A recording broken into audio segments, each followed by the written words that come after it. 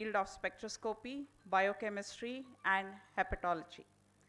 His research interests include experimental hepatology, basic biology, and proteomics. He obtained his PhD in medicine from the University of Delhi in the year 2008.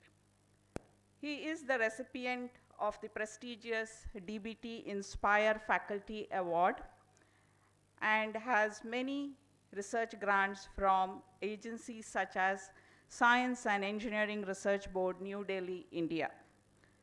Dr. Singh has several publications in international scientific journals to his credit, along with several national and international awards and recognitions. He is currently working as an assistant professor in Department of Molecular and Cellular Medicine, Institute of Liver and Biliary Sciences, New Delhi, India. Over to you, Dr. Jaswinder Singh Maharaj, for your talk.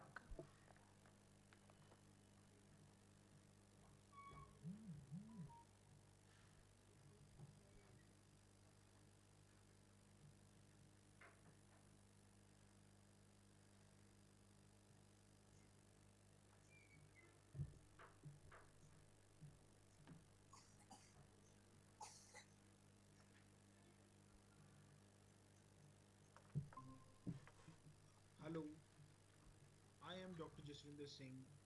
I am Assistant Professor at the Department of Molecular Cellular Medicine at the Institute of Liver and Biliary Sciences, and I also take care of the Laboratory of Proteomics and Metabolomics.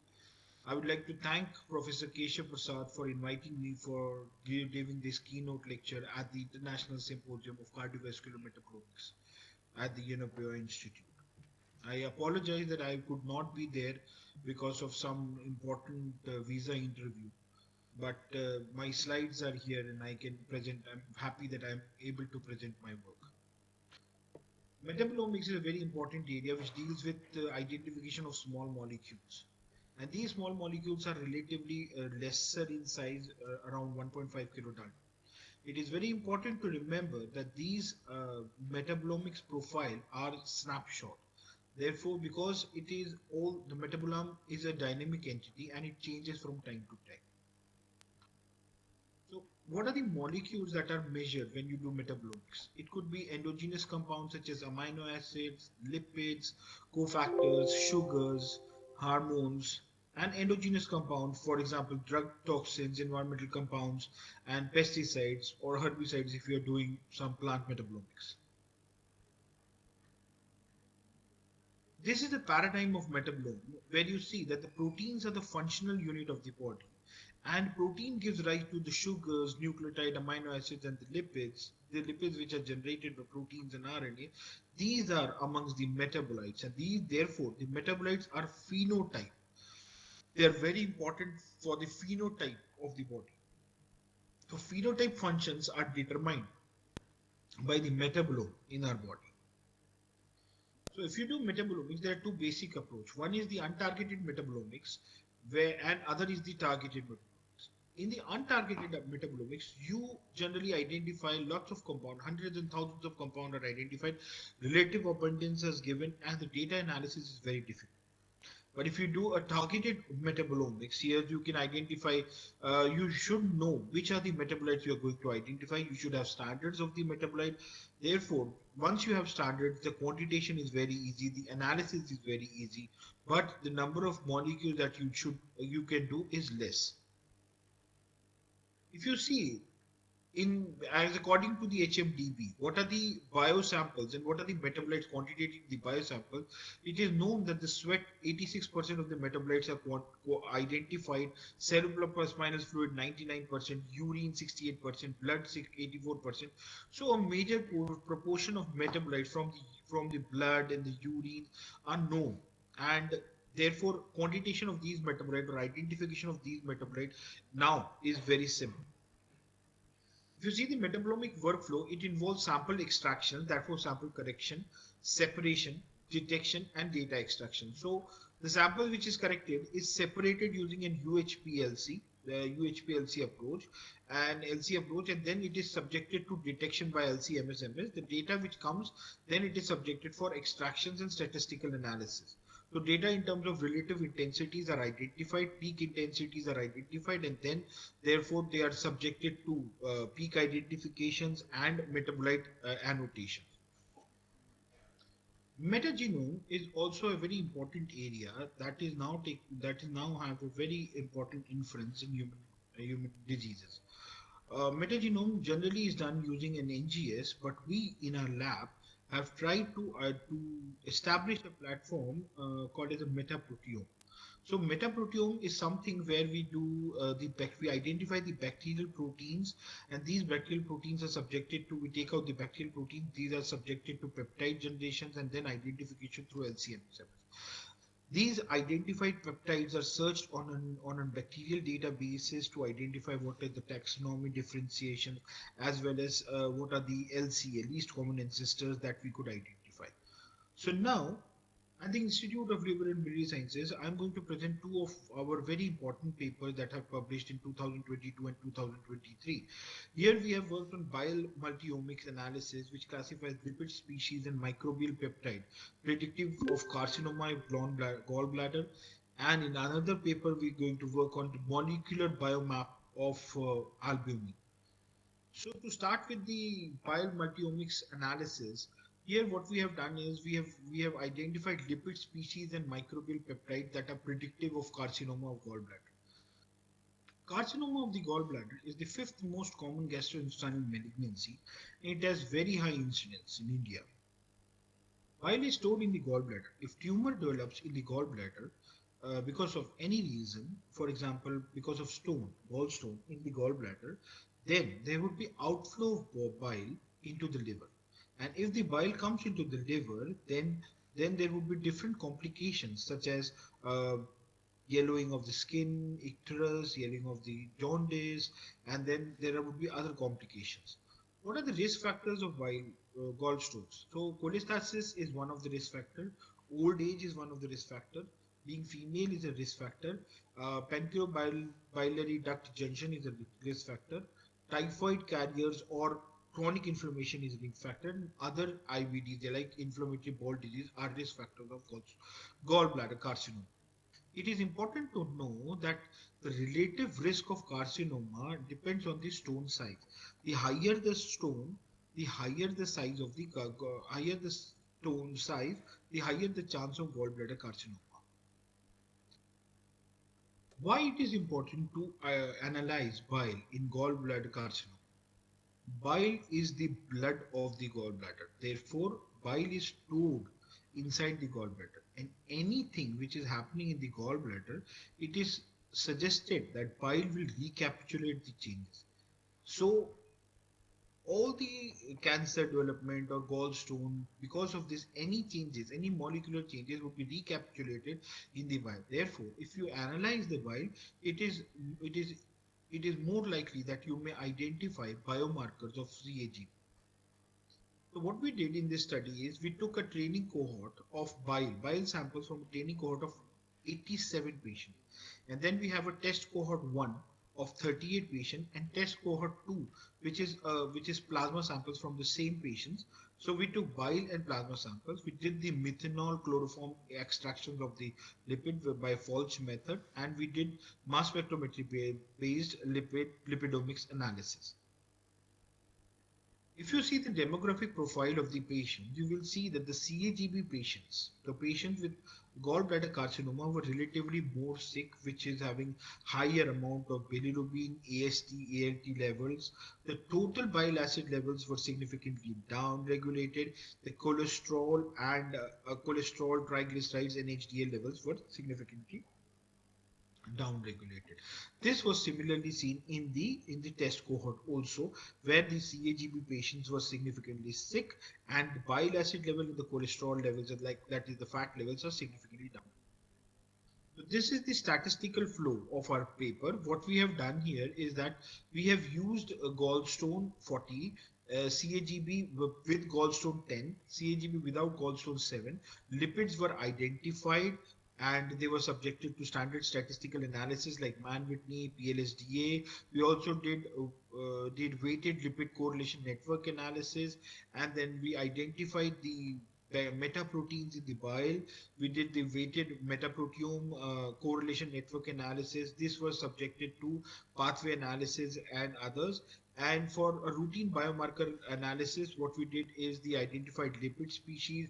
We did the AUROCs. We identified candidate biomarkers, and these candidate biomarkers were first validated using mass spectrometry approach in the bile samples and the paired plasma samples, and then by machine learning approach.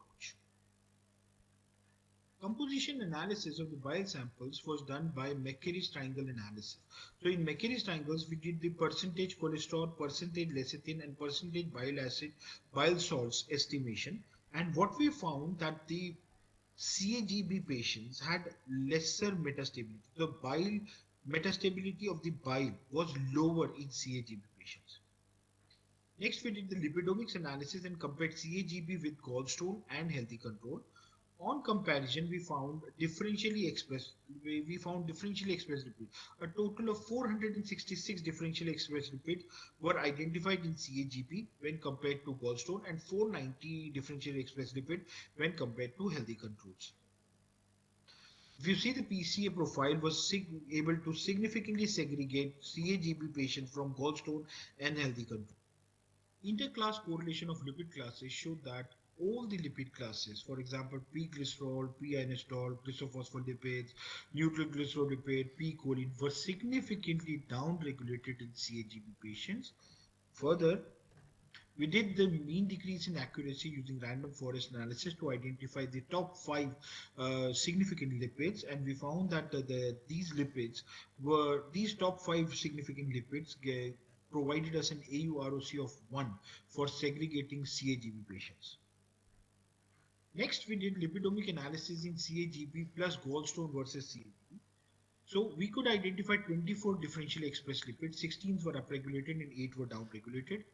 The PCA plot showed clear segregation between CAGB with gallstone and CAGB without gallstone.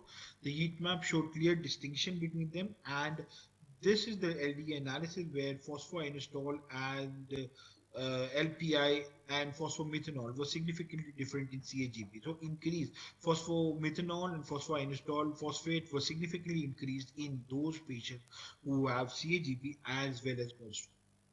The probability of gallstone in CAGB were calculated based on the mean decrease in accuracy, and based on the top 5 species, we could identify that the probability was around 80% with an AUROC of 84. Next, we did the bile metaproteome analysis in CAGB. The bile metaproteome analysis in CAGB showed us that we were able to identify more than 17 phylums, which gives us a quantitation of more than 50 species. And these are the metaproteome profiles of the bile in healthy, in gallstone with CAGB and in CAGB. If you see the alpha diversity and the beta diversity, the alpha diversity was significantly higher in the CAGB with and without gallstone as compared to gallstone or healthy control, and the beta diversity significantly segregated CAGB with and without gallstone from healthy control as well as gallstone.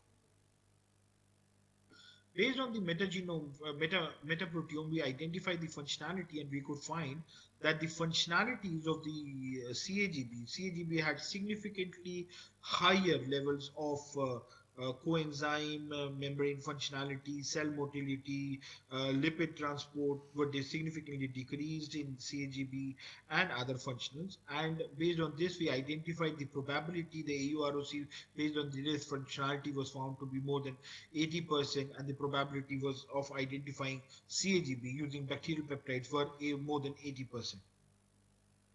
The metaproteome changes in CAGB gallstone versus CAGB showed that based on the metaproteome, we could significantly segregate CAGB patient with and without gallstone. The heat map and the heat map analysis also showed clear distinction pattern, and these are the bacteria which were significantly increased. So tourniquets, mycoplasma was significantly increased in CAGB with gallstone, and we have firmicutes were significantly increased, firmicute lactobacillus was significantly increased. Based on the functionality, we identify the functionality on the peptides, and we could say that the functionality such as nucleic acid transport, replication, signal transduction mechanism, and translation was significantly higher in CAGP with gallstone.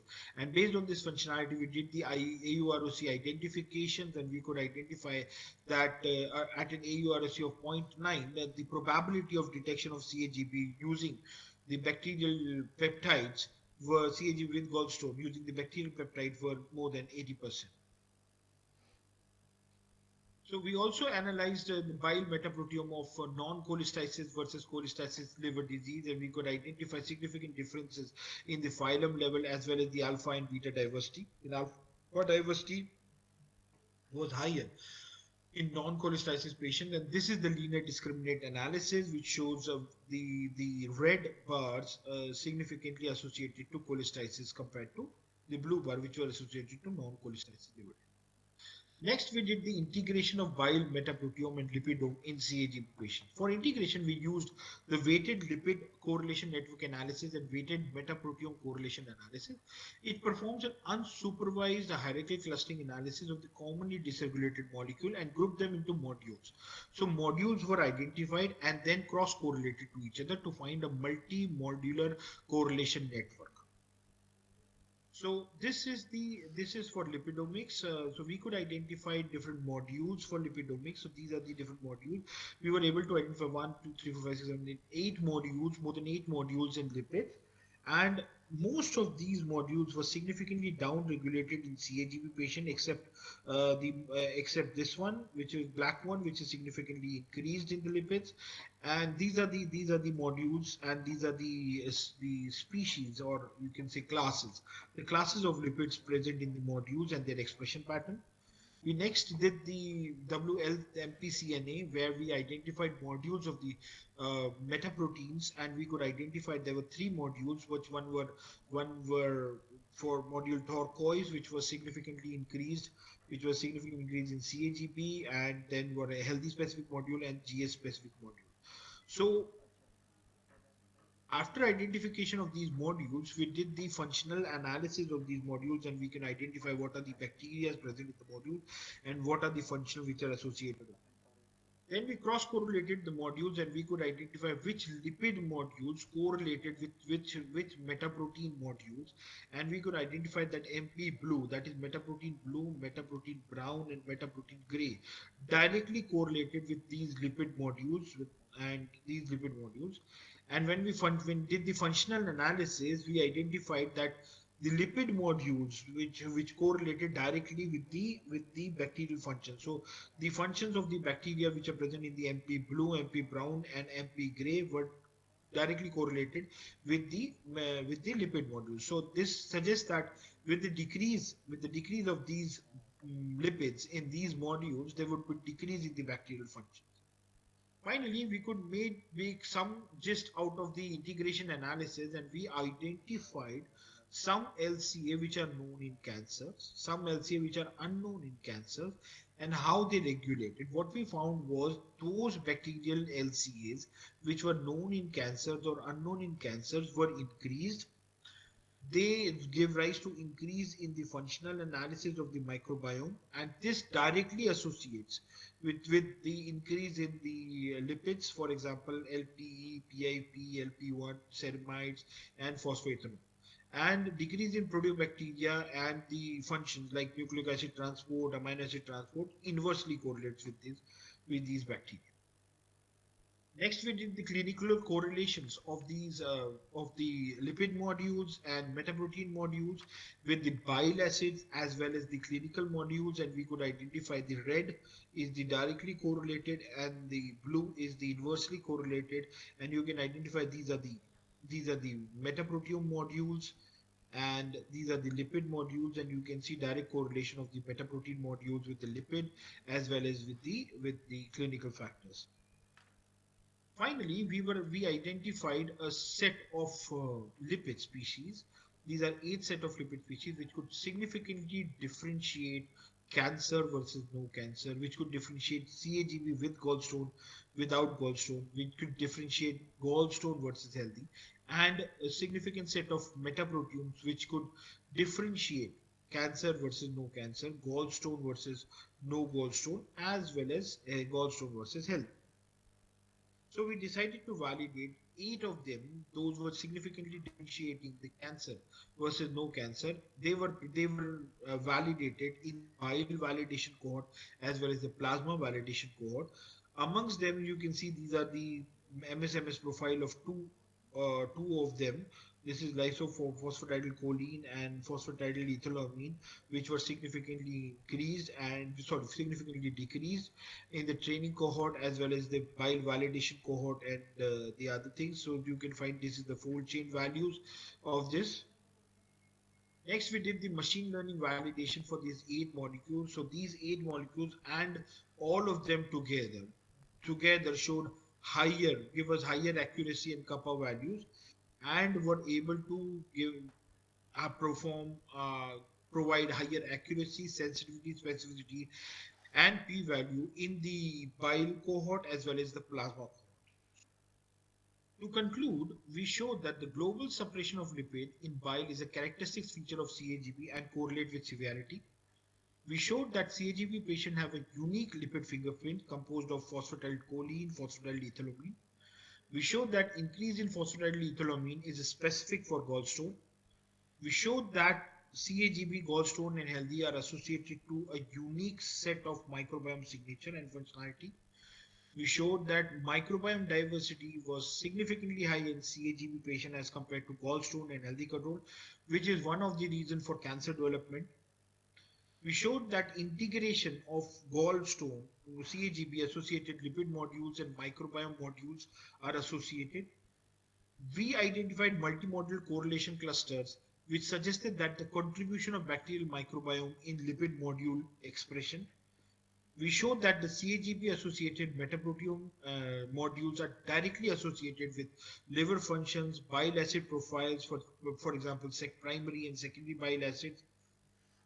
And finally, comparing four machine learning algorithms for eight panels of lipid species uh, identified based on AUROC and other factors, we provide evidence that the identified lipid panel collectively serve as the most reliable indicators, and the random forest model serves as the most reliable model for preferred ML algorithm for CAGB detection bile as well as paired plasma. Next, I would like to give you details of our current manuscript. Biomolecular map of albumin identifies signature of severity and early mortality in acute liver failure. This is called as albuminome analysis. Now, in this paper, what we have done is we have taken ALF, acute liver failure patient 40, and compared them to healthy control. Amongst the 40 ALF patients, there were 32 non-survivors and 8 survivors. We took baseline plasma samples. These plasma samples, from the plasma samples, albumin was isolated, purified, and this albumin was subjected to quantitation of HMA, that is mercaptoalbumin, which is the native form of albumin, HNA1, which is cysteinated form, HNA2, which is in sulfonated form, advanced oxidative stress, age, AOPP, ischemia modified albumin ratio, and albumin binding capacity. We also did differentially expressed proteome, lipidome, metaproteome, and metabolome, which were identified which were binded to albumin. Amongst these differentially expressed omics modules, we identified top 5 molecules which were able to segregate ALF survivors and non-survivors. So top 5 proteins, lipids, metabolites, and metaproteins were identified, and their probability for identification of non-survivors were calculated. These were then subjected to, the most important metabolites were subjected to validation in test cohort 1, which comprised of 160 ALF patients, 107 non-survivors, 53 survivors, and a test cohort 2 of blood samples, 1-drop blood samples of the same. So we did analysis in the plasma samples and in 1-drop blood samples of the same patients. This was validated using machine learning approach. Further, We also did pathophysiological identification based on the albumin binded multi-molecular profile. So this multi-molecular profile of the albumin was cross-correlated and it resulted in identification of cluster correlation between the metabolites, lipid and proteins to identify mitochondrial dysfunctions in ALF. So to start with, first we identified and purified albumin. So purified albumin was purified using a dye binding assay, and then it was subjected to quantitation of HMA, HNA1, HNA2, and advanced oxidative stress. What was significant to us was advanced oxidative stress was significantly increased in non-survivors of ALF as compared to survivors, and age was significantly increased in non-survivor of ALF as compared to survivors of ALF. So hyperoxidation and hyperglycosylation state of albumin is seen in ALF non-survivors and could be one of the reasons for increased severity and mortality in ALF patients. We next did the multi-omic profile of albuminome. We did the proteome and identified 233 protein binded to albumin. We did the metabolome and identified 275 metabolites binded to albumin. We did the microbiome. More than 200 microbial peptides were bounded to albumin, and the lipidome. Around 2,800 lipids were bounded to albumin. Of them, these were differentially expressed and these are noted here. This is comparison of survivors and non-survivors. If you see, based on these omics platform, we were able to clearly segregate non-survivors from survivors and healthy control. Based on the bacterial peptides, we were able to identify the phylums and the taxonomic characterization, and we could see that the non-survivors were significantly different from the survivors, and the heat map also suggests the same. So albumin binded biomolecules show unique profile, and on the basis of fold change, p-value, mean decrease in accuracy, and AUC, top 5 proteins, metabolite, lipids and bacterial peptides were identified. Based on these multimolecular omics profile, we did the functional analysis. So these are the protein functions. So the proteins which were binded to albumin were major of immune activation and inflammatory types. These are the metabolite functions. These were suggested to mitochondrial functions like beta oxidation, bile acid biosynthesis. These are microbial associated pathways which were there, and we found that in non-survivors there was significant increase in energy metabolism, carbohydrate metabolism, and these are lipid network where we could identify that lipid classes were significantly decreased in non-survivors and were directly correlating with each other. So albumin biomolecular profile was significantly associated to inflammation, for example, NF-kappa B, MAP kinase, pyrimidine metabolism, neutral-glycerolipid, age signaling, amino acid metabolism, bile signaling, and mitochondrial breakdown from, for example, carnitines and beta oxidations were identified. Next, we did the multi-omics integration. That is, the albumin-bounded proteins, metabolite, lipids, and metaproteins were subjected to clustering analysis, and we could identify 4 clusters. Based on this, we could identify what are the bacterial. We did the bacterial-specific clustering as well as the protein-specific clustering. So, bacterial-specific clustering, these are the yellow-colored bacteria, and these are lipids. So, what are the bacterial and what are the lipids which were increased, and these are the proteins. The green colors are the metabolites, and the yellow colors are the bacteria, and the red colors are the protein. So these are increased. So we could identify based on the integration profile that the integration profile hinted towards beta oxidation of fatty acid and change in mitochondrial oxidation. Therefore, mitochondrial failure could be one of the reasons. We identified top 5 proteins, top 5 lipids, metabolites, and metaproteins. They were subjected to cross correlation with the clinical profiles, and we identified significant direct association of these proteins, lipids, metabolites, and metaprotein with the severity analysis. And based on these, we could significantly differentiate between the survivors and non-survivors. So integration of albumin multiomics profile showed direct involvement, mitochondrial damage, associated metabolites, and the POD of metabolite was the best for prediction of early mortality, and a hazard ratio 5.8 and a cutoff of 70% correlated with mortality in ALF patient. which needs further validation in a larger group. As suggested, we took the metabolites which were involved in POD generation, and these are the five top metabolites which are bounded to albumin. These are acyl carnitine, nicotinic acid, L-homoserine lactone, L-carnitine plegrinone sulfate. These metabolites were validated in test cohort 1 and test cohort 2. So test cohort 1 is the plasma samples, and the test cohort 2 is one drop blood samples. We did LCMS analysis and machine learning validation. We also included a test cohort 3, that is a disease control. In this case, we used severe alcoholic hepatitis as a disease control because it has the same amount of inflammation as in ALF. And we could identify all these five molecules were significantly higher in ALF patients, and they were significantly different in the training cohort as well as the test cohort. It showed significant increase in the non-survivors as compared to survivors. Next, we did the machine learning based algorithm, and we found that all five metabolites together gave us an highest accuracy and kappa value of 100%. That is 1. And could differentiate based on, we provided highest accuracy, sensitivity, specificity, and p-value when compared for plasma samples, but the sensitivity and the specificity were little less in one drop blood samples. So this suggests that mass spectrometry based identification of panel of 5 metabolites could be used for segregating patients predisposed to early mortality in ALF using plasma or one drop blood samples.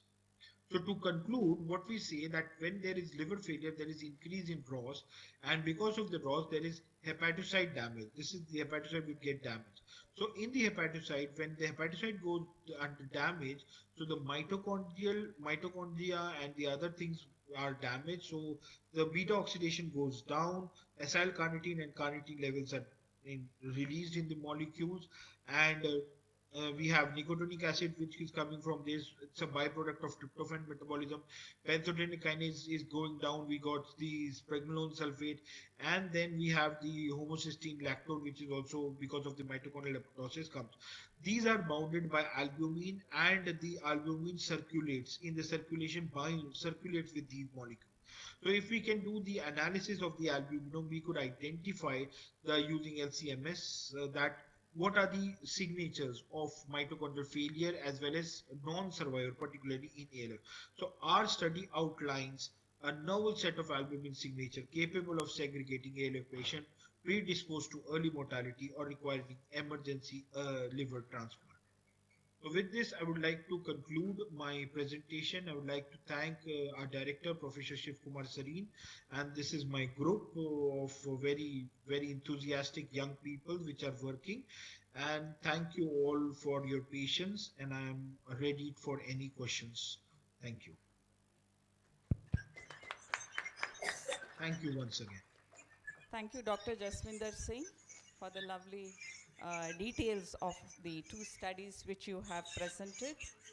In the first study, there was a description of lipidome, metaproteome, and bile microbiome in carcinoma of gallbladder. In the second study, you have given us the details of identification of a distinct albuminome signatures capable of segregating acute liver failure patients predisposed to early mortality or requiring emergency liver transplantation. It was indeed interesting to note that 5 metabolites which you have identified that can show diagnostic efficiency. Thank you very much for the detailed talk.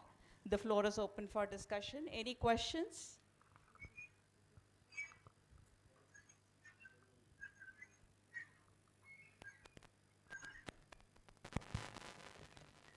Dr. Jaswinder is here with us on call. He will take the question. Hello everybody, I'm ready for your questions. Hope everybody can listen. And hello Raju, how are you?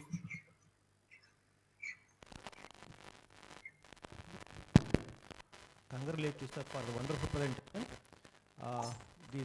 What you are showing, this change of the markers, have you studied along with or any idea about coexistence of other conditions, this cancer as well as other coexistence conditions, if any patients of that category? Coexistence of other conditions means diabetes, Diabetes as an understanding point of view, cardiovascular complication. Yeah, there may be certain conditions in terms of gallbladder carcinoma. It basically happens to patients who are old age, so they are predisposed to diabetes, and many of them are Indian, and India is a diabetic hub, so they are predisposed to diabetes. So there may be certain changes in the blood, particularly in terms of diabetes, but in bile, lesser amount of changes is suggested to be diabetic in nature, right? So we screen the bile for identifying some biomarkers of gallbladder carcinoma, because when cancer happens in the gallbladder, the molecules which are suggested to be coming in the bile. So bile could be the best fluid for gallbladder carcinoma, whether the isolation of bile is little tedious, but you cannot take a biopsy for gallbladder carcinoma. So that is the best fluid. And then the next question comes whether you can identify those molecules similar amount in the plasma. So can plasma be a surrogate of bile for gallbladder carcinoma? So this is what we did in our paper, and we tried to show that whatever we could identify in bile, some of them recapitulated in plasma, and therefore we suggested that these are markers. But you're right that there are many co-founding agents, co-founding disease, which would have different biomarker association or profile. Thank you, sir. Thank you.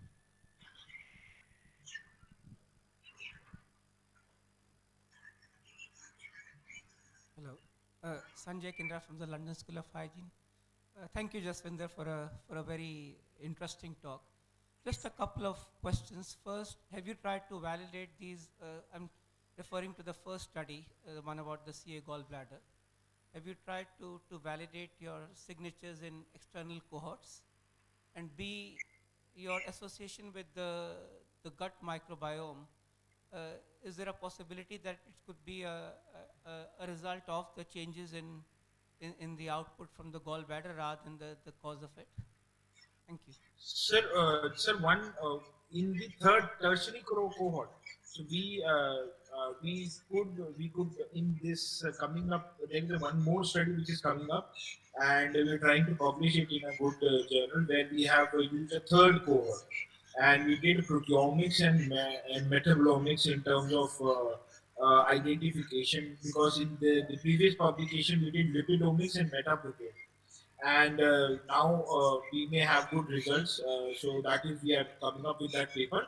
And for the microbiome question, sir, it is suggested that due to microbiome changes, the cancer is taking place. And the microflora of the gallbladder or the gallstone is actually very important for deriving inflammation and inflammatory cell into the gallbladder. Therefore, the cancer takes place. So we modified proteomics to identify metaproteomics, where we could identify bacterial peptides which could recapitulate the identification of microbiome. So with the help of that, we were able to show that the microbial peptides correlate with the lipids of the bile, and as the microbial peptide changes, the lipidome of the bile changes, and which has a definite association with the cancers.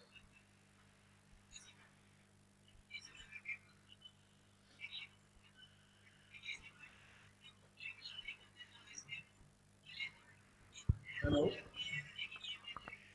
Any more questions?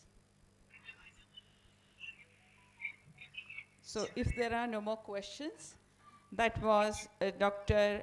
Jaswinder Singh Maras giving us the keynote address on dysregulated lipid metabolism in severe alcoholic hepatitis. Thank you, Dr. Jaswinder. Thank you, ma'am. It was indeed a pleasure talking to you. And hello, Raju, once again. You did not respond from So I wanted to come there, but today I have a busy interview and I have to just rush for that. I'm sorry for that, but next time I will be definitely Yeah, with so, you guys. we're And looking forward to the next time for the next yes, meeting. yes, and hope so you have a good meeting Yeah. around. And thank you for calling me. Okay. And So thank you for joining let's us. work together and do Yeah. some more good science. Okay. Great.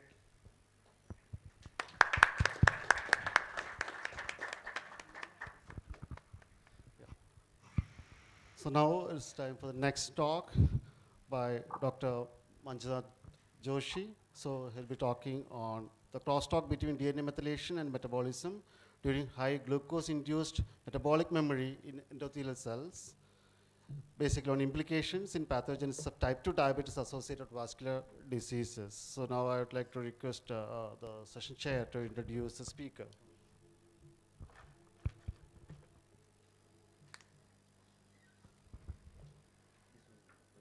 So it's with great pleasure I introduce to you Dr. Manjunath Joshi. Manjunath Joshi is an expert in the field of vascular biology, neutrophil biology, cell signaling, and metabolomics. His research interests are cell biology, biochemistry, immunology, and type 2 diabetes, covering exciting areas such as vascular insulin resistance, metabolic memory, tumor angiogenesis, and neutrophil extracellular traps.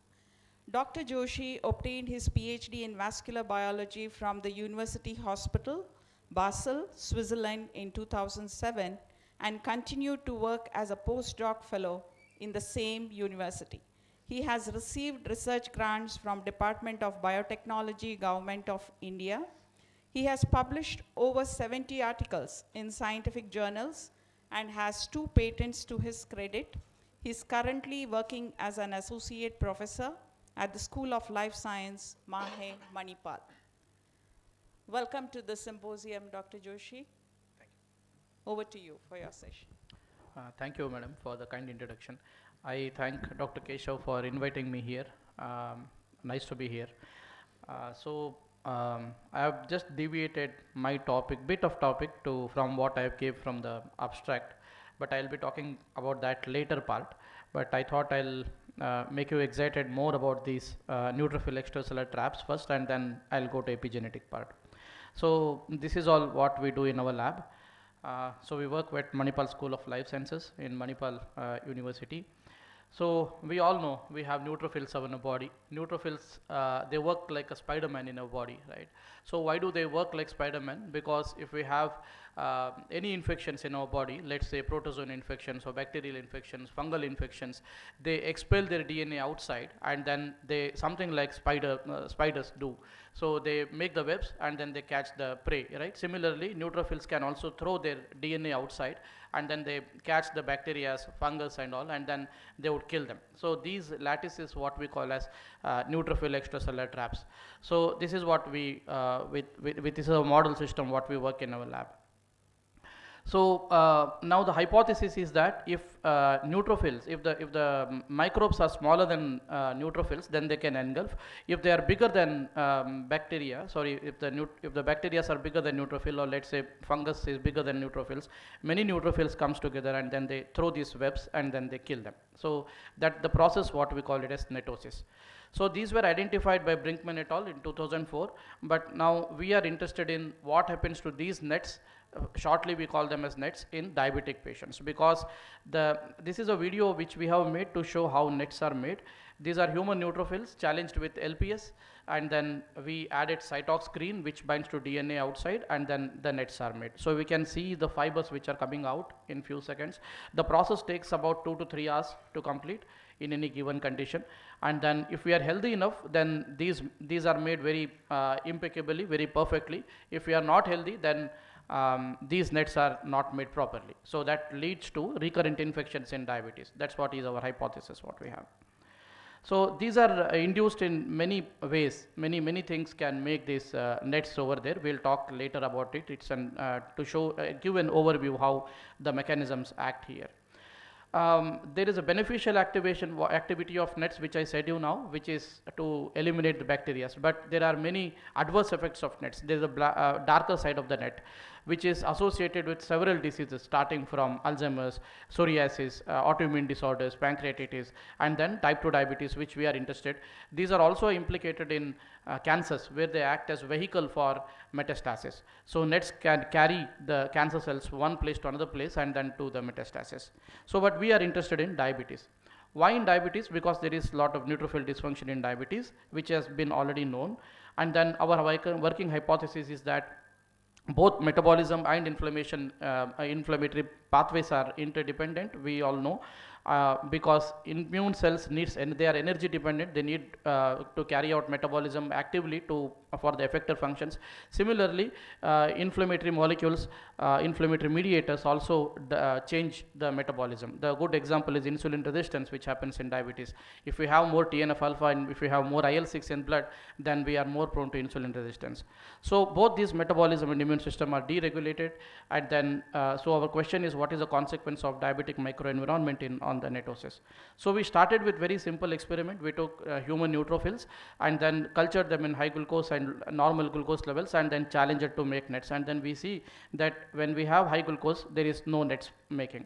You can see in these images the high glucose induced LPS induced nets in high glucose levels are very weak. They are not as strong as what we see in the normal glucose levels. So and then we recruited diabetic individuals, and then we see that diabetic individuals, again neutrophils, they make lesser nets. But most importantly, what we see is if we compare untreated normal and then diabetic neutrophils, they make constitutive nets, which means that there is a chronic pro-inflammatory milieu in the diabetes, which makes them nets all the time without infections. And when diabetic individuals have infections, they say, no, I don't make nets because already I have nets. But unfortunately, these nets are very weaker in conditions. So we try to understand these mechanisms, and then we see that, these are ROS dependent nets. They make reactive oxygen species.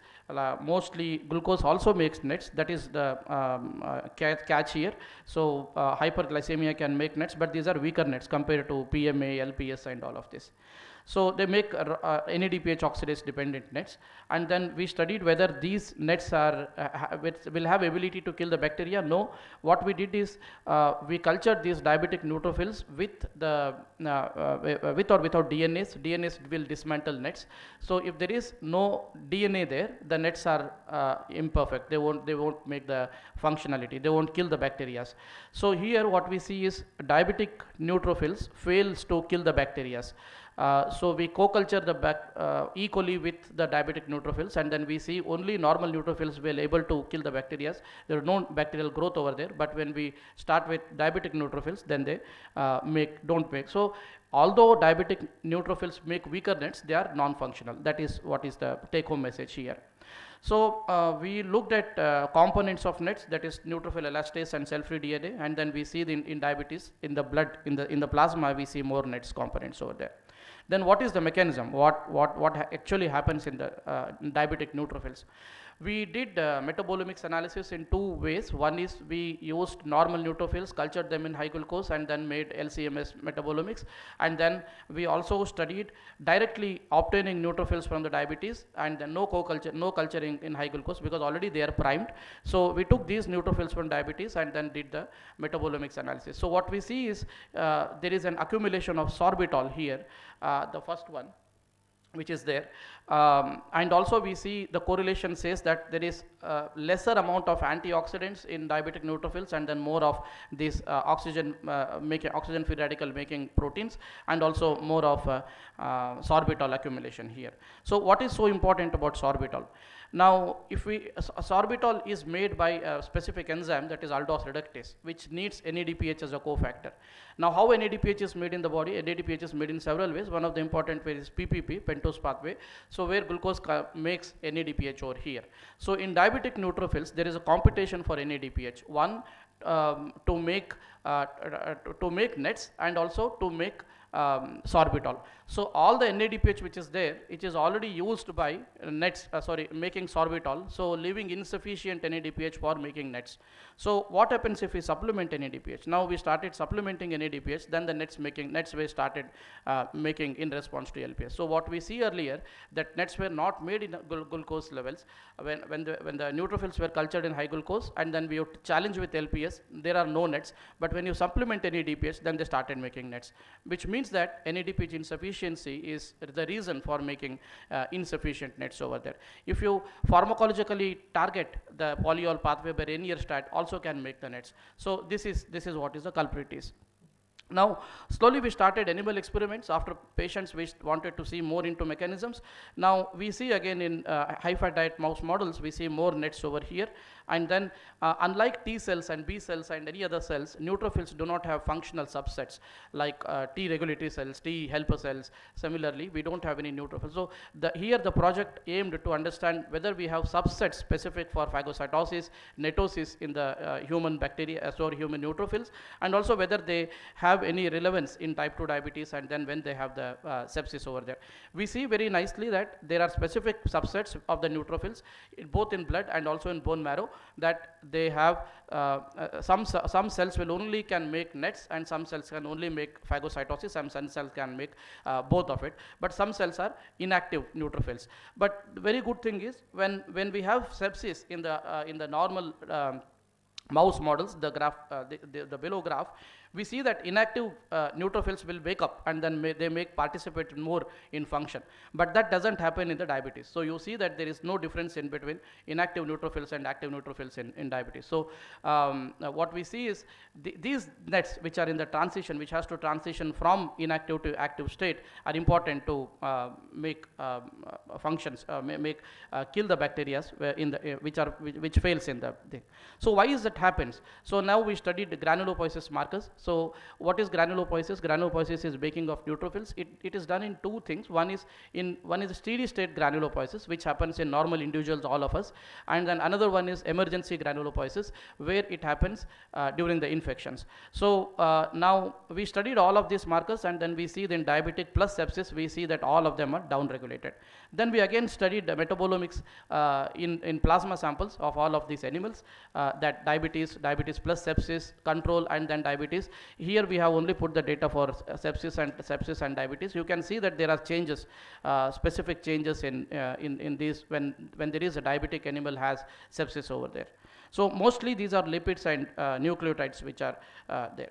So until now, the take-home message is neutrophils have dysfunction in diabetes because of metabolic reprogramming which happens in the diabetes. Now the other part of the study is related to stroke. Again, the continuation in the nets. So diabetic individuals also are prone to vascular diseases like atherosclerosis, stroke, retinopathy, neuropathies, and all. So whether these nets have any implications in these ones. So nets have thrombotic properties, so they can induce platelet aggregation, and then they do. So now we studied an methionine synthesis intermediate homocysteine. So we asked the question whether homocysteine can induce nets. Yes, it can induce nets. This is a dose and time dependent assay to show that homocysteine is elevated in can make nets, and also it is not like glucose induced nets. They are more stronger nets, and then they are correlated with homocysteine is high in diabetic individuals, and then they are correlated with fasting and postprandial glucose, and also the elastase and neutrophil. So which means that all of these three have some connections over there. That is glucose, homocysteine, and then neutrophil components over there. So we asked whether it has a similar function of LPS. Now in infections, what we see is LPS do not make nets in diabetic individuals, but in case of homocysteine accelerates glucose induced nets, which means that they have contrasting features. LPS and homocysteine in the diabetes have contrasting phenotypes. Now further we studied to give it a flavor of stroke and thrombosis. We studied whether these nets can do platelet aggregation. Yes, but there is a bidirectional activation of both for both platelets and neutrophils. When we treat neutrophils with homocysteine, nets are made, and then these nets can again induce platelet aggregation. When we treat homocysteine with the platelets release cytokines, and these cytokines can make the nets. So there is a bidirectional activation of neutrophils and the platelets in the stroke over there. Now we asked whether what is the mechanism. It's more of calcium here. Then homocysteine is present in three forms in the body. One is homocysteine alone, homocysteine thiolactone, and then homocysteine-related proteins can get homocysteine-related. The lysine residue can get homocysteine-related, and if there is more homocysteine-related proteins, even our body can make autoantibodies against this. So there are 3 or 4 forms where homocysteine can survive in our body. Dr. So we studied Joshi, whether. you have 5 minutes. Yeah, fine. I'll complete this. So we asked whether these homocysteine-related proteins can make nets. Yes, we found an albumin which is we can make nets. We generated mouse models by methionine-rich diet, and then we again see methionine-rich diet has more homocysteine. It's a model for hyperhomocysteinemia, and then that can induce nets over here. And then when we do a neutropenia in this model, which means that if we deplete the neutrophils in the hyperhomocysteinemia mouse, this graph, we don't see platelet aggregation, which means homocysteine, when it is elevated in the blood, it induces nets, and then it induces platelet aggregation. If you remove the neutrophils from their body, then there is no platelet aggregation, which means the activated neutrophils can make platelet aggregation over here.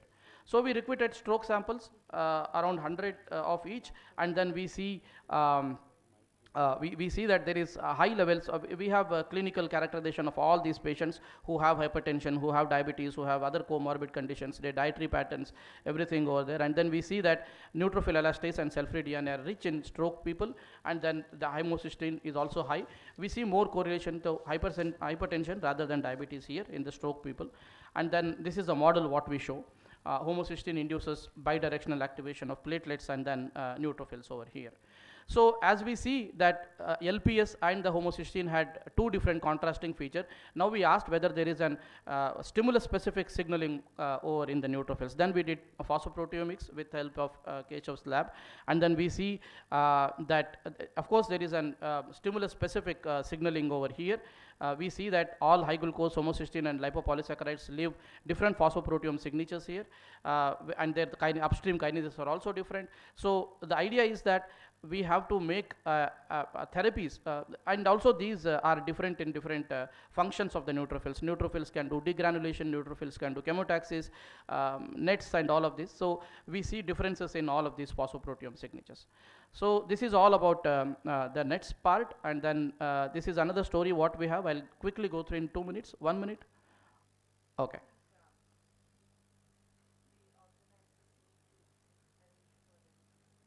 Okay, fine. I'm done. 5 minutes? Okay, fine. Good. 2 minutes. Okay. So this is what I wrote about the abstract about it. This is about the metabolic memory. What is this memory? So if the diabetic individuals, even despite of glucose normalization, they accrue these vascular complications all the time. So it doesn't mean that if our glucose levels are normal in diabetic patient, it doesn't mean that we are safe.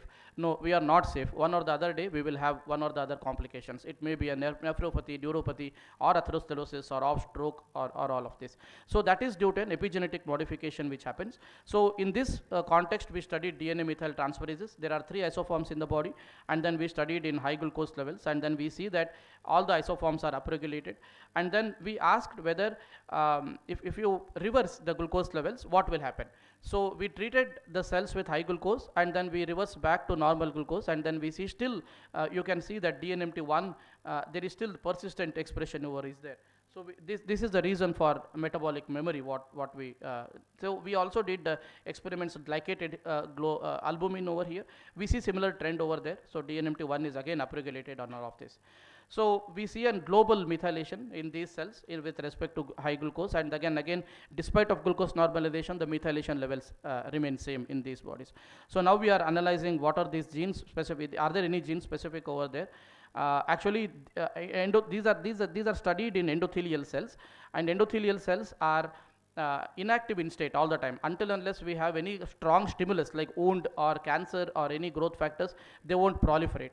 So what we are thinking is the diabetic retinopathy is a good model because we see more of what do we call proliferative retinopathy, so where there is more angiogenesis. So we think that the glucose will put the cells from the normal state to quiescent state to active state, so that it is making via DNMT1 overexpression over there. Though that's what we are seeing here. It puts in cyclins, different cell cycle analysis we do, and then we see despite glucose normalization in the cells, after treating with high glucose, we see more cyclins over there, right? So we again made high fat diet models. We see the aortal tissues also have more of DNMT levels, right?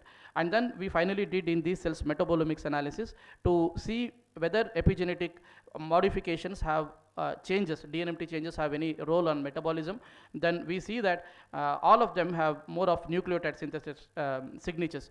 So the cells will push the cells are pushed towards the active state from the quiescent state if we have sustained epigenetic reprogramming in this due to diabetes. So that is why we have this is the overall model what we have given. So that is what I said. They break their quiescents and then put them into nucleotide biosyn, which is mediated by DNMT1 isoforms over there. So this is our team. I thank our director, our earlier director who helped us, and then our HOD, and then clinical collaborators we have. And then these are our PhD students, hardworking, and then we have Dr. Keshav Prasad who has helped with our phosphoproteome analysis. Our lab is funded by these funding agencies, mostly Government of India agencies, and this is the place where I come from, Manipal. So I welcome you all there. Thank you, thanks for this opportunity.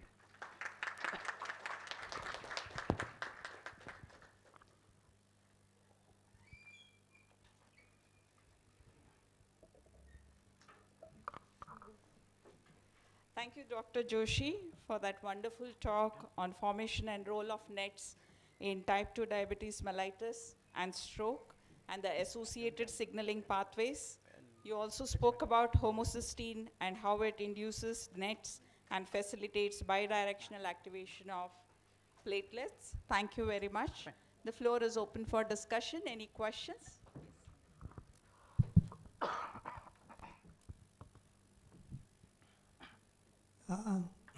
Excellent talk, Dr. Joshi. Thank you.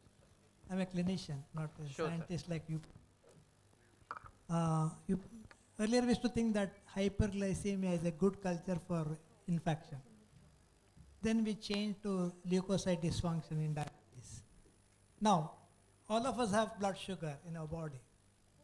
Why is only diabetics to develop more infection? One. And is there a threshold beyond which they are more prone for infection? If that is true, what drives them for infection? Is it only blood glucose or something else in the body which makes them get it? Yes. And the moment you bring down the infection, the blood sugar immediately comes down. So is there anything beyond just a blood sugar or which drives these people for infection, or anything else that you could think of? Yeah. It's a little complicated affair, I know. Yes, yes, true, sir. Thank you, sir. That is what we are understanding. There is something known as immunometabolic. There is something known as immunometabolic axis, which people have been studying, and also we are also studying in diabetes. So it's not just glucose levels itself, because what we think is all the time, diabetes is an systems disease. It's an organs disease. Several organs will have their functions, either starting from liver and starting from adipose, adipose tissue is the one where we have a lot of inflammation which comes out in the obesity-derived diabetes. But of course, there is an inflammation, pro-inflammatory conditions which play a role over there, which do not allow the immune cells to function properly. So that is the one of the reason maybe the infection happens. There are two schools of thoughts. One, inflammation is preceded by diabetes. There were in 1900s people started treating diabetes with acetyl salicylic acid, aspirin, and then when they gave aspirin for people, then the insulin resistance came down.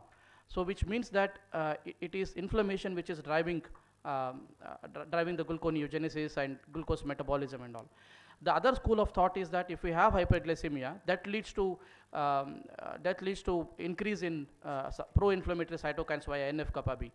So it's a vicious circle. So I think both of them has to be targeted together to see these ones. So I thank you for your wonderful presentation. I have a question. Okay. What are the fundamental metabolic factors responsible for the development of type 2 diabetes? Yeah, we are trying to understand that. See, the textbook knowledge says that it is more of beta cell, this one damages, and then insulin deficiencies there and all of this. But what we think is it depends on the ethnicities, two ethnicities, because diabetes is a complex disorder. there are several genetic and epigenetic changes happens before the diabetic manifestation takes place. And then pre-diabetes to diabetes also there are different pathways which we have, right? So saying all of this, probably diabetes is not kind of say that okay, this is a pathway which happens. We have written a review to show that how metabolism is different in different ethnicities. I'll send you if you're interested in that. So we see that in Chinese people there is more of branched amino acid which are elevated in diabetic individuals, and in Indians we have more of liver dysfunction over there. Most of us Indians have high triglycerides which later we manifest into diabetes, and in Caucasian samples there are different over there. We did a meta-analysis of different metabolomics analysis of this diabetic individuals in different ethnicities, and then we have written this review articles. It is not single metabolic saying that it, and also it is affected by dietary patterns, what kind of staple food we eat, what oil we eat, we have in the thing, and then what kind of malnutritions we have, and what are the epigenetic changes we have. They are all ethnicity, and then mostly the microbiome which is there. Which is also related, which is also ethnicity dependent. So I don't think there would be a specific pathway which would be manifested in diabetes. Okay, sir, thank you.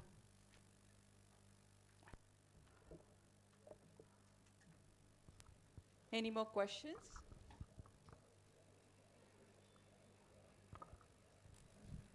Sir, in continuation only, have you looked into insulin sensitivity aspects and net formation or something in this work? Sir, we have not done that, but there was an Italian group who has done this essay. They did an longitudinal study. They had a set of patients who were newly diagnosed with diabetes, and then they were treated with metformin. And then after 3 months, they saw that inflammation came down, but an inflammatory marker came down, glycated hemoglobin came down, fasting glucose came down, but nets were as such, they did not do. But later, after 6 months, the nets levels were coming down. So the nets may be due to many other reasons, not only due to the infections. Thank you, sir.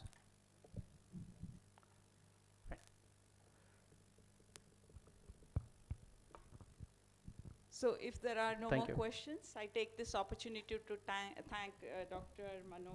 Manjunath Joshi for the lovely talk on nets. So with this, we come to the end of the first session of today's symposium.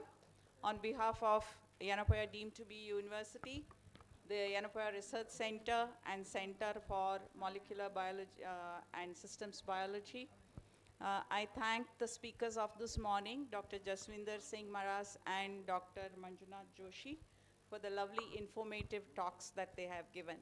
And I thank Dr. Keshav Prasad for giving me this opportunity to chair the session. Thank you very much.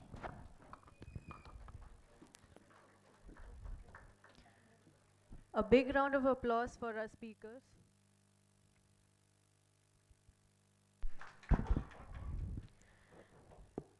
This was a wonderful start to our symposium.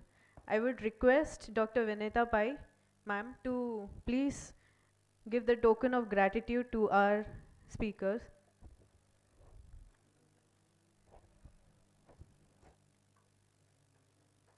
I would like to request Dr. Manjunath Joshi to please come to the stage.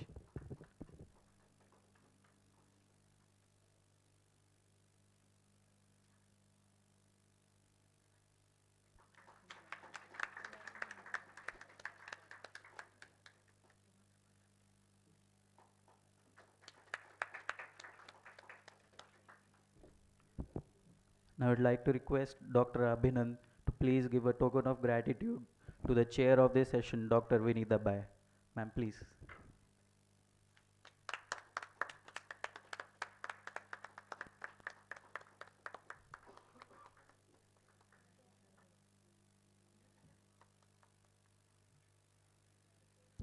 So, ladies and gentlemen, we'll just have a 5-minute break and then we'll continue with the inauguration ceremony.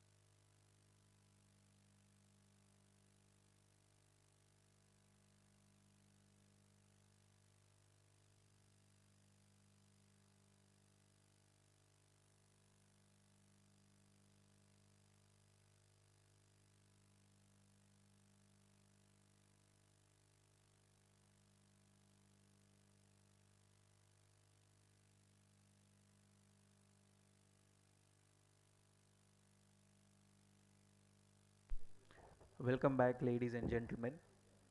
So now we reach a momentous occasion, the inauguration ceremony of this international symposium on cardiovascular metabolomics. Now, I kindly request dignitaries to accompany our chief guest for today's session, Dr. Sanjay Kendra, to the dais. Welcome, sir.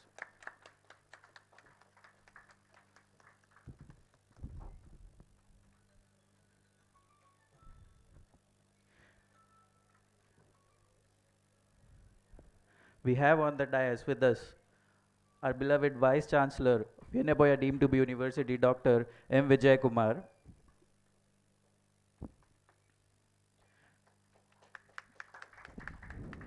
We also have on the stage with us today coordinator for the International Symposium on Cardiovascular Metabolomics, Professor and Deputy Director, Dr. T.S. Keshav Prasad.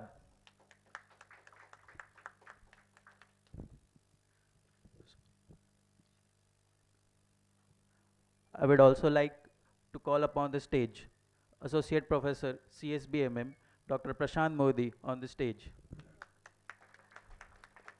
Okay, fine. So, I would also like to call on the stage Dr. Poppy Mallinson, London School of Hygiene and Tropical Medicine, onto the dais.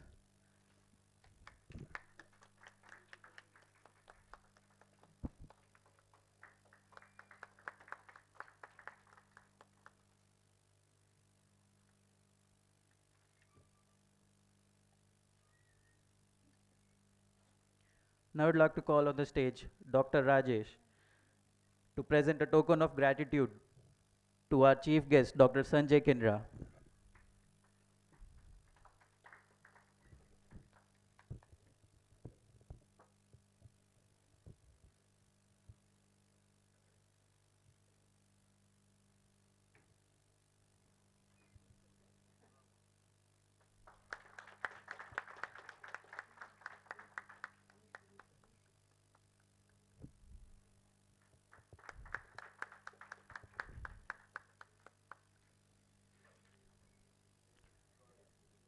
Now I would like to call on the stage Dr. Anoop to give a token of gratitude to our beloved Vice Chancellor, Dr. M. Vijay Kumar.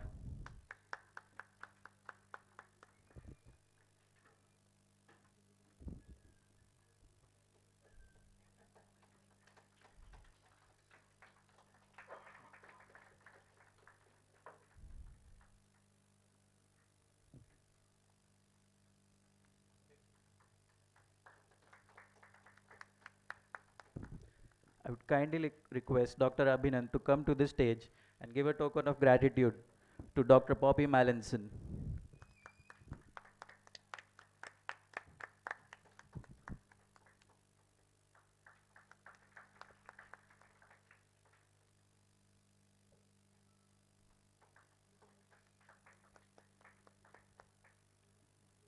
I would again request Dr. Rajesh Raju to come to the stage to give a token of gratitude to Dr. T.S. Keshav Prasad.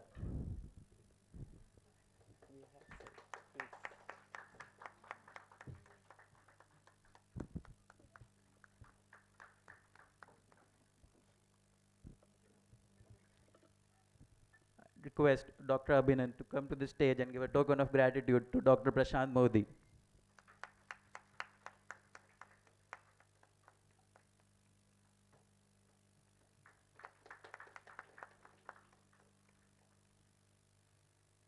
So thank you all for gracing us with your presence. We believe that invoking a higher power will bless this occasion and inspire us with wisdom and guide us on this journey of knowledge and collaboration. I would like to invite Mr. Altaf to join us on the stage and lead us in an invocation seeking blessings for the success and fruitful outcome of this inaugural ceremony.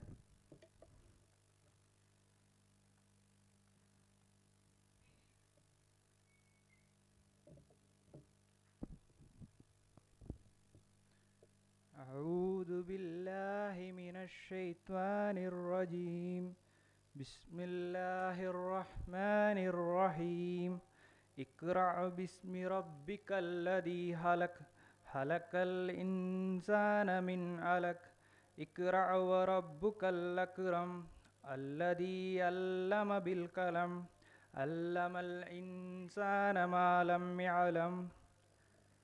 Translation: In the name of God, the most merciful and graceful. Read in the name of your Lord, who created man from a clot of blood. Read, and your Lord is the most generous. He who taught by the pen taught men what he never knew. Thank you.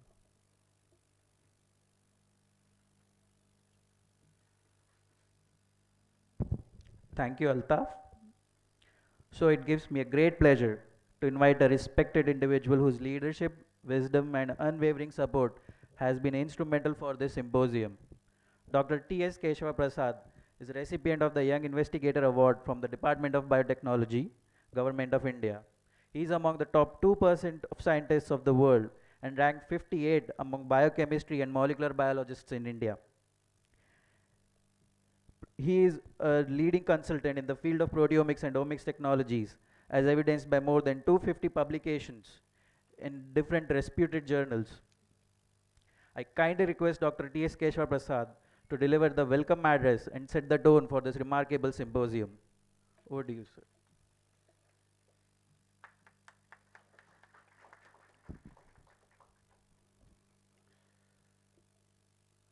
Dear presiding officer of the today's inaugural function, our beloved Vice Chancellor, Dr. M. Vijay Kumar, Chief guest of today's function, Dr. Sanjay Kinra from London School of Hygiene and Tropical Medicine, and also the other dignitaries on the dais, Poppy Mallinson from LSATM and Prashant Kumar Modi, my colleague.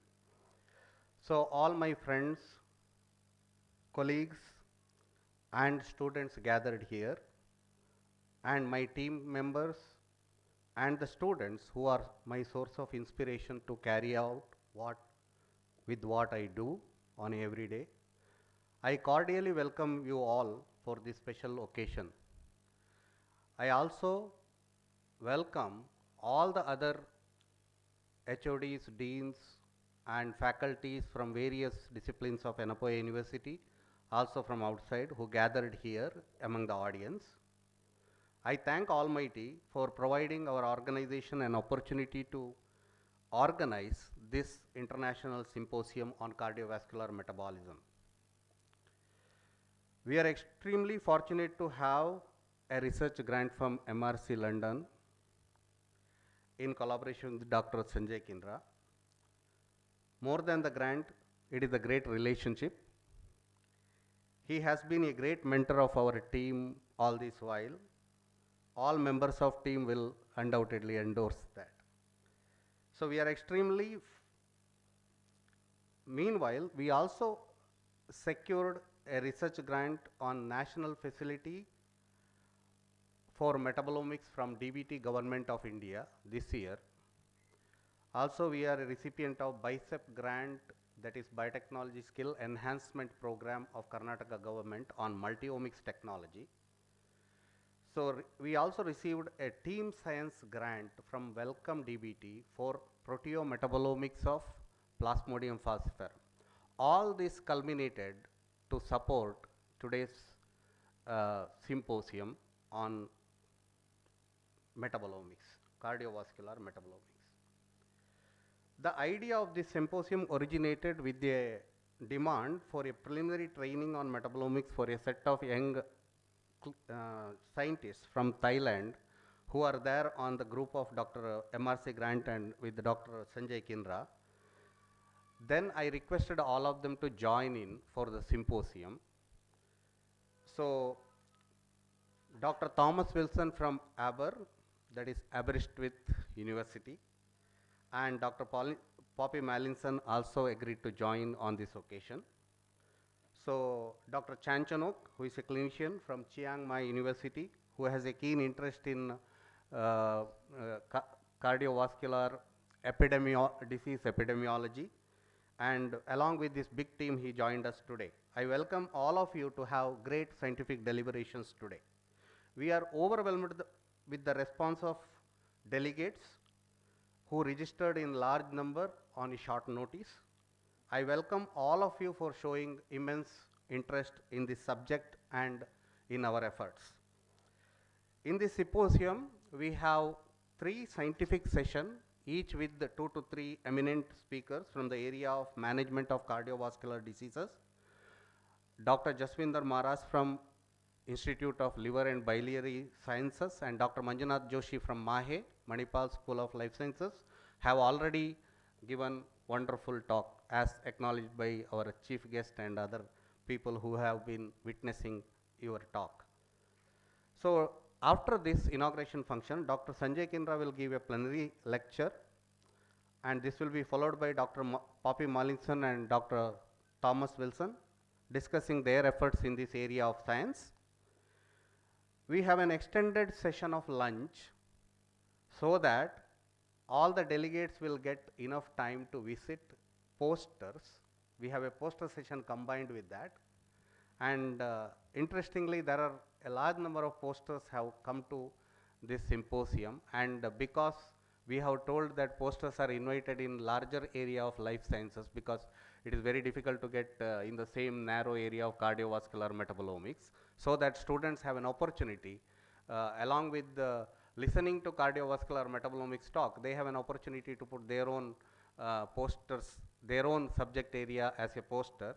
So unlike other symposium, we have seen that seen to it that we have not asked a specific format for the presenter for the poster. So all the delegates will find posters of various formats and various subjects.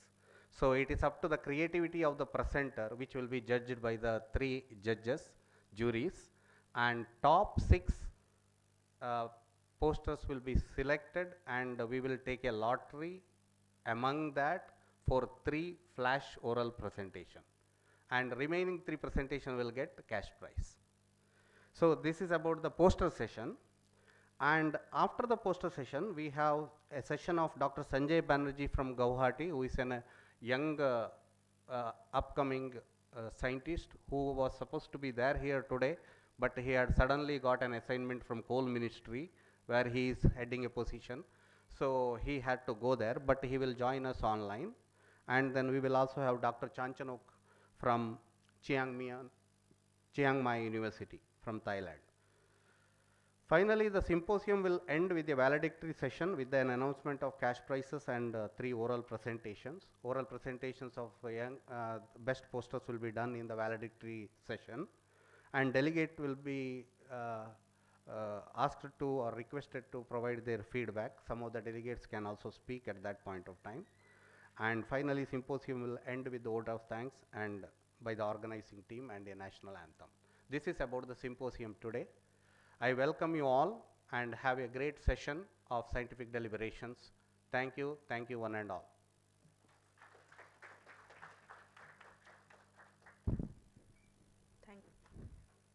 Thank you, Dr. Keshav Prasad. As we embrace the richness of our traditions and customs, we come together in a symbolic act that represents the illumination of knowledge and triumph of wisdom. It is now time for the ceremonial lighting of the lamp, a gesture that holds deep cultural significance in many societies. May I request the dignitaries on the dais to take a moment and please come forward for lighting the lamp.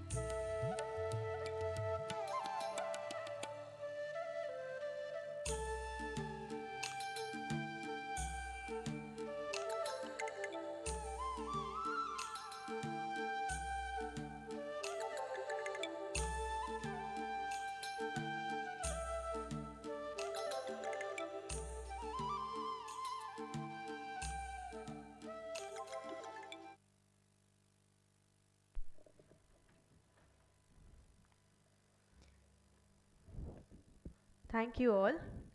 Now I would like to take this opportunity to introduce our chief guest, Professor Sanjay Kendra. He is a brilliant mind at the forefront of public health research and stands as a beacon of knowledge and inspiration at the esteemed London School of Hygiene and Tropical Medicine.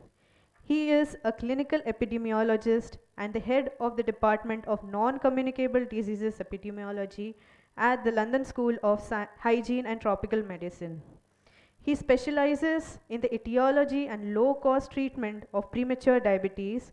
He is also co-directing a long-standing community-based cohort study in Telangana, APCAPS, which is investigating the social and biological risk factors of multimorbidity, and has conducted a cohort study on the social and biological risk factors of multiple morbidity conditions in Telangana. He has a keen interest in developing culturally tailored interventions for self-management of chronic conditions like diabetes and heart diseases in Southeast Asia and especially in India, involving low-skill traditional therapies, yoga, Ayurveda, along with digital technologies, artificial intelligence, and the list goes on. So, sir, we are honored to have you among us. I kindly request you to address the audience and enrich us with your exceptional wisdom.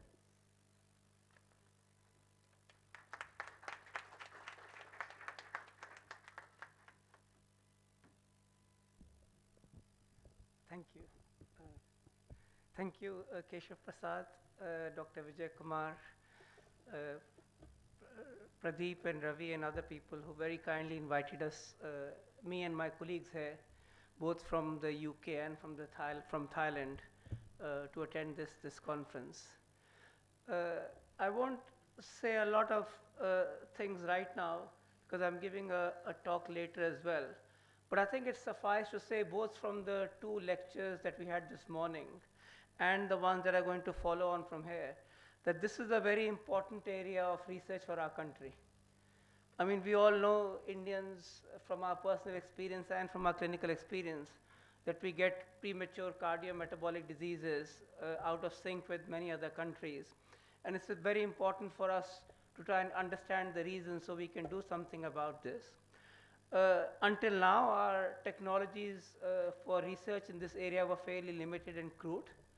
But now, with the advent of metabolomics driven by several colleagues here, it's an important juncture where we can do what we tend to call high-resolution phenotyping, so being able to look more deeply, like an electron microscope, into the greater detail about these conditions. And hopefully that will allow us to delve deeper and understand, A, the causes of these conditions, and then later on develop solutions for those. We already had two excellent talks this morning that are pointing in that direction, and I'm sure the other talks this afternoon will also progress us on that journey that we'll be able to work towards.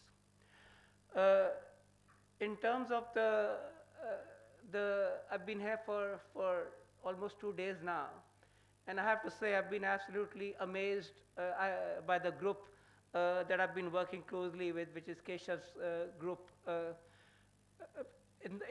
When you sort of go around in India, you come across two kinds of institutions. There are certain institutions where you know that 5 o'clock all the lights will be turned off and people will be heading home. While there's a few handful of institutions that I've been across in India where you find 8 p.m. at night, people actively working and collaborating and still looking happy. You can see that they've not been forced to sit there and pass their time, but they really are enthusiastic about the subject that they're working on. And that's been my very strong impression so far of Keshav's group that I've been working closely with, that these people are not only engaged and enthused, but also working hard, because you can clearly see that have been inspired by the topic that they're working on. So I think we need young people like this in our country to drive the research, and with that our economic development forward. And just finishing off with a couple of words to the young people in question. I think in terms of, if I had to give them one single message to take home from this symposium and from my certain years of working in the field, I would sort of call it independent thinking. So in our country, as you know, when we go through school, we are still trained quite heavily in the old-fashioned rote way of learning, and just following what the seniors tell us, which is very good in our personal lives, but maybe not the best recipe for science progression. And I think as independent, one of the best, given that we are all working in science, one of the best definitions of science for me came for a gentleman called Richard Feynman, who's a nuclear physicist from US, and he won the Nobel Prize for Physics in the 70s, I think. And his definition of science is collaborative resistance to expert wisdom or expert opinion, if you like. The idea being that don't follow anybody or anybody's statements because they are more senior and more expert than you. Always question everything that you're looking at or thinking about from your own mind and try to understand for yourself. So if you can't find, I mean, in my own experience, whenever I've, even for personal or for academic reason, everything that we take for granted, do this, do that in health and science, every time I go online and try to find the basis for this, I'm surprised on how little evidence there is for most of the things that we just take for granted.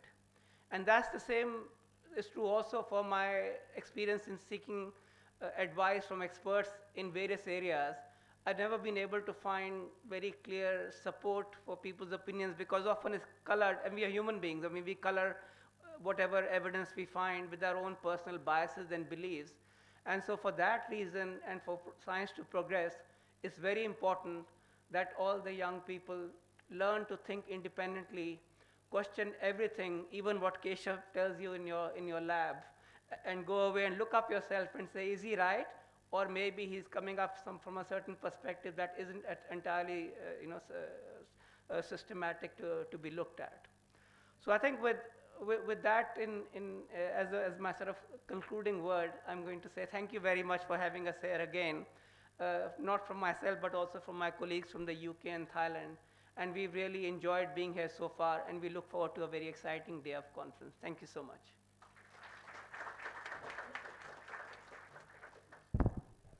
Thank you so much, sir.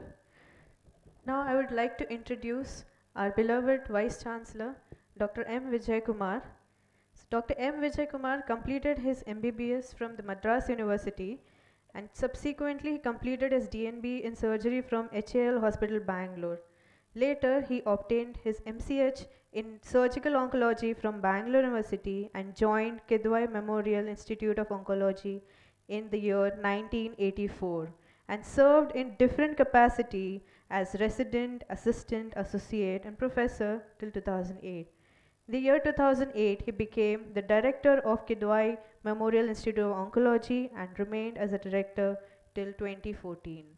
He was awarded honorary member of Brazil Society of Surgical Oncology in the year 2015 and has over 30 years of experience in surgical oncology and trained more than 100 surgeons in surgical oncology who are working all over the world today. He is one of the senior most in the country and highly regarded in India as well as abroad. Presently, he is the president of Indian Association of Surgical Oncology and vice president of Ostomates India, along with being the vice chancellor of Yenepoya deemed to be University, Mangalore. May I request Dr. Vijay Kumar to please deliver the presidential address.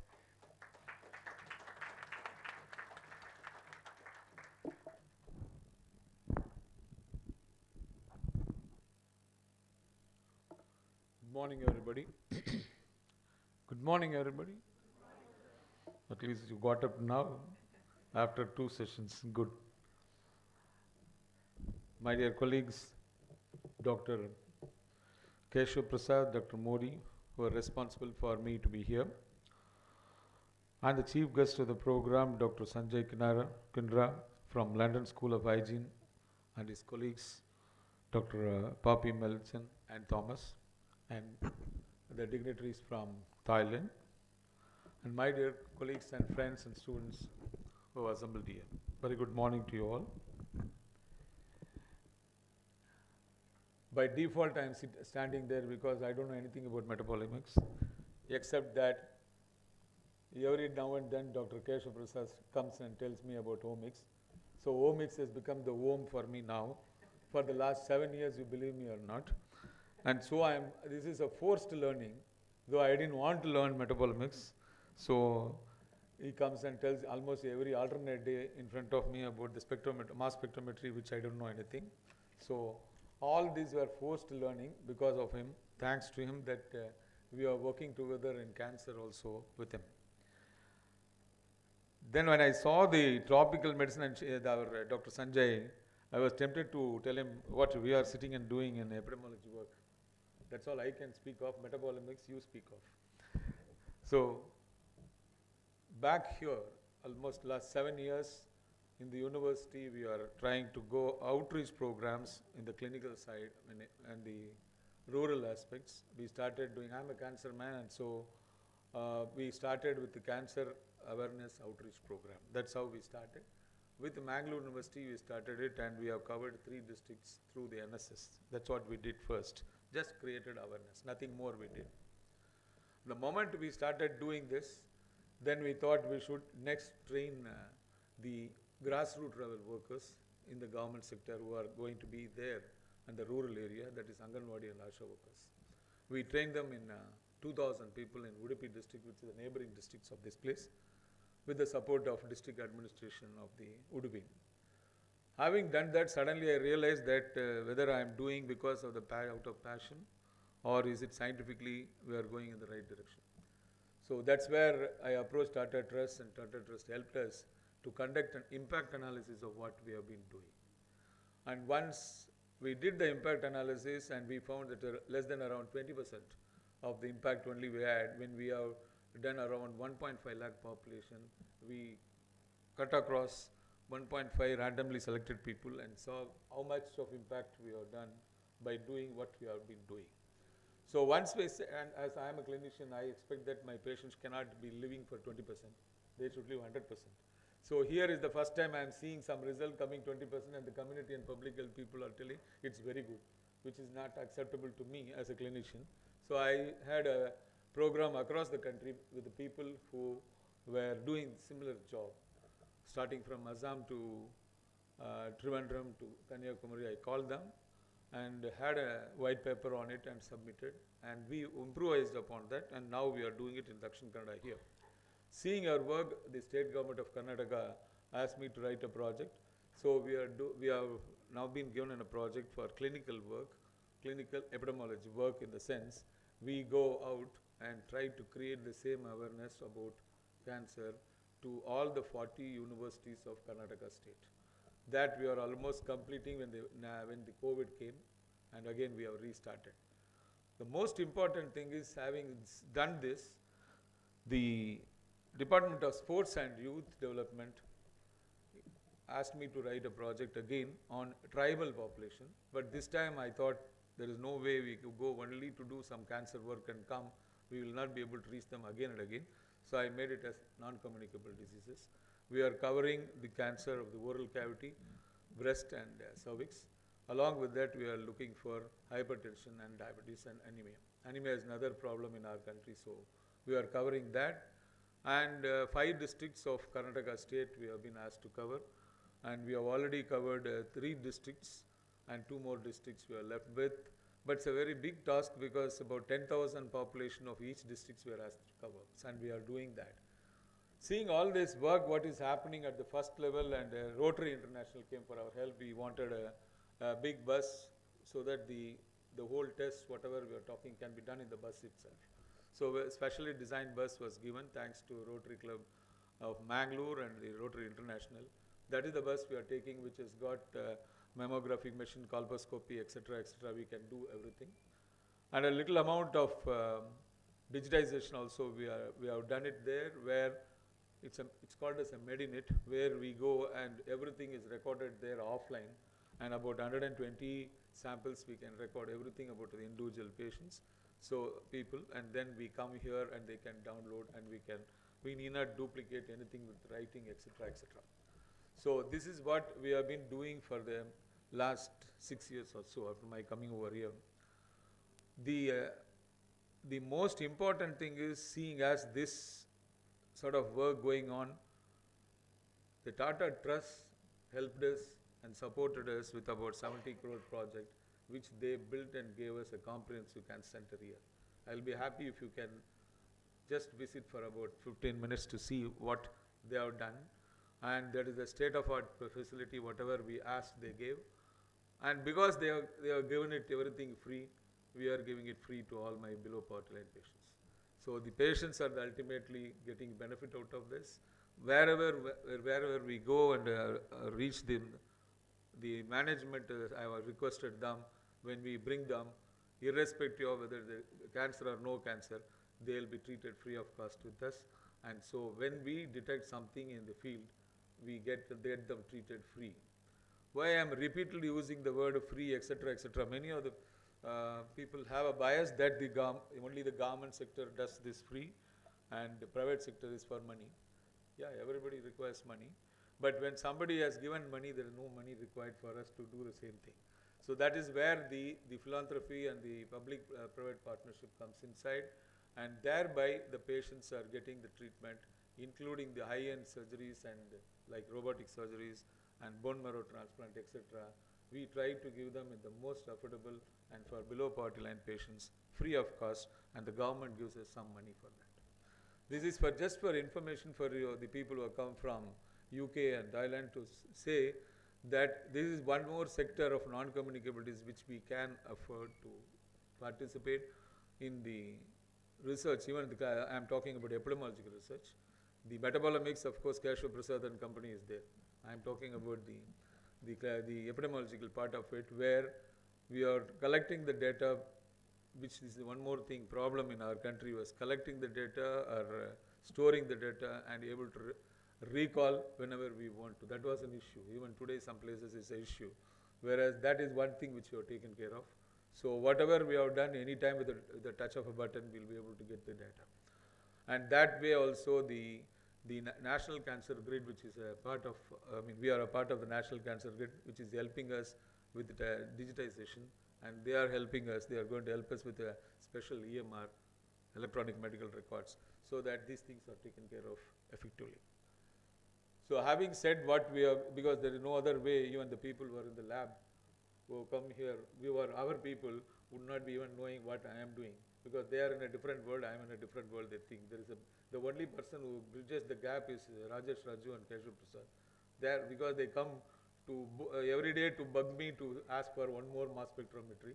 So the moment they come inside, I will run away from other side, because mass spectrometry is one thing which I find it may be very useful, but very costly too. I will be very happy if Keshav Prasad brings some money. I will be able to give him the support of giving the space and electricity and water and human resources, but not the machine. So that is what I told him. So he said he will do it. Hopefully he read out so many things about BICEP and MRC grants. So I'm very sure he will get me the grant for next mass spectrometry. And I already given him a place, which I'm sure he will show you. He thought I am talking theory, so I have given him the place. So now he has to only equip the place. I'm sure he will be doing it. And coming to this symposium about cardiovascular and metabolomics, I don't know how many of you know, the first and foremost death occurring in the world, of course, in non-communicable disease, cardiovascular disease, next only is cancer. So that is the importance of as far as cardiovascular disease is concerned.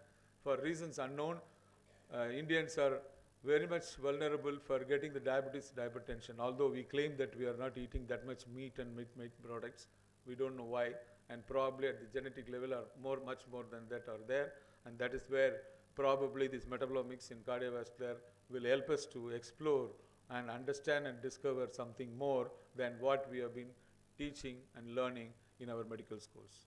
Thank you very much for inviting me, and I'm happy that this symposium will do something more and better with the collaboration of 2 more countries. I am happy to be here, and may our God bless you all. Thank you.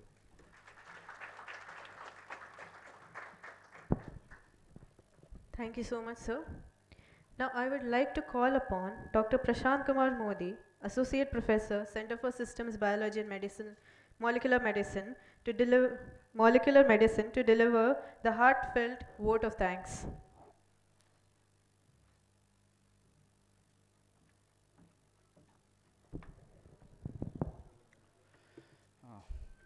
Thank you, and good morning to all. I am here to give the vote of thanks for this session, and I feel honored and privileged to propose the vote of thanks on the occasion of International Symposium on Cardiovascular Metabolism, which is held under the aegis of London School of Hygiene and Tropical Medicine, Biotechnology Skill Enhancement Program, BICEP, and National Facility for Metabolomics, Department of Biotechnology. On behalf of the organizing committee, I would like to express my gratitude to our beloved Chancellor and Pro-Chancellor for their constant support and inspirations. Thank you, sir.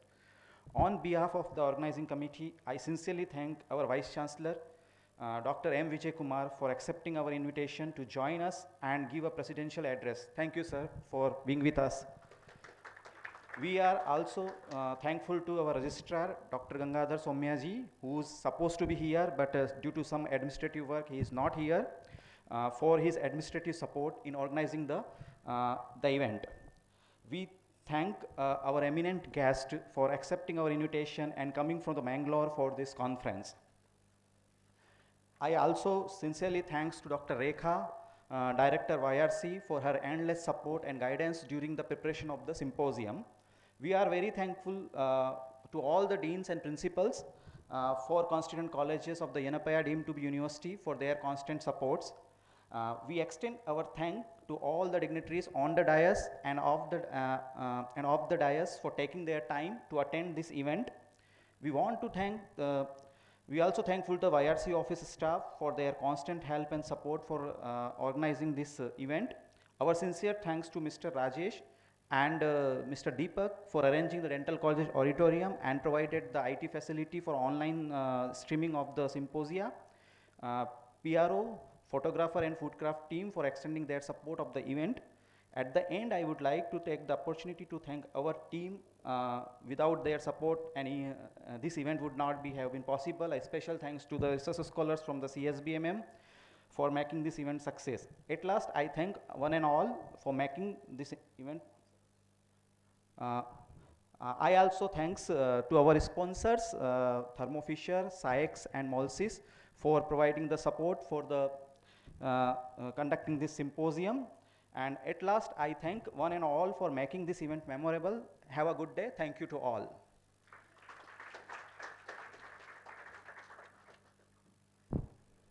Thank you, sir. Ladies and gentlemen, we will now break for tea. So the tea is arranged outside. Thank you.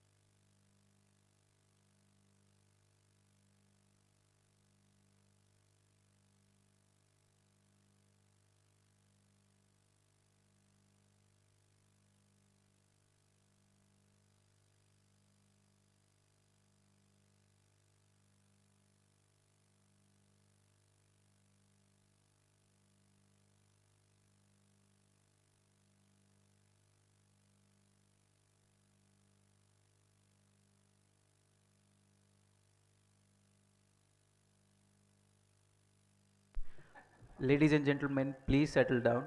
We're about to start with the next session. So, welcome back, one and all. We'll start with the second session of our day. I would like to welcome Dr. Prashant Modi, the moderator of the second session. Dr. Modi is an associate professor at Center for Systems Biology and Molecular Medicine, YRC, with expertise in the field of neurodegenerative disease research in vitro and in animal models at the Yenepoya deemed to be university. Over to you, sir. Yeah, good morning all. Welcome to the second session for this international symposia. This session is basically chaired by Dr. Sidney D'Souza. He is the professor and currently HOD at General Medicine at Yenepoya Medical College, Yenepoya deemed to be university. He obtained his MD degree from KMC and he served in all the good institutes in Mangalore at various capacity, that is Kasturba Medical College, AJ Institute of Medical Sciences, and he is also a professor at Yenepoya Medical College, and currently he is chairing as a HOD from the Yenepoya Medical College. Welcome to sir.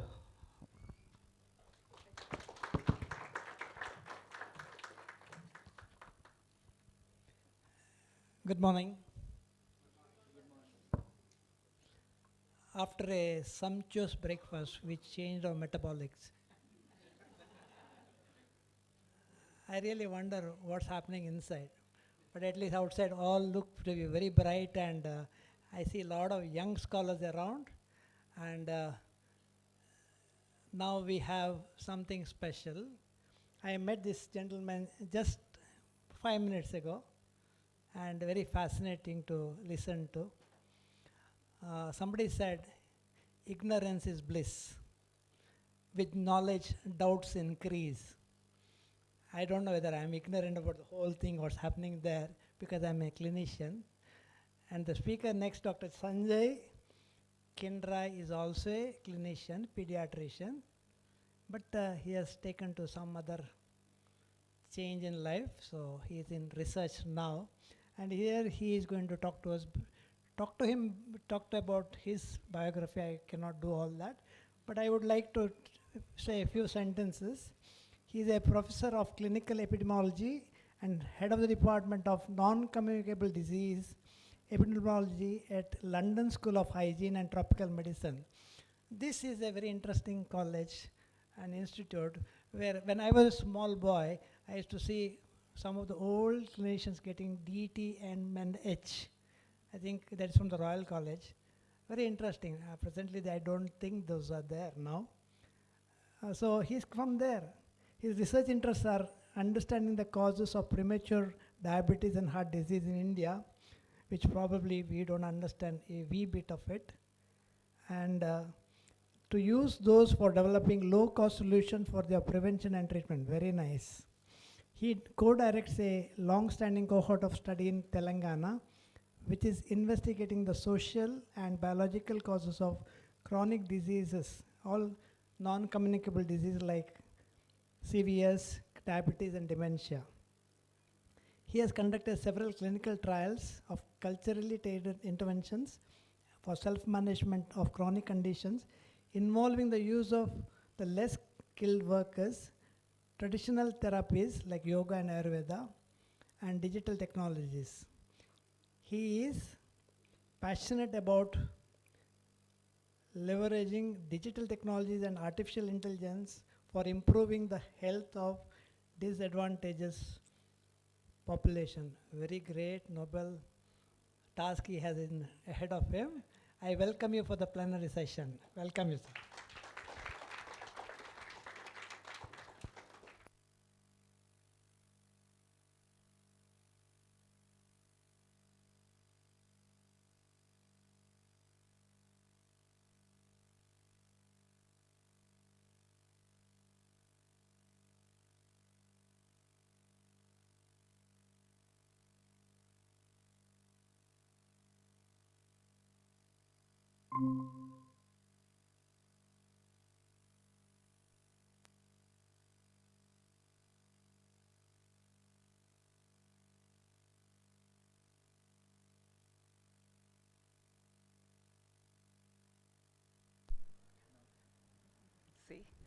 I was about to say the reason I'm smiling is because, as he said, ignorance is bliss, and I'm at the highest level of bliss. But then she also showed me that I'm ignorant about using this device as well, so thank you very much for that. So I'm just going to give a little bit of talk about this topic of premature heart disease in Indians. And if nothing else, it'll just reinforce the point made by Dr. D'Souza that we really don't know much about this topic. And I don't claim to know any more than you, so I'll tell you what I understand as the current state of knowledge and try and synthesize for you, and also talk a little bit about the way ahead where we'll be collaborating with Keshav and colleagues on how to progress that agenda a little bit further than we are today. So, I mean, I think it's probably most people here do understand about some of these conditions, but there may be some people in the audience who don't come from biology or clinical background. And you might be familiar with people having heart disease in the family, which typically you think of somebody having a heart attack and with a strong pain in the heart, where the heart muscle is dying because of lack of blood supply and nutrients. And the idea tends to be, the way to think about this condition is to think about it as aging. So as you know, as we get older, you can see your hair starts to go gray, your skin starts to wrinkle, and each body system is aging. So inside your kidneys are aging, as well as your arteries and vessels are aging. So even though you might feel like, you know, you suddenly had one heart attack at the age of 60, it's not something that starts then. It's something, as you know, from the moment we are born, or if not that, from at least from 20 plus onwards for sure, the clock is ticking. We all have a biological clock. Each organ system has its independent clocks that's ticking, and arteries have their own clocks that's ticking. So regardless of what we do, so don't feel too bad when you have another big lunch after this big breakfast. The clock will always tick. It's just a matter of how quickly you get there. But I think it's important to put that in the perspective. So a little bit like, you know, when you have a sink in the washroom or in the kitchen, every time you use a little bit of the waste is going to go into the pipe, and it's slowly building up, and it gets clogged at some point. So it's that kind of process that's always ongoing. And so it's important to understand, because you want to understand the risk factors, you need to understand what the original process is. It's not something that you'll be looking for causes at the age of 40 or 50. You have to start from birth and understand, if my age is today is 57, what is my heart age? If it is it 50 or 60? And if it's 60, how did I go faster on that age? What was the reason behind it? So it's looking at lifelong risk factors rather than very short-term risk factors. And there's a reasonable level of evidence, I would say, that Indians, and not just Indians, South Asians more broadly, they tend to get heart disease about 5 to 7 years sooner than the other comparable populations like white Caucasians. And there's been international studies where it's been able to, you know, show and compare quite reasonably well that this process is faster, and that's after adjusting for these risk factors. So like for like, if you take the same male with same smoking and blood pressure and cholesterol, you'll generally expect the South Asian Indian to get the disease a few years earlier. There's some doubt around whether we are measuring these things like cholesterol and blood pressure very well, so we can really adjust for it or not, and we'll talk about that in a minute. But still, there seems to be some belief that on the whole, we are predisposed, and I'm sure most of you would have come across these kind of cases in your own life, your family member or friend, only in their 30s or 40s, suddenly having a heart attack, which is literally unheard of. In the UK, I've never come across a under 40-year-old patient with heart attack and things. And in India, you walk into a hospital and you'll every day see patients with heart attacks in the 30s and early 40s. So there's lots, and as Dr. D'Souza was saying, you know, the more ignorant you are about a topic, the more theories there are.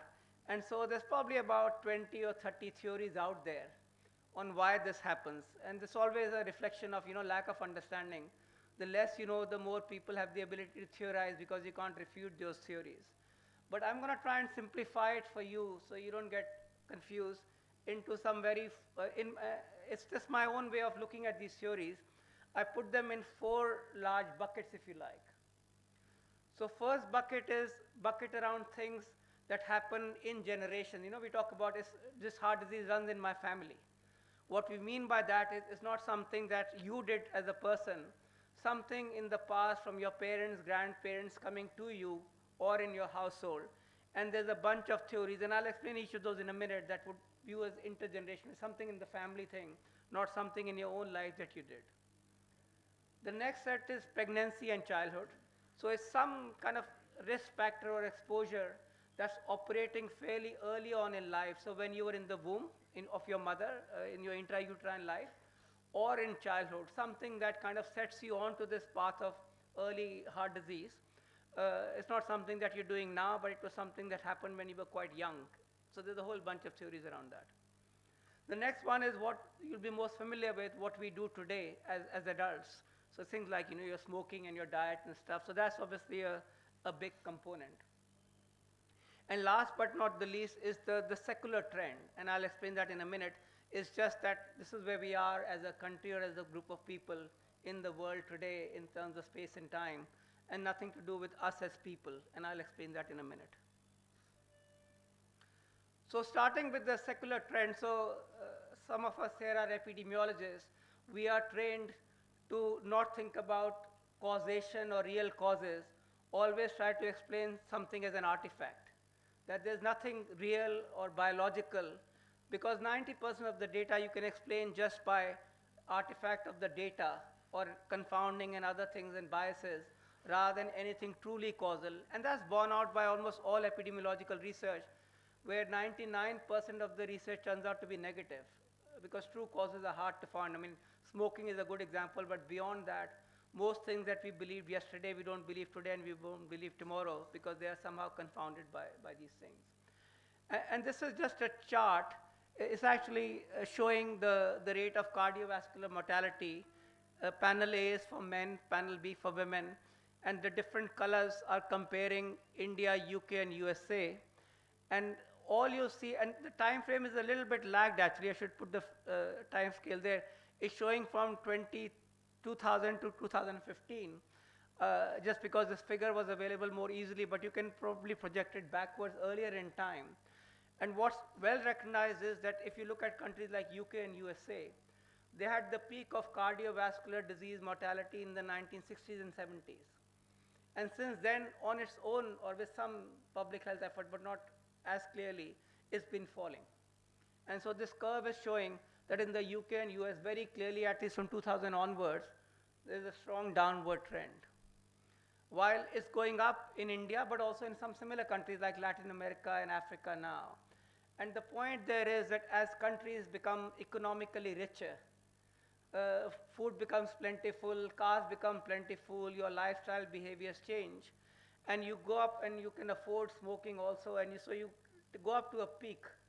And after 1 or 2 generations, partly to do with, you know, you getting like a new rich versus old rich, you know, how new rich people behave in a different way to people who are very old. So somebody who never had ice cream in their life, first time they can afford to have an ice cream, they'll want to have lots of it. And so over a period of time, as there are multiple generations of richness come in, the population becomes smarter, they have less stress, they're able to control their environment a lot more, and then the diseases come down. And so one very simple solution is to say nothing about Indians. We like to believe we are very special people in the world. We are not. It's just that we are in that unique point in history where we are rich enough to have these things, but not been rich for long enough to have actually come out on the other side of the curve. And so we'll be able to see whether over the next 20 or 30 years, with or without our effort, this will somehow come down. I mean, the net belief of this theory is that it may or may not explain all of the risk in Indians, but is definitely contributing partly to the epidemic that we see in India today. Now coming to the next set of theories, which is about this, you know, it runs in my family. So I think this is a slightly different audience. Normally I have to explain what is genes and what is epigenetics and other things. This group, probably a lot of people here will understand these things very well. It could either be genetics almost fixed from a few generations, or things that could almost happen in the quite relative short term in terms of a gene. and those kind of epigenetic changes in terms of the protein expression from the genes happening. And essentially, without going into each of the theories, you can think of them as some kind of a evolutionary pressure on a particular species that's either leading to the entire gene changing or some kind of a selection happening over a period of time, or something relatively short term in terms of an epigenome change happening on top of the genetic profile. And there the theories are, one is about climatic changes, that after the Iron Ages we became warm slightly sooner and the body phenotype had to change. Next is around, we are one of the earliest civilizations to become agricultural and moving away from hunter-gatherer, from meat eating to agricultural way of life. And that reduced the amount of meat we ate and different kind of grains that we ate. And that again impacting on the changing in the profile, and that's linked to also vegetarianism. So again, this links to the grant that Keshav's team and our team are working together closely on, trying to understand the role of meat eating versus vegetarianism, on how lack of protein could impact through lean muscle mass and lead to these changes. Linked to that is undernutrition in early life. So there's a lot of hypotheses called the Barker hypothesis that people are familiar with, where low birth weight has been linked to heart disease and diabetes in later life. And that talks about the fact that if when you're in the womb of the mother or quite young, you are exposed to less food. Let's say you are living in a starvation area, and the mother's eating less. You as a fetus will get the signal that when I go out, I'm going to have starvation, so I might as well prepare my body for that starvation environment. And so as a fetus, you shrink your body size, your metabolism and everything, so you're more prepared to survive the starvation circumstances. It's a little bit like, predicting the weather outside. It's like a nutritional forecasting hypothesis. So if you predict it's going to, rain outside or be cold outside, you put on your jacket and take an umbrella, and if you come out and it's not like that, you're going to be too hot and you're going to be sweating and other way around. And likewise, some people believe that many people's parents or grandparents didn't have a lot of food, they were quite undernourished, and when the current generation was born, they came out thinking they won't have enough food, but now there is too much food. It's almost like a toxin, because their body was like a thermostat turned down to handle less food, and that becomes toxigenic to the body. And similarly, gut infections and effects on microbiota and things linked to that. But essentially, all of these theories are around body making certain changes like low lean muscle mass, central adiposity, that are going to be life-saving in the long term or in an environment where the food is less, but actually turns out to be not very good, where evolutionary pressure led you to believe that, but actually you get it wrong, and your body was not the right dimension or the shape or composition for the environment.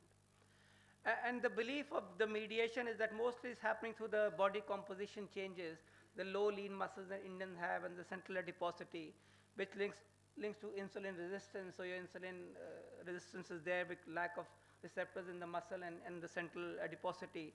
That leads to cardiometabolic changes in the premature aging of the arteries, leading to cardiovascular disease. Now, this theory is very popular, especially in India, where there are groups that are very strongly proponents of this. But the main problem with this hypothesis has been that we failed to actually identify very clear genes, for example, or even epigenetic changes. So if it's such a strong player, we should have by now found some very clear genes. The slight caveat is that most of the genetic studies actually have very limited Indian data. So it may be that we haven't found them because we haven't got good enough Indian samples. As you know, we've contributed very little to the global genome consortia.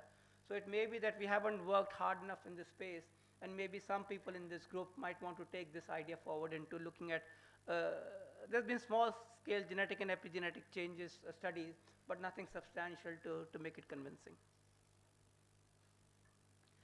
Next one is this theory that I talked earlier about pregnancy and childhood. So it's about the same thing as I was talking about earlier, but it's happening in your own generation. So everything was fine in the previous generation.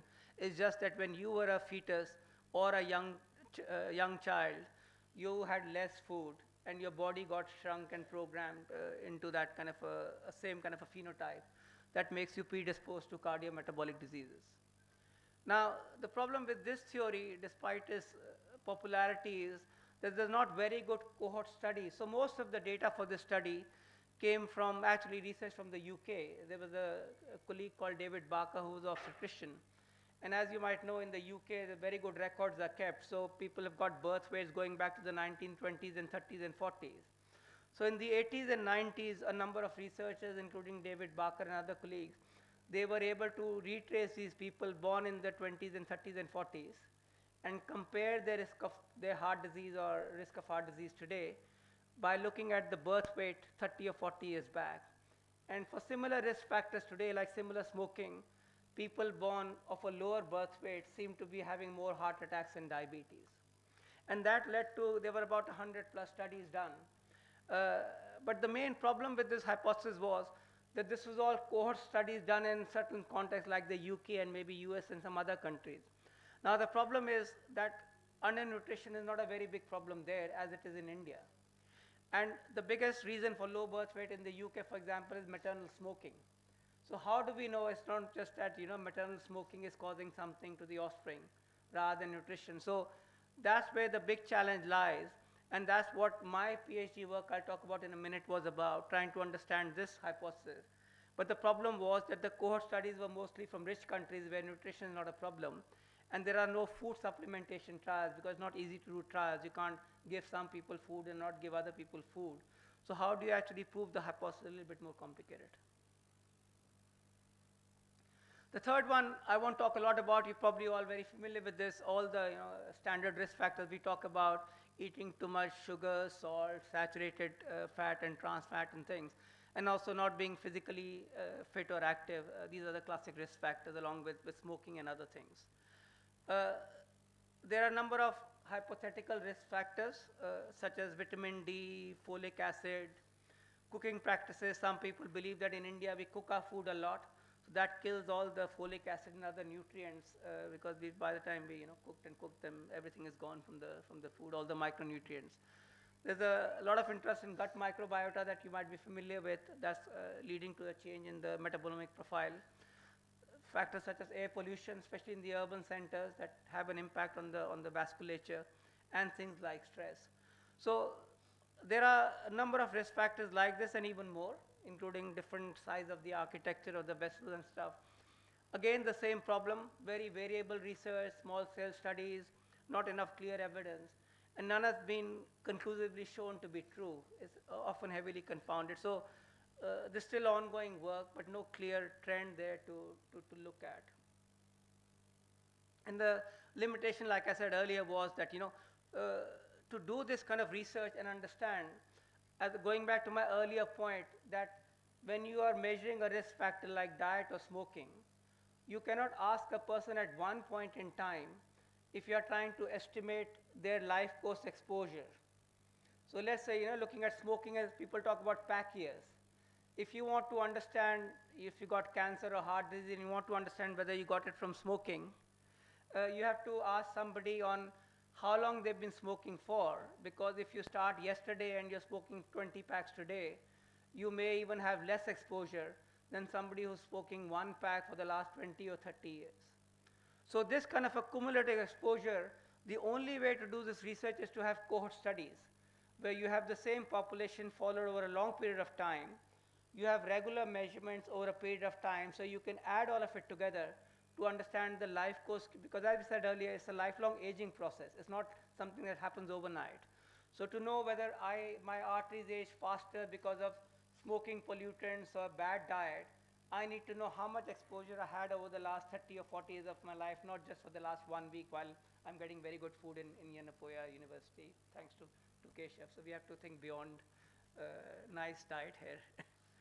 So I think that's just to bear in mind, and again, we'll speak to some of the work that we've been trying to address through our own research. So now I'll talk a little bit about a cohort study on which we are collaborating with the colleagues here in Yenepoya. And my colleague Poppy is going to give a talk later on after this that will go into a lot more detail about the cohort study, because it's a cohort study that was kind of set up as a part of my PhD. So when I was going back to the story about the early life programming hypothesis, as I told you earlier, it wouldn't make any sense to do more cohort studies in high-income countries because the same challenge is there. Ideally, but you can't do trials either because it's very hard to randomize people to food and no food. It won't pass through any ethical committee in any institution. So the thinking at that time that I had was, amongst others, was that we can't do a food supplementation trial today, but because undernutrition was so common years back, why can't we look at old trials and follow the people up today? So when I was trying to do my PhD in year 2000, I was going around global meetings of diet and nutrition and food, trying to find old trials of food supplementation done years back when it was legal to do those kind of trials, and try to look at, try to retrace those people today and see whether they were actually better off or worse off because of that. So amongst one of these meetings, I met colleagues at the National Institute of Nutrition, which is part of ICMR in Hyderabad. And they told me that they had done a trial in the late 80s, where you might be familiar in India, we have the ICDS program, which is the Anganwadi scheme, where in every village there's a scheme where there's a local woman that's funded by the government to give food supplement to all pregnant women and young children. So you get about 500 calories and 20 grams of protein every day in your pregnancy and young and childhood when you turn up. And so in the early 80s, the ICDS program was quite new and it's just being rolled out. And ICMR wanted the program evaluated to look at impact on birth weight. This is even before this hypothesis, so there's no confounding with this theory at that time. And so they funded ICMR to take 2 neighboring districts, 15 villages from the 2 districts each, one with the program and one that was waiting for the program to be started. And they, over 3 or 4 years period, they recruited they had teams in the villages. Every child that was born was actually measured by hand by the team, so they could look at the impact on birth weight. And the study was then closed. So this was a study that I was offered to go back and retrace and follow up when I was doing my PhD in early 2000, so about 13, 14 years from the time of the old trial.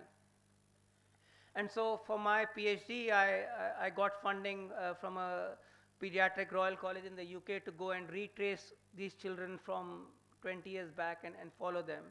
It sounds quite simple, but as you can imagine, it wasn't that simple. You know, I turned up in 2002 and 3. Here's my funding. Can I follow up the cohort? You said you have the cohort.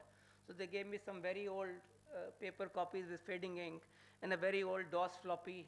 Here's the contact details of people, and none of those files could be opened by computers today. So it was a very long process. In the end, I had to literally go and do a survey of all the villages, identify children born in that time period, and ask them whether, in fact, it was very easy because it was a program at a village level, so everybody, it was not like a trial where some people were chosen. So everybody who was born there was part of the scheme anyway, and most people took that food supplement, so I was able to pursue that. So this is the trial that I spoke about, done between 87 and 90. The old trial is just ICDS scheme evaluation, 15 villages, intervention, 15 controls, and these villages are about 1 to 2 hours away from Hyderabad in Ibrahimpatnam district, if people know that part of the world. And the food supplement in ICDS is always 500 calories and 20 grams of protein. And then the birth weight difference that they found was around 60 grams. And that's fairly typical of all food supplementation trial done over the years in Africa, Asia. And part of the reason for that, it's not very big, and part of the understanding is it takes a few generations for the nutrition to work its way through, because literally it becomes a function of the woman's body size. So when the women are small in size, whatever you feed, there's a limit to how much the baby will grow. And over a few generations, when the women become taller, then the food benefits come through, which is why now the program includes women in the reproductive age group, because you have to feed the young girls before they become pregnant rather than afterwards. So this is just a time. So this was, as I said, trial done in 87 to 90, and then my PhD work done in 2003 to 5, which was the first follow-up of the children born in the trial.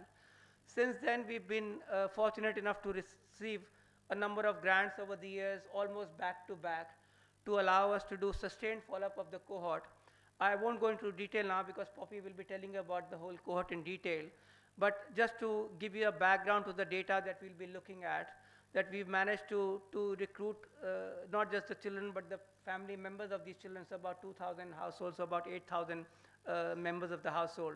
And over years, we've not only measured these people sequentially with very detailed assessments, but also done studies of the built environment and air quality and other things. So I won't go more into detail now.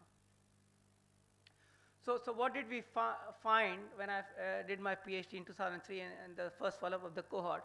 So these kids were aged about 15 at that time.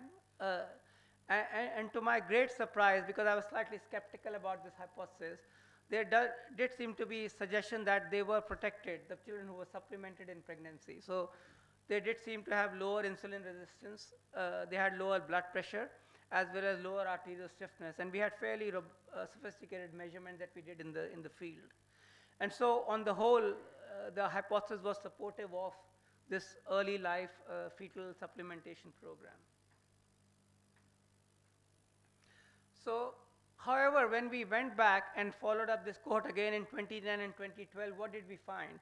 So you probably can't see this very well from the back, but if you imagine that the red line is the control group and the blue line is the intervention arm, and this is comparing some risk factors like arterial stiffness, insulin, height, blood pressure, cholesterol.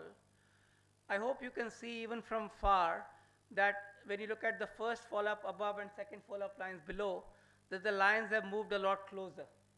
So the red and blue lines in the slightly first follow-up, the parallel row above in each of the three panels, are further away. And they moved a lot more closer and overlapping a lot more in the second and third follow-up panels, the red and the blue lines. And so it seemed like at that point, almost all of the benefit of the extra nutrition had almost disappeared or was starting to disappear by the time these kids were about 22 years old. And so one of the questions was, what happened here? What happened in those 7 to 8 years that it started to wane off? And of course, these kids are growing older too. But one of the reasons turned out to be this. If people have been to Hyderabad, you'll see there's a very nice airport in Hyderabad now. And that airport only came about in 2008. And in between the first follow-up and the second and third follow-up, the new airport developed.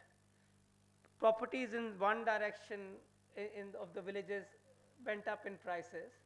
And like in many parts of India, as soon as the property prices went up, many people sold their land. Instead of doing farming, they just opened small shops, which literally meant they were just sitting there and relaxing.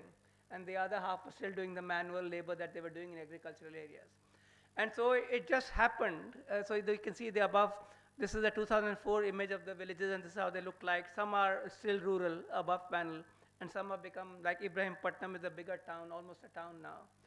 And what it just so happened, it's God's way of canceling everything out, that the areas that urbanized were the ones that also had the extra benefit of the food supplementation in pregnancy. So now they're getting the other risk factor, so counteracting the early risk factor. So the ones who benefited earlier at lower risk were urbanizing more and getting more exposed to the current lifestyle. So of course, as I said earlier, all of these theories are fine, but don't believe anything till you can collect data and show it or test out.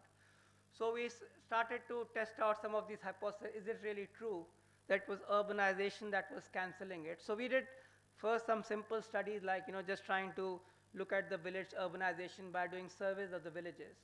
But that can be biased to some extent. So we tried to do more environmental focused studies like looking at the urbanization and air quality and built environment. So one of the first studies we did was, so I don't know if you people, sometimes when you look at TV news in India and some of the news programs, you get this map of the world with lights showing, lights glowing. Where those maps are coming from are these satellites. So there are satellites in the space from different countries. And they're always collecting data on the light intensity coming from all over the world.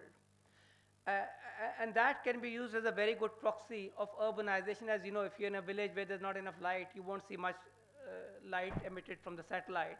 But if there's a lot of electricity burning, so those things are very robust markers, it's been shown for urbanization. And there's a US satellite data that is open source, anybody can download it. It takes a lot of effort to play with it, but you can download and look at. So each of these blobs now are different levels of risk factors of the people living in the various 29 villages.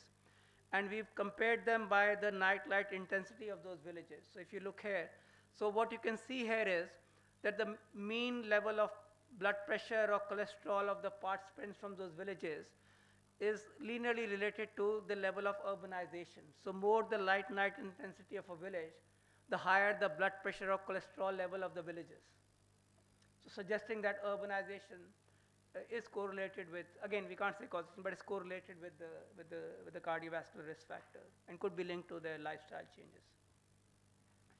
Then we did some environmental studies. So one of the big issues in India is that people talk about pollution is the cause, especially in urban areas. So pollution is very hard to measure. So you have to need very detailed equipment with backpacks and things and face masks to try to get the actual PM 2.5 and other particles from the air quality.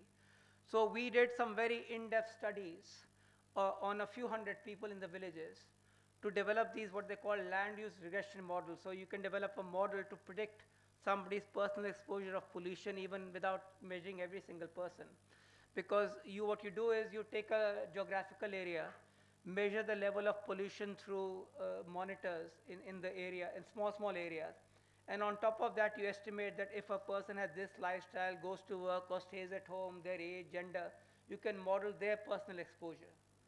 So we did this studies on several hundred people to develop models, and then we looked at the location. So we geocoded the household and work environment of every single person in the village. So when we impose the two and add extra data, we can estimate on you as a person how much is your actual exposure of these particle matters. And so again, we found the same thing. That so the curve at the top level is almost showing you that the more PM 2.5 you're exposed to as an individual, higher your blood pressure and arterial stiffness and augmentation index. And now coming to the most recent follow-up where we're collaborating with yourselves. So I'll just give you this work is obviously ongoing and the follow-up is just ongoing. But I want to leave you with a couple of examples of ideas that we've been discussing to talk about. So just briefly to mention again, Poppy will talk more, but apart from just cardiovascular, this time we've been funded to look at all major chronic conditions. So we'll be able to look at a whole range of conditions, including aging. And we've obviously been collecting a lot of advanced phenotypic data. But obviously we are doing metabolomics and microbiome work with collaboration with yourselves. So this is where we'll be able to have this very high resolution data that we spoke about earlier. And I'll just give you a couple of examples on this is just again highlighting the kind of data that we've been collecting using all kind of digital devices. Almost everything you could do in a more detailed manner we've tried to do.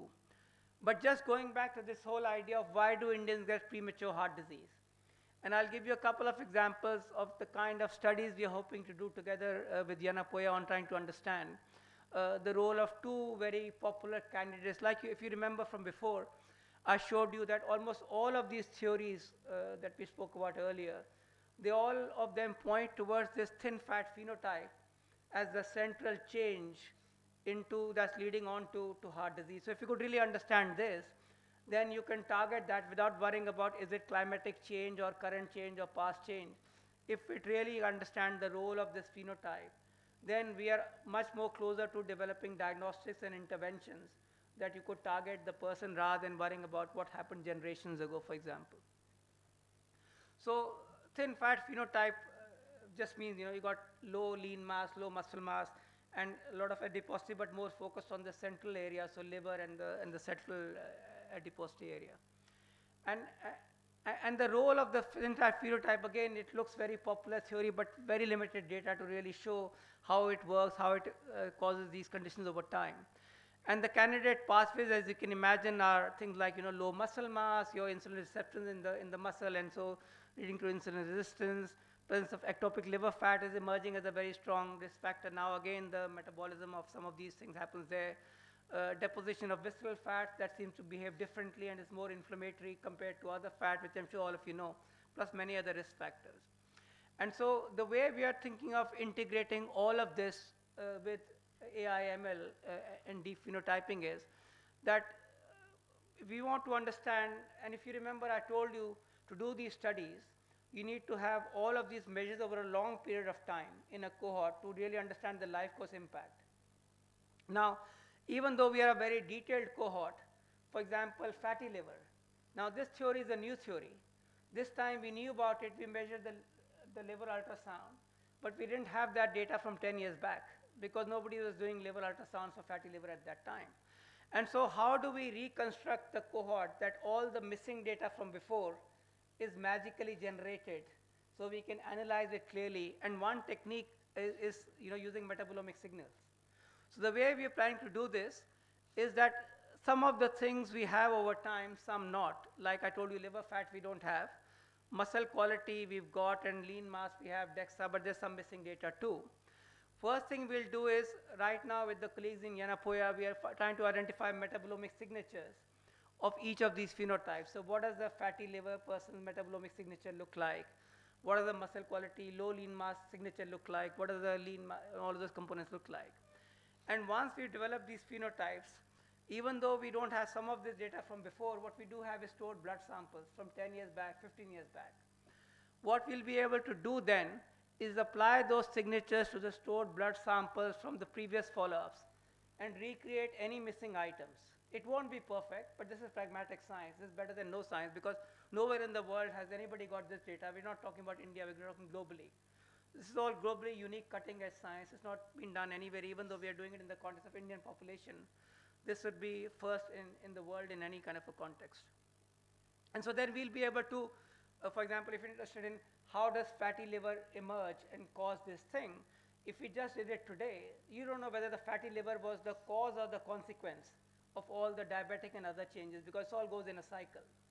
But by having this, we'll be able to look at fatty liver at the age 15, at the age 22, at the age 30, and that will allow us to understand the chicken and egg, what came before and what came after, which is critical to understanding these things.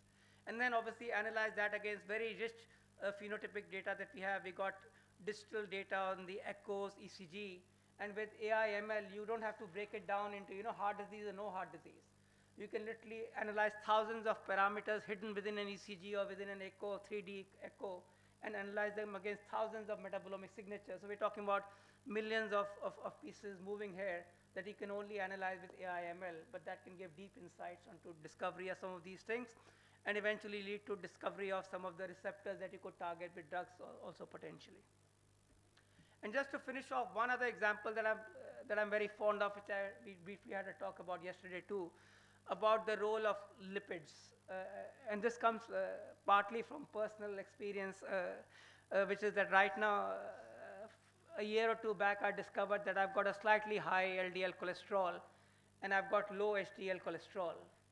And I'm trying to do all I can to not take statin and try to manage that with diet and activity. But it's not as simple as you might imagine, because, for example, there are foods like eggs or whole fat milk that are rich in protein, but they're also rich in saturated fat. And within that, you also have the problem that the HDL cholesterol that I'm trying to improve also requires cholesterol to go up. So saturated fat itself can contribute to HDL cholesterol too.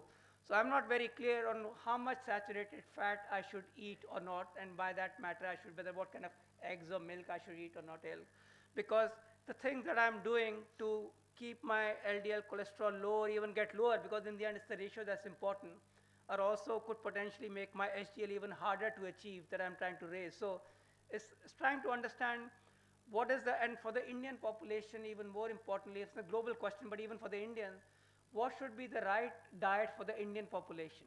Because this is not set in, written anywhere. People give up this random figure, as saying earlier, you must eat 30% calories should come from fat, from carbohydrate. Who says this? What is the basis for this? And is it fixed for somebody who's malnourished versus somebody who's overweight? That can't make any sense. And it's not just percentage, it's the total amount too. So trying to come up with sensible guidelines, you need the kind of data on the impact of these various dietary patterns on various components of lipid, for example, which is the big driver of cardiovascular disease as well as insulin.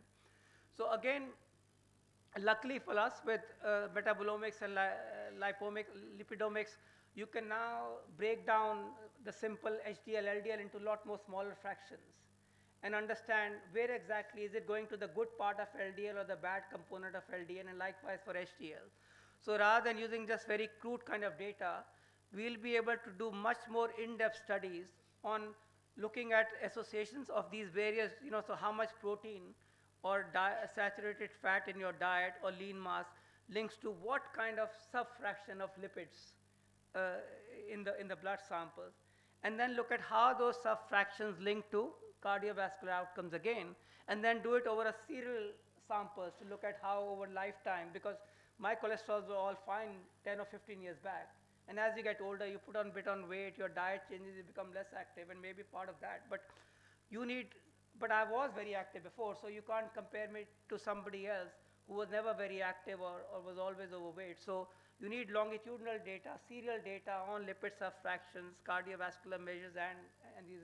And we got detailed data on diet, activity that we are collecting through these measures with watches and other things.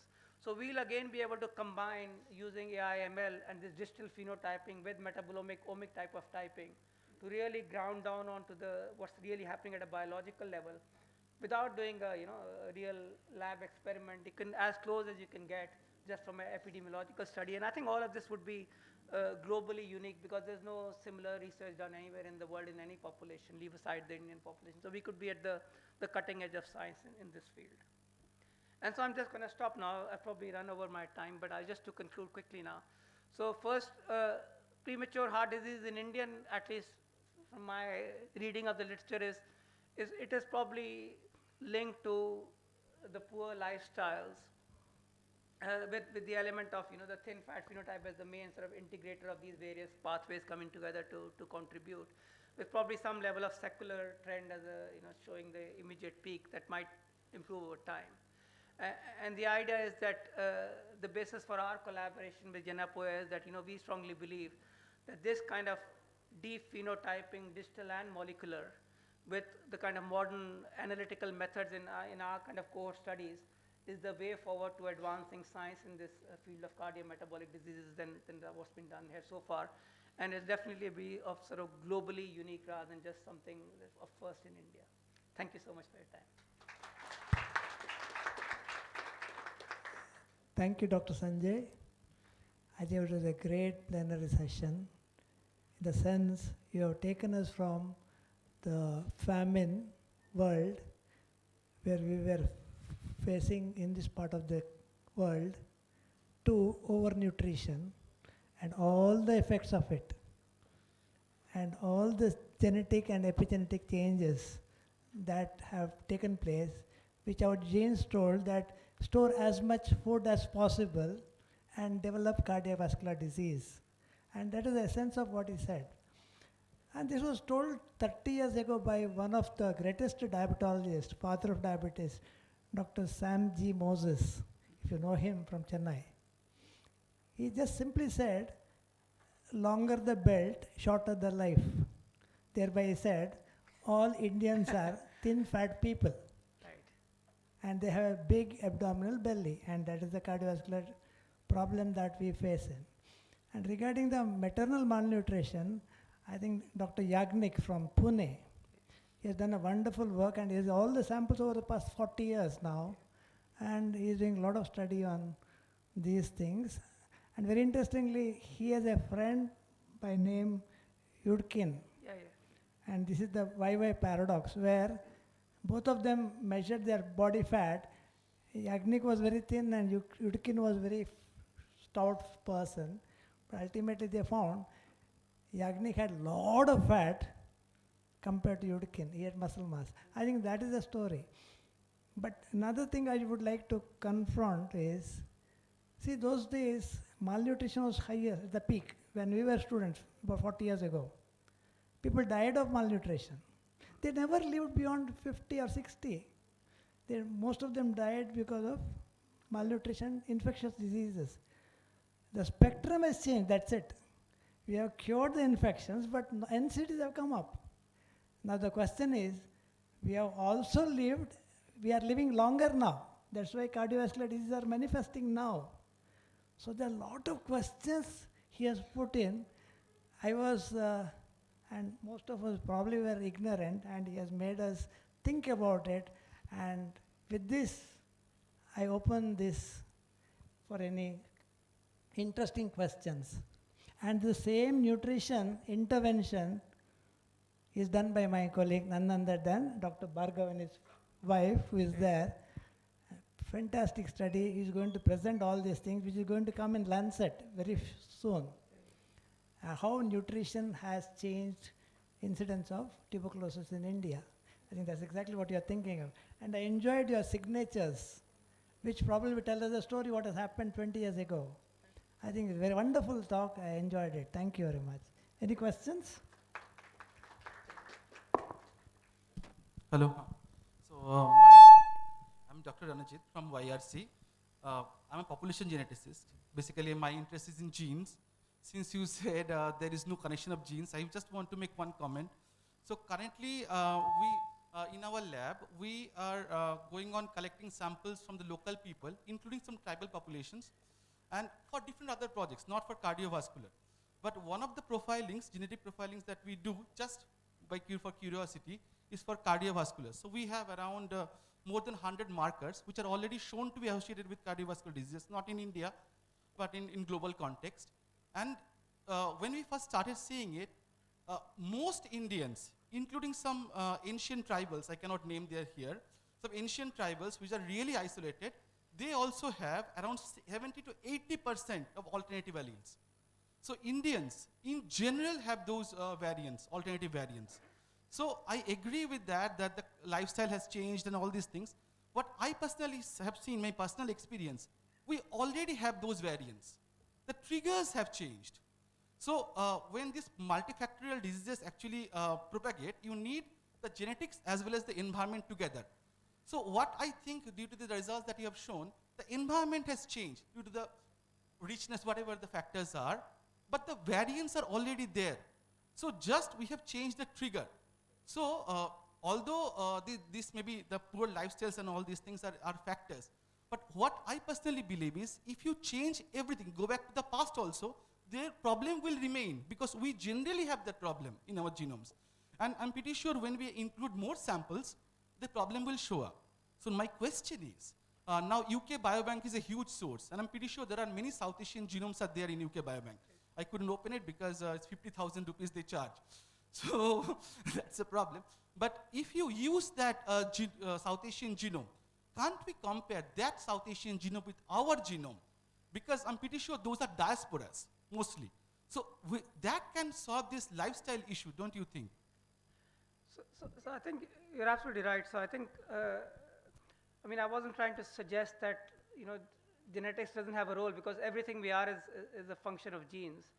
It was more about, I don't know who said this, that, this saying from somebody very important is, in God we trust, but everybody else must bring data. So the question is about, data. So if the point of saying that, its environment is more important is just simply that when you add the genetic marker that are known, it doesn't move the needle as much in terms of predicting your risk. So genetic markers, not just in Indian energy population, cardiovascular, only add a little bit to the explaining the variability between individuals' risk apart from some monogenetic people. So that was what I was referring to. I think your point about biobank is absolutely spot on, and we are planning to do that too. So we haven't said that here. In all the studies that we do in India, our vision is always to compare the population here with the South Asians, about 500 of those only in the UK Biobank, with the whites there, and to see if there's a trend there. I mean, a little bit of challenge in that the South Asian there are also different generations. So, once you move a couple of generations away, the population starts to approximate the white population, some of the phenotypes that we've discovered. So we'll definitely be looking into that as a reference for whatever work we do here. But that will account for the lifestyle issue, right? Because they have already passed through 3 generations, people. They are diasporas. Yeah. So their lifestyles are very similar to the white people. And they may also have some white genomes coming to their system. So that is a good point of comparison. I think the slight challenge with all of that is that as a geneticist, the Indian gene pool in south and west is different from the north, and north and west is different from the south and east. So the population in UK, if you got, there's certain geographies from which they've attracted population. And once you're talking about smaller numbers, you run into power issues, and then within 2 generations of fresh migrants versus 2 generational migrants. So we'll definitely be attempting to to build this into a program of work, always trying to compare what we can from the biobank, because they have metabolomics as well as genomics data. So we'll be definitely using that as a reference. But we'll see how far we can go with that. But we'll be very open to collaborating also with you if that's your area of interest.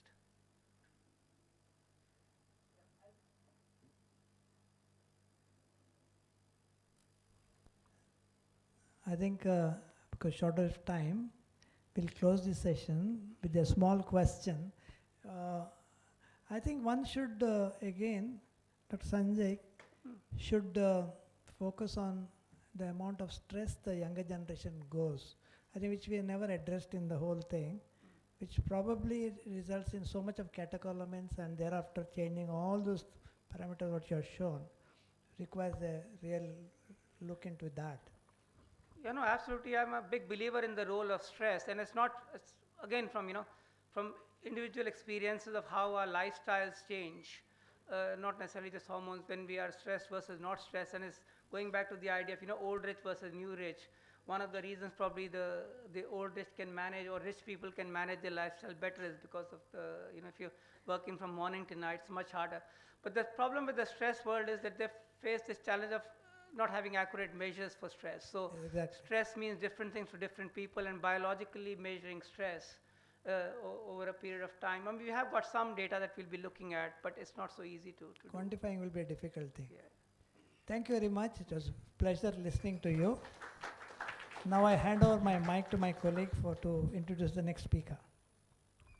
Thank you, sir.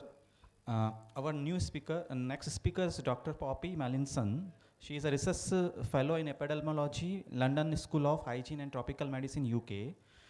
Today she is going to talk on an Indo-UK collaborative projects to identify short-term and long-term dietary biomarkers of meat intake for the Indian population.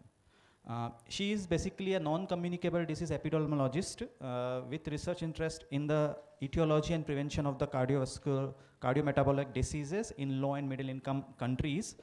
Her current research aim is integrate high resolution data from multiple modalities like imaging, biomarkers, etc. for better understand the population difference in cardiometabolic diseases. She has over the 15 publications in reputed journals in her credit. She also has the interest in structure and behavior interventions to prevent cardiovascular diseases such as yoga and in India basically, and fruit and vegetable access to the in India, and diabetes management in Thailand.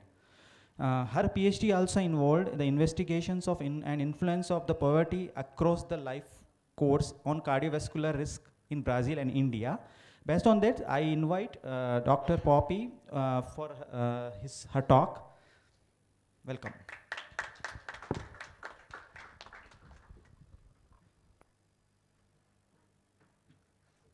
Can you hear me? How's this mic? Yeah? We're good. Okay, thank you so much for the kind introduction, and thank you especially to Dr. Keshav and his team for the amazing hosting that we've had this week. We've been really enjoying our time, getting to know everyone, and having hosted them in London last year, it's very special to be here in Mangalore, so thank you. So I'm going to start my lecture with an apology, because the planned lecture that I wrote in the brochure is not what I'm going to present on. Having been here and talking to people the last few days, I decided to change the theme a little bit and talk instead just about the APCAPS cohort, which is this cohort that Sanjay has also mentioned about, so we've been hearing about. And it's what my work's mostly been dedicated to over the past 2 years, is developing this cohort.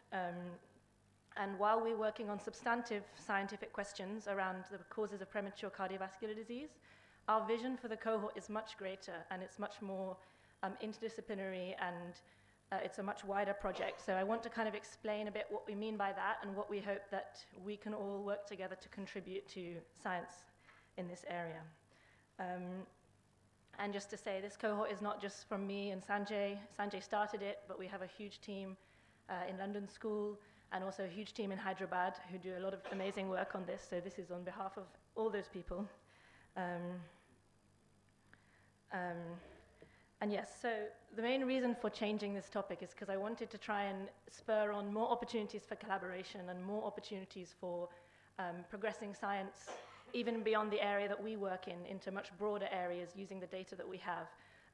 So I'd ask you all, while you're watching this presentation, just to keep thinking about how maybe you could apply some of this data and these ideas to your own work, and you could kind of work with us or work with this data, and keep those questions and thoughts coming, because I think that's where we can most progress science for India, but also for the world as well. So what do I mean by a data resource? So it's been mentioned already, UK Biobank. So a lot of you might have heard of this study. It's basically become the most published data resource in the world ever. And all they did was put enough money in at the beginning to generate a very richly phenotyped cohort study in the UK. And now researchers from basically every country in the world are using that data. And the amount of science that's come from it is sort of vastly greater than any individual study that any one scientist might plan and might collect. Ooh, we're coming up.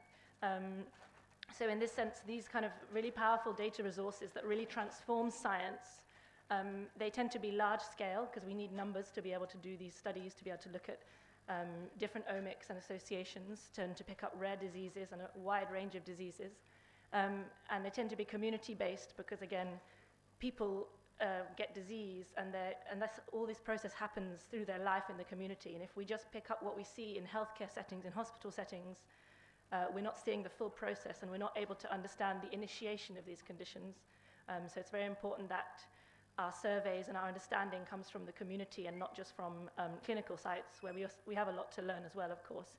And another thing that makes something a data resource in my mind is that it's a living data set. So it's not that we've collected this study and now it's kind of finished and the data's on a hard drive and we can analyze it. But actually, the cohort still exists, if you like. We can go back and add more data. We can do more detailed sub-studies. We could recall individuals who are consenting, of course, based on particular hypotheses that we could further. So this data set's kind of alive, and it's accessible for researchers to use. And this is part of a broader kind of open science movement that I'm sure lots of you are familiar with, where it's become realized that by sharing our data and sharing our work together, we can vastly improve the quality, transparency, and the amount of science that we do. So the benefits are just kind of multiplied up. And also it facilitates much better interdisciplinary collaborations, because most research groups unfortunately work in their silos, but by making data more widely available, you get different kinds of disciplines coming together to solve problems more innovatively. So this is where the AppCaps resource comes in. And I'm not saying it's as big as the UK Biobank, but this is the kind of vision that we are after, and this is where we'd love to have more people engaging with the resource, especially from the amazing range of scientists that we have here today, for example. It'd be amazing to think how many different questions and solutions could be addressed. So Sanjay's already told you a bit about this cohort. It's called the Andhra Pradesh Children and Parents Study originally, but awkwardly it's now in Telangana, so we just have to ignore that little detail. But it's just outside of Hyderabad. It was set up before Telangana existed, of course. And there's more details on it on the website you can see down there. So we've put a lot of our data resources, our questionnaires and things up there. It's not been updated for the most recent round of data, which is about to be released, but soon it will be, so keep checking there. And as we said, it's set in these 29 villages, so it's in a finite geographical area in the Rangareddy district of Telangana. So those are the location of the villages you can see there. And I just wanted to go into a little bit more detail about the sort of data we have and what we mean by a longitudinal cohort in this context. So why these data resources are powerful is because they have observations on the same individuals over several different time points, and that allows us to track the progression of disease from the early stage, or even from before there was any disease, to really unpick some of these causal pathways that we're all interested in for ultimately developing solutions for these health problems. And so the follow-ups, the first follow-up started, this is what Sanjay was mostly talking about, in 2005, where he surveyed over 1,000 adolescents around age 15, which was followed up by a second survey of adolescents in 2010, who were then around 19, 20. And a third survey was done in 2012, but this time it also included the families around those individuals. So then we expanded the cohort to be around 7,000 people, and this time with a broader age range of covering all the adults' age range. And what we've been doing now over the past 2 years is following up these same individuals. Again, we're thinking it's not quite finished, the study is ongoing, but we're hoping to have around 5,000 individuals in this study. Some people have moved away, so it wasn't possible to trace every individual. But effectively what we have here is a 10-year follow-up for these 5,000 adults, where any data we have now, we can look back and see what conditions those people were living in 10 years ago. And this is something we hope to continue doing, so we've just been getting grants every time we can to try and do these follow-ups, so we'll continue building on this resource, and we hope other researchers will continue building on it as well. So just to summarize, there's this kind of adolescent cohort, which is just for people aged a more restricted age range, starting around age 15, who are now aged in their early 30s. So that cohort, which is 15 years of follow-up of around 1,000 people with 4 observations.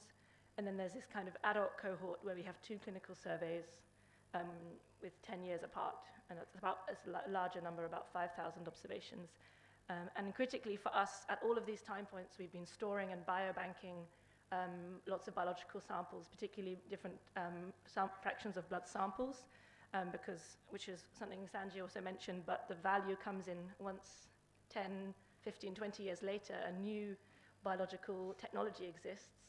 We can go back to those samples which are frozen at -80 and actually consider those new technologies, but in the past. So it's this kind of traveling back in time approach, which again is basically why the UK Biobank exists as well. So these are the similar kind of ideas we were thinking. And this is just some of the team members last year collecting the blood samples for this current round. But those similar samples we've stored in our biobank for all of those different follow-ups, which are available to researchers to use if they submit an application to the committee, which gets reviewed just so we don't have wastage of samples. But effectively, we are eager for people to do good, useful science using these samples that they then share back with the broader community. So I also mentioned that the cohort was deeply phenotyped, and again, we've talked a bit about the cardiovascular phenotypes that we've been examining, because that's our specific research interest, but we're also trying to get a much broader, wider use cohort for the community. So all these follow-ups that you saw have mostly this data, give or take some things, but I'll kind of give an overview for now. So most of this is the clinical data that we collected from people using trained field workers, following very standardized protocols, and most of those protocols have remained the same over time so that we can compare like how these changes in these parameters, for example. So we have cardiometabolic disease measures, so lots of these clinical measures you'll know about, vascular measures, body composition, obesity, grip strength. We also have extensive questionnaires, some of which have been validated in this setting, created by different subject experts in those fields.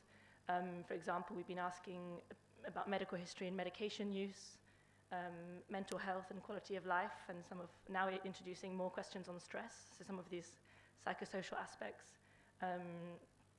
Sociodemographics, of course, which we need for that context. And we have like specifically locally validated questionnaires developed in the same research team for understanding people's regular diet and their regular activity patterns. And again, Sanjay's mentioned this, but we've been adding environmental data, which we continue to update because it's based on predictive models that we can continue to update over time to study air pollution and the built environment of the villages, which includes the retail and food tobacco environment. So what kind of, for example, ultra-processed food or different exposures might villages be seeing changing over time, and how might that be affecting their cardiometabolic risk? And then finally, in this current 4th follow-up, which is what we've been working on for the past 2 years, we've just even expanded further our data collection protocol to try and build onto this resource. And that's especially on the over 40s, because these are the age when clinical outcomes are obviously, clinical conditions are being manifested, so we're able to see these conditions in people. The blood samples are collected on everyone always, and the lifestyle questions, but this is for kind of clinical conditions. So we screened for a range of common chronic conditions as part of our multi-morbidity survey, and that's included this detailed multimodal cardiovascular assessment, which Sanjay also mentioned, and also we've done a kind of deep dive into diabetes complications, which we think are a very important and relevant area. So many people living with diabetes, so how best to manage and prevent further complications from that. And what's really exciting for us and why we're here today, and why everyone's here, I think, is the partnership with Dr. Keshav and team at Yenepoya, in which we're generating the untargeted plasma metabolomic data for 2,000 over 40-year-olds from this cohort. And combining that plasma metabolomics data with all of this disease, phenotype data, and clinical data, it provides a very broad-based resource for biomarker discovery and other discovery science, which we're not, that's not for us to do, this is for the research community to do, so that's what we're hoping we can make many collaborations here and work together. Just a bit more detail on the multimorbidity. So here's some of the chronic disease conditions that we've been screening for. So some of them we've screened, obviously everything we've asked people about diagnosis, but we've also, where possible, tried to take objective screening measures. So whether it's be blood tests, clinical examinations, other things, for example, tuberculosis, we've referred anyone with any symptoms for that further referral. Sarcopenia, we've taken bone density testing.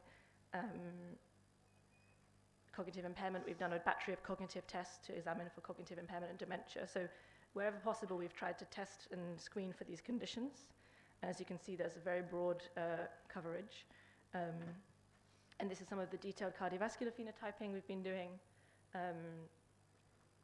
which Sanjay had already mentioned, heart echoes, ECGs, and all of this, we have the raw data as well. So we're very keen on keeping the data in its most detailed form.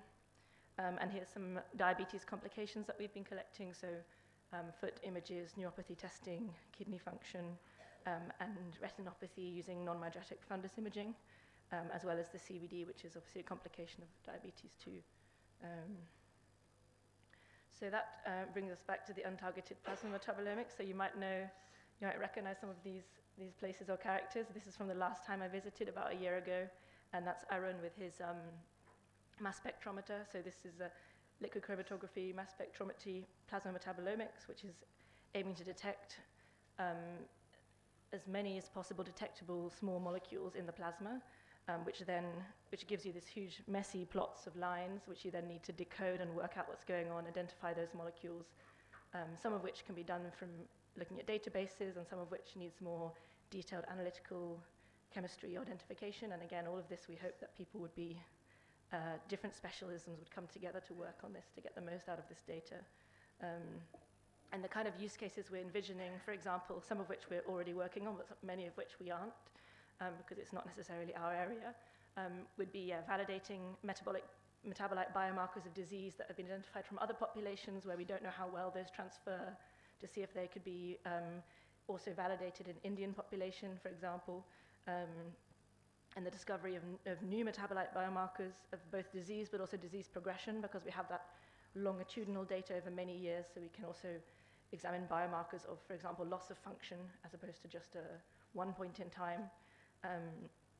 And also it's very appropriate for generating novel hypotheses for metabolic pathways that might be linking a given exposure of interest and a given disease of interest. But these are just some examples, but if you can, anything in square brackets could be substituted with many of the different measures that we have, and I think hopefully that will appeal to different people's clinical and biological interests.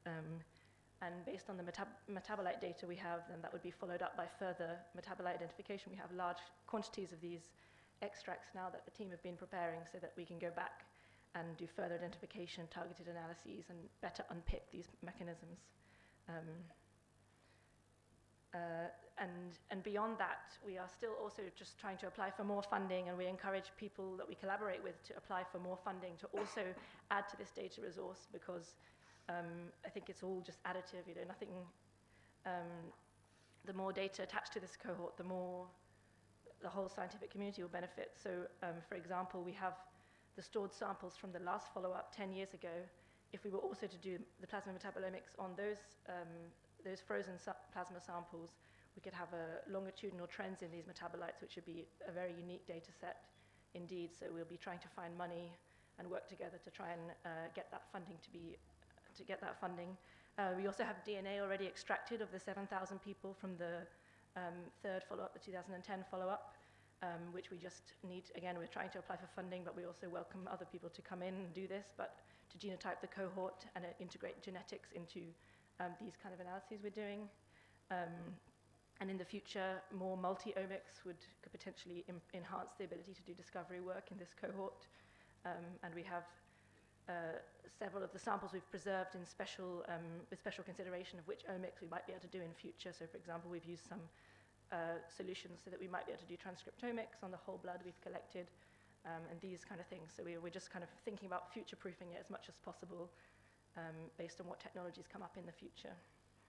And finally, as I say, we'll continue to follow it up, and this will allow us to do prospective validation on any biomarkers that we might identify, because in 5-10 years we could see whether further disease that we might have predicted has actually happened in these people, which is the sort of gold standard of validation we could achieve. We could continue to add new diseases, new conditions, and do detailed sub-studies and follow-ups. So that's most of what I wanted to say about the cohort, but just very quickly how it's happened and why it's possible. I think the main thing I wanted to highlight is that it's a huge international but also interdisciplinary effort. And so for this particular metabolomics work we've been doing, obviously this is a big collaboration for us and the first time for us between London School of Hygiene Tropical Medicine and Yenepoya University, as well as ICMR, National Institute of Nutrition, where the cohort is based out of, and Aberystwyth University. And for this, we've been bringing together all these different expertise, and it's only possible, I think, with that, that combination of interdisciplinary scientists, which is really exciting for us.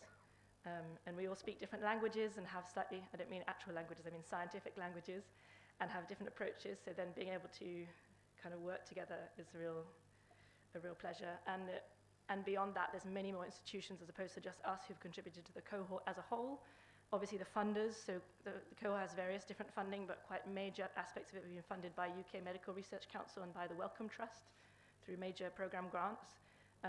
But also we have collaborators and funders and in-kind support from many institutions around the world. These are just a few of them, the ones I could sort of immediately think of last night, but yeah, it's been a pleasure to work with all these people. Yeah, and I think that's all I wanted to say. Thanks for listening, and we'd love to hear your ideas and look forward to working together. So thank you.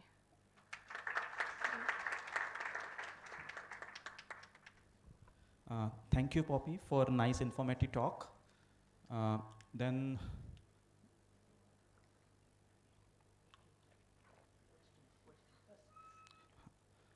a few questions can be taken because we are limited in the time. So I welcome Dr. Rekha, who could not be there during the inaugural function. So Dr. Rekha, you can tell a few words.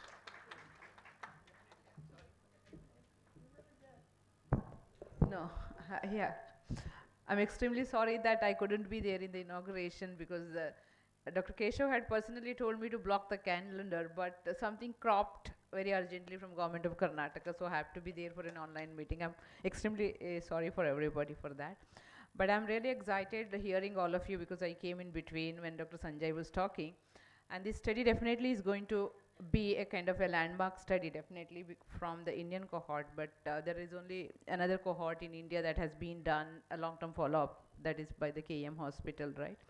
So definitely it is going to leave a lot of footprint in the future for the medicine, field of medicine particularly, as well as for the interventions for the lifestyle disorders and other things. Like when we include or incorporate the technology into the studies, like multiple technologies that evolve over the time, and definitely it is going to give a lot of good messages or kind of the insights to the field. And I'm sure like your contributions and effort for the AppCaps study are really worthwhile, like acknowledging, and with a lot of gratitude that your sincere efforts for the Indian cohort is really, really great. And whoever joins, like the team from us, like Yenepoya University and other universities, like it's a great contributions to the humankind. Thank you for all your efforts, and good luck for this symposium. Yeah, thank you, Keshav, for this opportunity.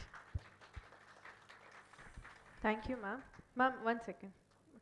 I would like Dr. Sanjay to please give a token of gratitude to Dr. Rekha.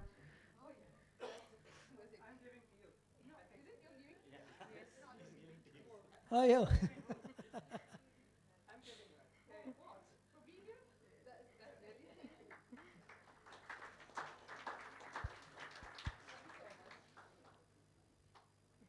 Thank you so much. Now we can continue with the question and answer Yeah, session. I have only one question before we close this session. Why did you pick up this village in Andhra Pradesh when you had so many other things? What was so unique about it? Number two, did you study the genetics of their parents whom you are following it up? Yeah, these are the two questions I wanted to just know. And there are too many variables. How are you going to conclude? I have no idea on that. Great questions, thank you. So the villages were chosen because they were the site of the nutrition trial that Sanjay had traced in his PhD. So this has all come from that question, but now it's come to be something broader. So the villages, in a sense, aren't special. We hope that they're quite typical, because that would be appropriate, right? I mean, the ideal study would be randomly sampled all over India, which would be logistically kind of impossible, but these villages are also typical, like they are rural, but then they're undergoing this urbanization. So we hope there's something that we can sort of learn from them more broadly, yes. And on the genetics, so the parents and the children are both in the study. So if we do the genetics analysis on those 7,000, that will include in family pairs, which will also provide more opportunities for family-based genetic studies. Okay, thank you. Yeah, I think, thank you very much. I think we will move forward. Now I invite Dr. Thomas Wilson, a brief introduction of Dr. Thomas Wilson. Dr. Thomas Wilson is a researcher at the Department of Life Sciences at Aberystwyth University, United Kingdom. His area of research includes metabolomics, mass spectrometry, dietary intake monitoring, healthy aging, and undernutrition. His main research theme is the development and application of metabolomics to study the effect of dietary intake and nutrition status on human urinary metabolome.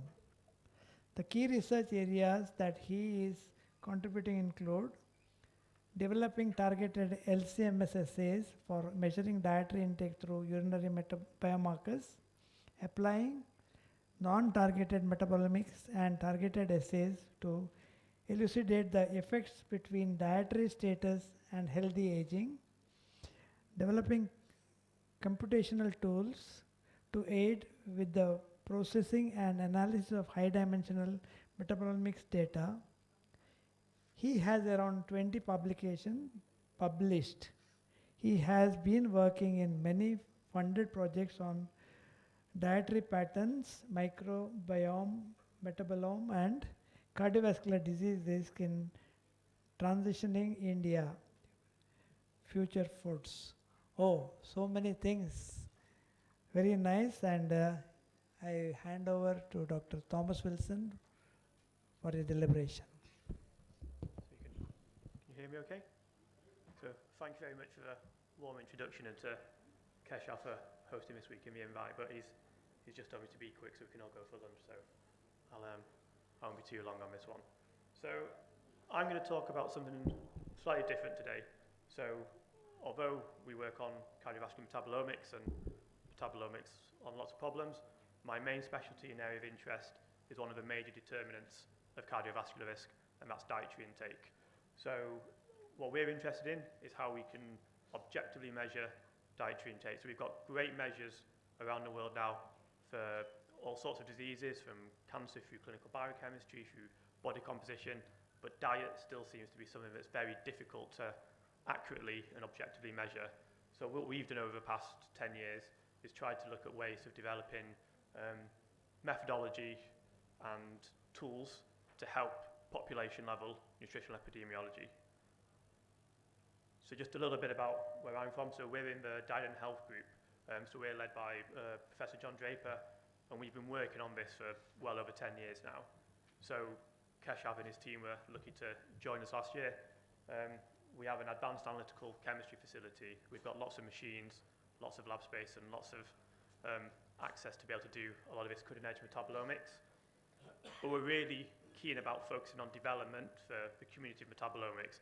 We do a lot of work on open source tools. we don't do anything that is just for us. Anything we do is always made public to everyone around the world, and we think that's a really great way of moving the field of metabolomics forward. And we're also part of an MRC consortium in the UK called MAP UK, and that's around trying to standardize metabolic phenotyping. So metabolomics is becoming more and more popular, but we want to be able to integrate all these different omics technologies from all these different cohorts around the world, but we can only do that if there's some kind of standardization in the way that the kind of metabolic phenotyping is done. So what we're trying to do as a big consortium is kind of develop some internationally recognized standards so that we can really make better use of all this omics data and how we integrate it around the world.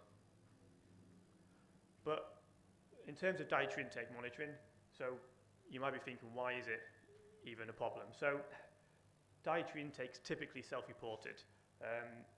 Food's becoming increasingly more complex. People are eating more and more choice. Misreporting is fairly prevalent in dietary surveys. And that's even in well-educated, healthy people who understand about diet. When we start moving into vulnerable populations, nutritional status becomes even more difficult, and that's where it's probably even more important to get it right. And also the burden. Detailed dietary surveys take a lot of time and a lot of money, so we want to try and work out how can we do this cheaper, quicker, and on a bigger scale. So it's just kind of a bit of a workflow, what we've been involved in our lab. So we start off with a lot of controlled dietary interventions. So we collaborate around the UK and around the world with nutrition groups to develop challenge trials and intervention trials and feeding studies to develop new biomarkers. And these are great for kind of basic science. They're high compliance, they're robust. And we do a lot of our work on complex meal formulations. And then we move into free living studies where we're still controlling what people are eating, but we're not controlling their environment. And also, they can deviate from that plan, which we tend to. And then that kind of makes us be able to kind of measure the robustness of some of these biomarkers. And then we can kind of move into kind of epidemiological style trials where we're kind of testing out our biomarkers, but we're still relying on some more conventional data collection methods at the same time as well. And then we can kind of move our biomarker technology into the implementation phase. And we're doing this a lot now in kind of the clinic, looking at preoperative nutrition and also screening malnutrition in the UK for treatments as well. So probably Keshav's team already know all this, but metabolomics combined with machine learning is a really superior way of kind of accelerating this process. So we specialize in non-targeted metabolomics, and we typically combine multiple omics assays from a non-targeted platform, and we basically put these through extremely powerful machine learning models to kind of reduce the dimensionality of our data, and that can really produce these kind of quite interesting dietary pattern fingerprints. So this is what we've been basing our work around. So designing food interventions, so profiling the urine metabolome by LCMS, focusing on machine learning and the data acquisition, to identification, to now when we've got candidate biomarkers for particular foods of interest that we can then develop quantitative assays for routine monitoring. So one example of this is we were commissioned in 2008 by the Food Standards Agency to look at developing particular metabolomics methodology as an exemplar project. And one of this was around in the UK about the drive to increase whole grain intake. So you can see from the modelling on the left, we have a starting volunteer population. And as these people increase their consumption of a particular dietary component, we can see how their metabolome shifts in their urine through to 8 weeks and then down into 16 weeks. And all this data wasn't able to actually be recorded through dietary recalls, but through profiling the metabolic phenotype, we can start to see these transitioning changes of dietary intake. And it's a similar thing as well. So between the relationship between spot urine samples and 24-hour urine samples, a lot of the work we've done is not about just standardizing the methodology of metabolomics, it's also about standardizing the methodology of the sample collection. So a lot of the previous work had been done on using what we call 24-hour urine collections, where we take all their urine for the day, And these are great quantitative measures for metabolic phenotyping in urine, but they're extremely burdensome. It's very unlikely that you can get people to do this on a population level. So we started working on spot urine samples. We thought if we could say that a particular urine sample collected at a particular time of the day was as powerful as a whole day's collection, then now we've got something that can be applied at the population level. So we did this with an intervention study where people were following different recommendations of the DASH diet. So whereas the training data was based on 24-hour urine collections, and then their spot urine collections, we'd be able to predict what dietary group they belong to without knowing that information prior, and based on the information from a single collected spot urine sample. And the difference is it's the difference between collecting litres of urine throughout the day or 3 mils in a single tube in the morning, and that's what we've kind of really been able to develop. So then we even looked at that further. We kind of started looking at, okay, some of these actual clinical measures that are typically measured in routine hospitals for urine, actually, spot urine samples are extremely viable replacements for the 24-hour urine sample collection. So things from total creatinine to total sodium and total nitrogen, all these really important factors to help us understand about people's diet from their urine, we can start changing the sample type to make the sample type more applicable to population level omics profiling. But obviously that comes with a lot of challenges and a lot of understanding. So two of the biomarkers we developed in our lab was anserine and methylhistidine. So anserine is a great biomarker for poultry intake. However, it's a very acute phase. So basically you consume poultry and you excrete it very quickly. Whereas methylhistidine is something that is continuously being excreted, but excretes in higher amounts after consumption of red meat. So we've had to do intervention studies and observational studies on every single combination of all these different foods to create these references and these baseline understandings so we know where the reference level is. And once we know where these reference levels are, then we create this kind of dietary metabolomic map that we can map other values into. But understanding the relationship between the 24-hour excretion dynamics and the spot urine is very important to be able to implement this at a population level.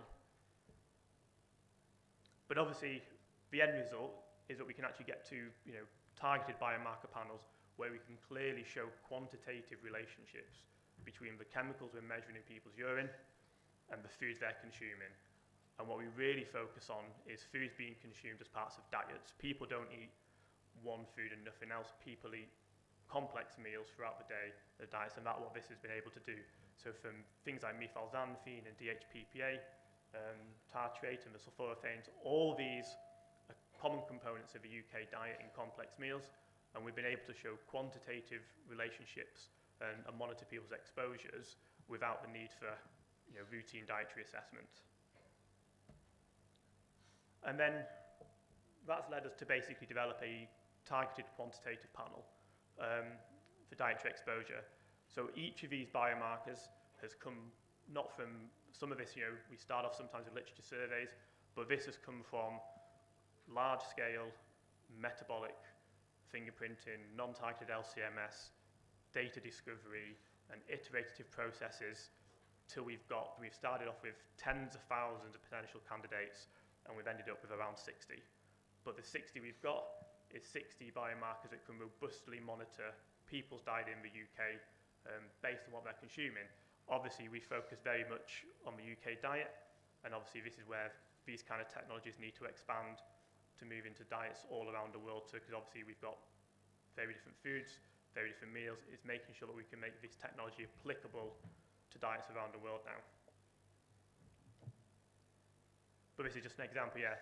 So we published this in 2020 at the end of an MRC-funded project to do this in collaboration with Imperial College and Newcastle University.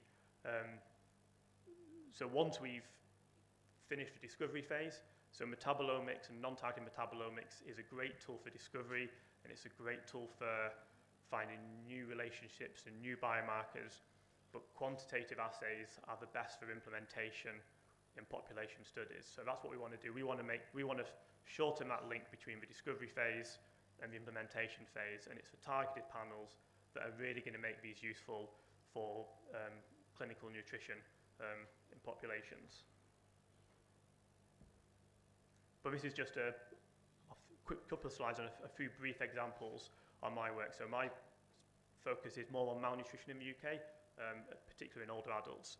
So obviously we know that Sanjay spoke before about our change in protein intake. We know that as people get older, they tend to reduce their protein intake, and that leads to a whole host of biological problems. But they're often not aware that they're changing their diet. So what we've been looking at is in the UK is screening people who are at risk of malnutrition and linking the change of those functional traits like strength and body mass and walking speed with components in their diet. So in particular, so we can see things like anserine and carnosine. These are found in your urine after you consume high quality protein from animal sources. And they typically in the UK correlate with people with higher grip strength. So the more protein you're taking in, the stronger you are. The taurine concentration in the urine, again, all these biomarkers related to protein intake all translate back to biomarkers for frailty and strength. So we can see the link in the human phenotype between the dietary intake, and it's how we expand this more to kind of different kind of phenotypic groups and conditions now.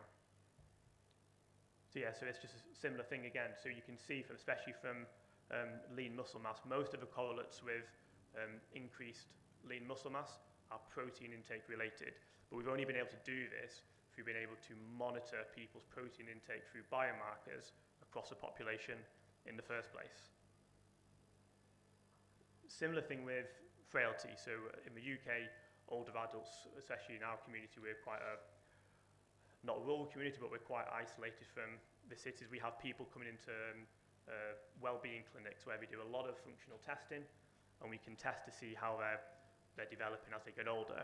And again, we see that biomarkers for protein intake are more correlated with improvements in strength and condition. And it all links back to, but these people don't feel that their diet's changing, but their diet is changing over time. They're replacing components of their diet, and they think they're getting the nutrients they need, but in reality, they're not getting the nutrients they need, and they're not realizing this till they start seeing phenotypic changes, and they start become weak, and they break their hips, they end up in hospital, and they never leave. So we want to be able to screen people and measure people objectively before there's a phenotypic presentation of some of these conditions. If we can screen earlier and we can find out what the deficit is, then we've got better targets to intervene and treat those as well. Similar thing from protein absorption. So we see that increased levels of indoxyl sulfate and carnitine and decrease in the creatinine pathway, which typically is related to protein absorption, decreases as people are getting frail. So even, again, people may be taking in that protein, but if they're not able to utilize and absorb it, they're not seeing a benefit. And then again, that's when we see this phenotypic presentation of malnutrition. And it's similar to what we've also done is to then apply this across the UK to different cohorts. So we've done a lot of work in at-risk groups where malnutrition, typically in the UK, malnutrition is seen as a problem for the older adults, but we've also done a lot of work in people who have got high drug dependency and maybe low socioeconomic groups, so we can compare the levels in different populations. So this is what we're really interested in doing. This is, obviously it's great to look at biomarker levels for conditions and dietary intake within a set population, but creating those references in different well-characterized cohorts is really the best way to kind of create this global map of the biomarker levels. This is just a quick slide on if the website is mapuk.org. I'd really suggest if people are interested in metabolomics, they check that out, because there's tons of community resources on there, and it's not just from myself, it's from some of the international leaders in metabolomics technology based in the UK, from Birmingham University, the Phenome Centre, Imperial College, and it covers everything from lipidomics to sample collection to modelling to data analysis. I know some of Keshaf's team, I think, have been on the courses online. It's a really great resource all about accelerating metabolomic phenotyping and metabolics research across the UK, but also internationally as well. Yeah, thank you very much for your time. We're quite a small team in Aberystwyth, but we do get a lot of support from our funders, especially from the Medical Research Council and the various collaborators. But with that, I'll finish. Thank you very much.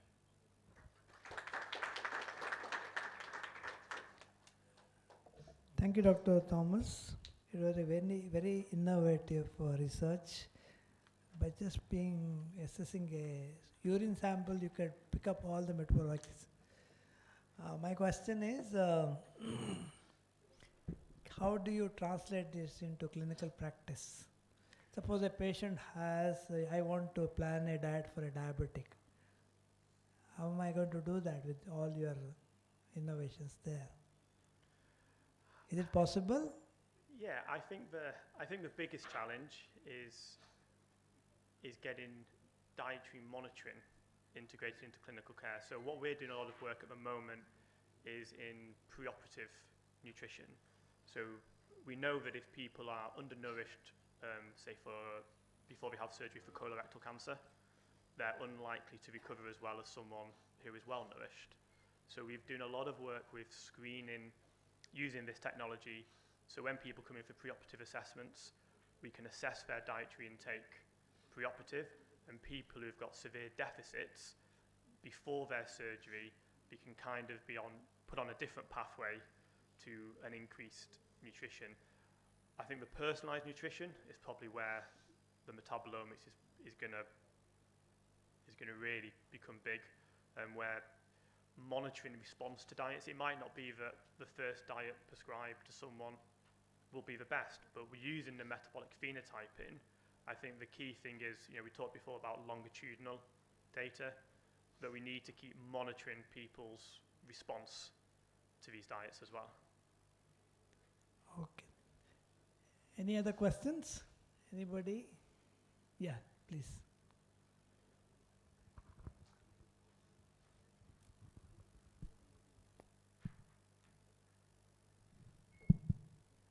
Hello, sir. It's a good presentation.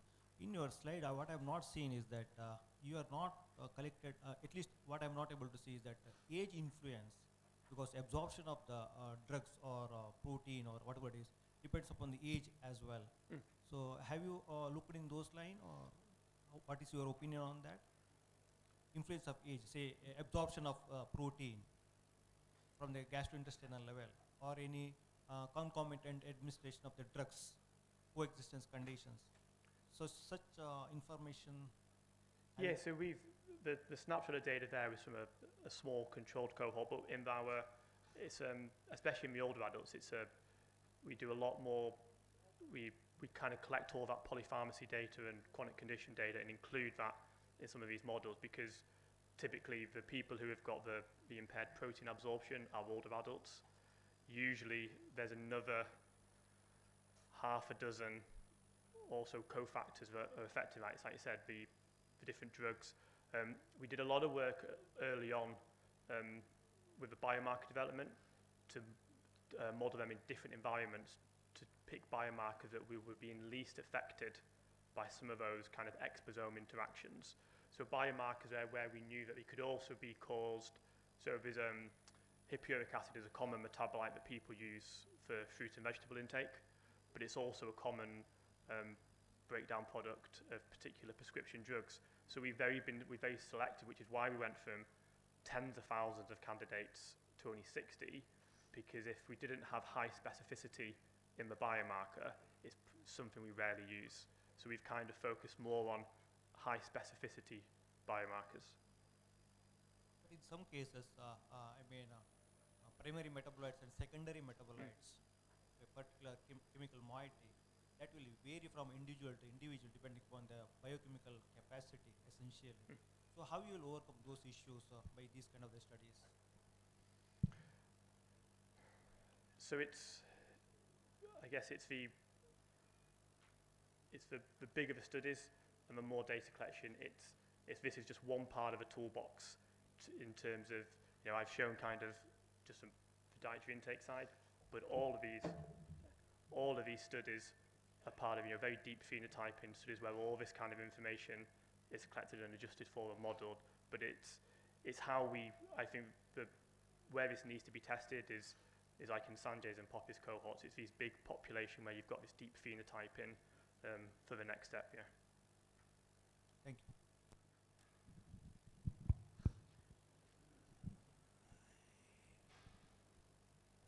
Hi, can you hear me? Yeah.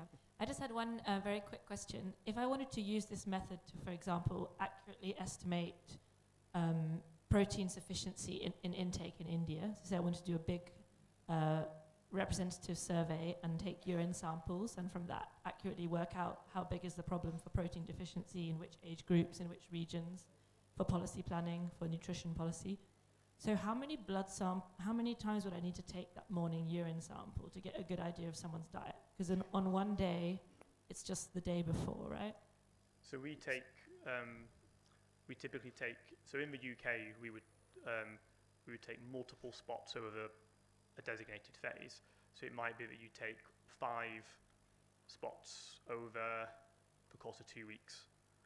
Because the key thing is, and especially in the UK, if you were to look at 30 days in a month, people don't eat 30 different meals every day. People eat the same kind of food components and different formulations, but you don't have a different evening meal in the UK for every single night, every day of the month. You maybe eat the same 10 meals kind of thing. So being able to catch habitual intake is a really important one. So multiple spot urines, but also making sure you account for kind of factors like the weekend. So we typically see in the UK, people's diet is very different on a weekend than it is during the week when we're at work. So it's making sure that's included in the collection. So we typically take 3 spot urines over the course of a week or 10 days, and making sure that one of those collections happens during a weekend as well.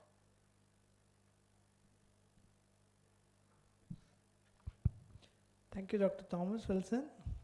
Thank you for the nice talk.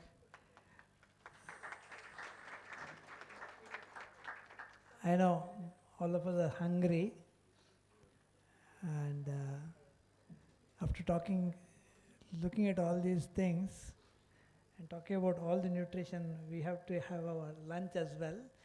Before that, I think a very short talk, it's nothing to do with the science, by a company representative. So I invite Mr. Bhavya Shukla. He is the Sales Development Manager, C6, to speak a few words. Thereafter, we'll break for lunch. So good afternoon, everyone. So first of all, thank you very much for giving us this opportunity to come and talk and present our solution here. I don't want to be villain here just by keeping you hold for a longer duration, so I'll be very fast. I might skip some of the slides also. So before going into the solution of metabolomics, I'll just talk about from where we are actually coming. So if you see our history actually, so we started in 1970 by Professor Barry French in University of Toronto, and then over the couple of decades afterwards, we launched our first triple quad, that is LC-MSMS. The world's first LC-MSMS was produced by SciEx only. And then in 2002, after almost 2 decades, we came up with a unique platform called as Q-Trap technology, which is used for targeted as well as for suspect screening workflows. And then in 2009, SciEx was acquired by Danaher Group. So Danaher is a company where multiple companies like Leica, Phenomenics, Cytiva, which is a GE Healthcare's biopharma group, all those companies are part of the same group actually. And then over the period of time, if you see, in 2020, we celebrated almost 50 years. And then in last 3 years, we launched many products, which is going to be very, very helpful for your metabolomics as well as proteomics workflow, as well as lipidomics also. So we launched system which is going to be helpful for your targeted workflows as well as for your untargeted workflows also. Okay, so if you see, our presence is across the globe, whereas our headquarters is in Framingham, USA, whereas our R&D center is in Concord. In India, we have a presence in Bangalore. So we have a very big center of excellence where all the machines are there and dedicated application scientists are there who work on different omics workflows as well as for different workflows related to food, pharma, and other workflows also.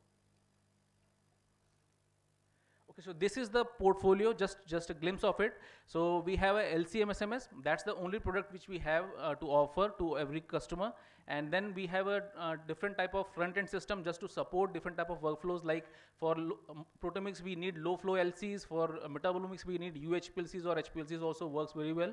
And then we have a lot of ion sources, because when we talk about LCMS, it's not only one set of applications, but we deal with lot different type of molecules. So you need a different type of sources. Then we have some ready-made consumable solutions which will be helpful for your daily routine works. Then everything is behind actually. When your ions are moving inside the mass spec, everything is at the behind. What is more important is that how the software is actually. So that software is something where we have developed a lot, and we have come with one unified solution of a software which I'll be showing in the subsequent slide. And then we also acquired capillary electrophoresis from Beckman. So if you see, that will be very helpful for a genomics workflow. So maybe you can explore if you want to understand about this capillary electrophoresis.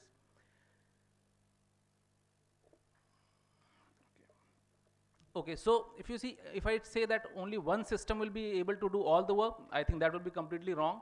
You need a couple of technologies, different type of technologies to get complete idea about your experiments. So for target application, you need LC triple quad of platform. If you need to go for untargeted workflow, you need QTOF or HRMS kind of a platform. Not only these mass spec will be sufficient, you need even other systems also to get more and more information or insight about what's happening with your sample or what's happening with your research work. So in SAG's portfolio, we have different type of mass specs, again, based on the requirement. So if you see right from the starting phase, if I just go back. Yeah. Okay, so if you see, this is the triple quad. Rest all the system come in two variant. One is triple quad as well as Q-trap. Then we have a front-end system. We also have ion mobility for isobaric compound separations, as well as HRMS portfolio for metabolomics as well as for multi-omics workflows. Now if we talk about metabolomics, if you see strategy-wise, if you see when you have any sample, you have to go for three approach. One is targeted, where you know your molecules, so you know that your objective is to find those molecules at low level actually. Then there is a next set of experiment where you know your molecules or maybe class of compounds. So for that, we call it as a suspect screening workflow, where you know class of compounds, but you don't know exactly which molecule will be there. Maybe some certain pathway might be impacted, some of the molecules, some of the metabolites will be down-regulated or up-regulated. So in that scenario, you will be going for suspect screening workflow. And the biggest challenge comes in the global targeted or global untargeted workflow, where you don't have any idea that what's happening with your sample. So in that scenario, you have to go for complete unknown workflow. What solution we have? So when you are completely clear that this is the targeted molecules which you are going to target, so for that kind of workflow, triple quad is sufficient for you. But if you want to move from targeted to suspect screening, that is where Q-trap will be very helpful, because it will be able to do as good as quantification work just like a triple quad. But for suspect screening workflow also, it will be able to give you a lot of information. But the moment you'll move towards complete unknown workflow, that is where you need HRMS kind of a platform, because HRMS gives you very high resolution, high mass accuracy, so it removes a lot of false positive hits. And because of that, you reach to certain probabilities of molecules that, okay, these are 2 or 3 molecules which might be coming as a molecule of interest, which I am targeting actually. So from that perspective, you see, you have to divide the whole workflow into three different things, like targeted, suspect, and complete unknown workflows. What is the overall solution which we offer? So once you do separation in LC, you go for a targeted workflow. Instead of triple quad, go for a Q-trap, where you can do targeted, complete, suspect. Once you get all those information, you can send another set of samples to your untargeted workflow on a QTOF system. Then software plays a very crucial role in case of untargeted, because once you get the data, you have to find the outliers, and then you focus on those outliers, that exactly why this is going up regulated, why it is going down regulated, and then you try to reach to a certain conclusion. So a lot of softwares are there, like SAG's OS software is there. Then we have marker view software. Then for every omics workflow also we have dedicated softwares. So this is software plays a very critical role in whole kind of omics workflows. Now if you see, SAGS has a SAGS OS software, where you can see that we can create a method, MS method, LC method, then we can tune your system. You can send your sample, submit your batches also. For any quantitative processing, you can use this analytics. For untargeted workflow, you can use your explorer mode. And then if you want to check that exactly what's happening with the system, if there is some error or if who logged into the system, you can do the audit trail and you can also check the event logs. So this is how the data looks like. So if you see, these are the list of metabolites. In more detailed information, if you want to see, you can see from here.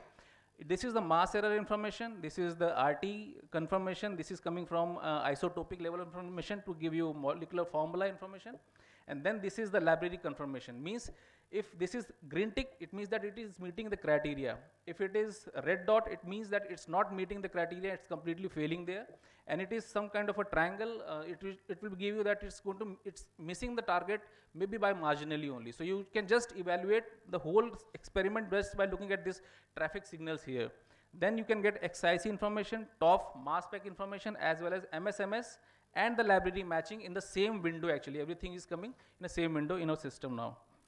Now this is the new model which we launched for untargeted metabolomics as well as for proteomics as well as for lipidomics workflow called as XenoTOF. What innovation we have did in this system is that in any QTOF technology, the biggest challenge is that we lose a lot of sensitivity, because in a quadrupole we have ions moving continuously, whereas in case of TOF we measure masses on bunch actually. So when ions move from quadrupole to TOF, we lose lot of ions. What we have introduced in this system is that we have introduced XenoTrap just after collision cell. Now we are holding our ions for a certain period of time, and then we are pushing everything towards TOF. So because of that, we have seen that signal has increased drastically, and we are even claiming that this system is giving a sensitivity equivalent to 6500 Q trap system. So now the biggest challenge for any QTOF system was the quantification work, which you can do with this system. Another thing which we introduced in this system is the EAD technology. So apart from CID, we introduced another fragmentation technique called as electron activated dissociation cell, which will give you two-dimensional view about your samples. So for example, CID works and give you certain level of spectra. EAD will be able to give you different spectra about the same sample. So now you have two different view that how your sample is behaving, how molecules are coming. This is really helpful because I can tell you some examples like isoleucine or leucine. These are isomers. Any HRMS will not be able to separately see them as a different molecules. But because of EAD, you will be able to create a unique diagnostic ions, and that ion will become a kind of a marker that, okay, where there is a isoleucine or there is a leucine in your sample. So in this way, EAD is going to be very much helpful. What is the benefit of XenoTrap? So when you increase the sensitivity, you get the leverage that you don't have to inject higher load, you can go for a lower load. You are actually able to see your compounds at the lower level also, which you were missing earlier. And then again, when you want to compare with the library spectra, you are getting very good level of match also, which is consistently coming over a long period of time. The good part about this EAD is that you can use it for large molecule as well as for the small molecules also. So if you want to work on something related to protein or peptides, you don't need to go for very high electron voltages. If you want to work on biopharma-related molecules like glycopeptides or disulfide bond peptides, you have to just little bit increase the energies. And if you want to go for small molecules, in that scenario, you have to go for higher energies, and you'll be able to even use it for the smaller molecules also. Now, another thing which is very crucial is in any HRMS platform, if you see, there are 4 to 5 parameters like sensitivity, resolution, accuracy, and your speed, which plays a very important role if you want to get complete information or more in-depth information. And in our system, you can see that at different speed, at a speed of 100 hertz, 40 hertz, and even at 10 hertz, we are getting really good level, same kind of sensitivity, mass accuracy, and resolution is also almost intact. And another thing is that many times researchers use a lot of open source softwares. So we have ensured that this system, whatever data we are capturing from this system, you can actually use these data over different platforms of softwares on which you are more familiar, where it is easy for you that you can actually take the data from that system and just analyze everything on these different softwares. And this is the new triple quad, which is a very sensitive triple quad which we have launched. A lot of innovations are there. I'll not go in much detail. Only thing is that compared to 65 model, which was the most sensitive model, we are actually improved the sensitivity almost by 4 to 5 times for each molecules in general. And we have come up with a new type of ion sources. So for low flow to high flow sources also can be coupled on the same setup. And rest all the things are almost similar. And this is the Q trap I was talking about. So Q trap has a quadrupole as well as a trap in the same system. Because of this capability, you are actually able to do targeted work as well as suspect screening work, which is not possible in any other system in the world. That is why we have got kind of a proprietary capability on this system. So these are the few customers who are using our system. Here in YRC also, Dr. Keshav Prakash is using our 6500 Q trap. So with that, I will just finish. I think I have not taken much time just to ensure that you get your lunch in a proper time. Thank you very much. And for any detail, if you want to get in more detail, you can just connect either with Arpan or me. I have shared my number here. Right, thank you. Thank you, Mr. Bhavya, for your presentation. You showed all the things that are available in your company. Thanks for that. Before we break for lunch, along with my co-chair, I would like to thank YRC and Dr. Keshav Prasad for the opportunity given to me to chair the session. I enjoyed it very much. Thank you very much. We are back at 2:30. They will. So before we break for lunch, I would just request our chair session, Dr. Sydney D'Souza, to give a token of gratitude to Dr. Thomas Wilson. Please, sir.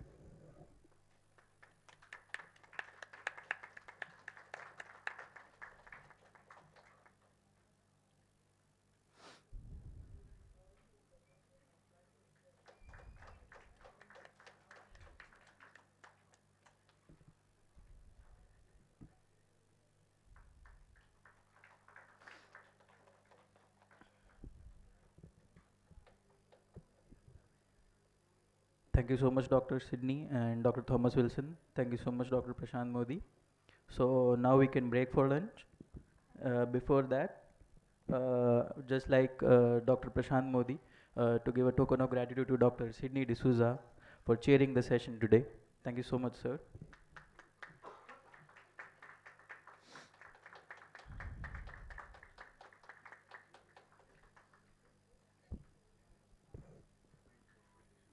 Yeah. So we can break for lunch now, and participants and attendees, please notice that you will have a coupon inside your ID cards that are given by the registration team, and please do look at the posters outside which are posted. Thank you so much.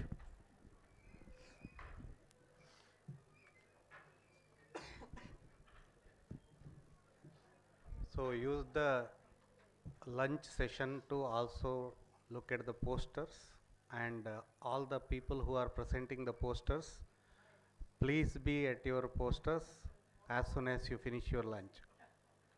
So then we will all be back at 2:30 p.m. in this hall for the next session of the symposium.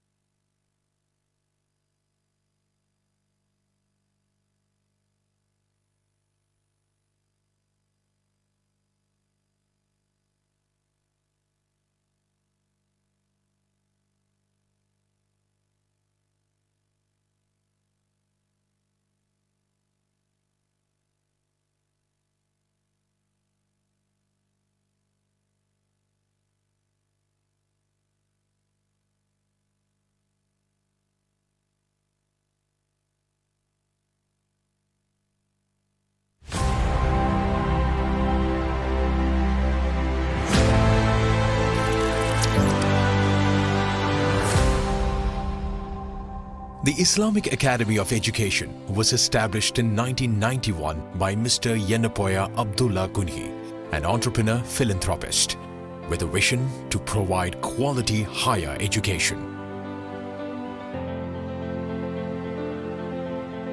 As a non-profit trust, the Academy established Yenepoya Dental College in 1992 and set up medical, nursing and physiotherapy colleges subsequently.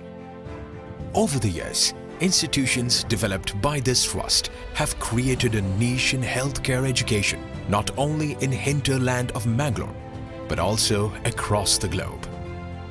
In recognition for this contribution to the education system, in the year 2008, the Ministry of Human Resource Development, on the recommendation of the University Grants Commission, conferred the deemed to be university status. Yenepoya University thus became the first unaided deemed university to be established in the Dakshina Kannada district of Karnataka. The university, following the accreditation in 2015 by the National Accreditation and Assessment Council with an A grade, has diversified its academic prowess and scope by establishing Yenepoya Pharmacy College and Research Center and Yenepoya Institute of Arts, Science, Commerce and Management in the year 2017, the Yenepoya Ayurveda Medical College and Hospital and the Yenepoya Homeopathy Medical College and Hospital in the year 2018, the Yenepoya Institute of Allied Health Sciences and the Yenepoya College of Naturopathy and Yogic Sciences in the year 2021. Yenepoya University has secured accolades by various national and international certification and accreditation agencies, the significant ones being consistent ranking within 100 by the NIRF for 3 consecutive years. ATL ranking of institutions on innovation achievements by the Ministry of Education on 2 occasions under self-finance or private institutions category as an endorsement for the innovation and entrepreneurship development efforts among students and faculty of the university. The university has also been ranked with 4-star grading in KSURF Young University category in 2019. In recognition of contribution to the new knowledge generation, the university has been ranked among the top 50 institutions in India in the SCI MA Geo Institutions ranking consecutively during the last 2 years. There are multiple faculties of study in the university which are represented by the standalone constituent units.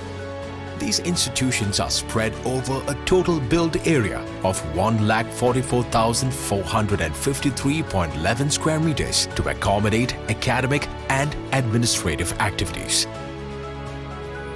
Curricular diversification has been the focus of the university. It offers more than 100 programs at the undergraduate, postgraduate, super specialty, doctoral and postdoctoral levels. The university has enrolled more than 6,000 undergraduates, 600 postgraduates and doctoral students, complemented by over 500 well-qualified teachers trained in ICT-enabled teaching learning processes. The classrooms, seminar halls and demonstration rooms are ICT-enabled with Wi-Fi facilities extended to all strategic locations in the campus. The integration of information communication technology in teaching learning meets innovative educational standards. Self-directed learning is supported through e-resources on the customized learning management system. Choice-based credit system incorporates a wide spectrum of electives in majority of the programs offered.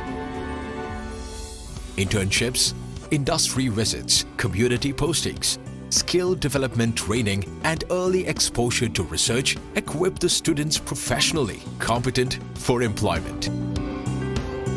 The mentorship program supports the mentees throughout the duration of the program to enhance learning experience and personal growth.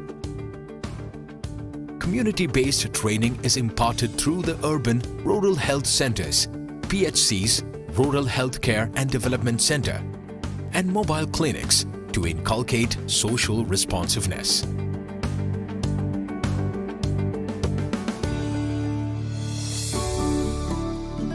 The university library caters to the learning needs of the students and faculty. It has a vast collection of books, manuscripts, ancient books, digital learning resources. The library transactions are fully automated, facilitating accession and lending of books.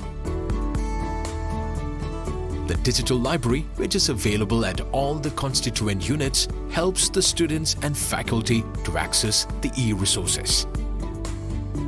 All the academic departmental laboratories are well equipped for providing training.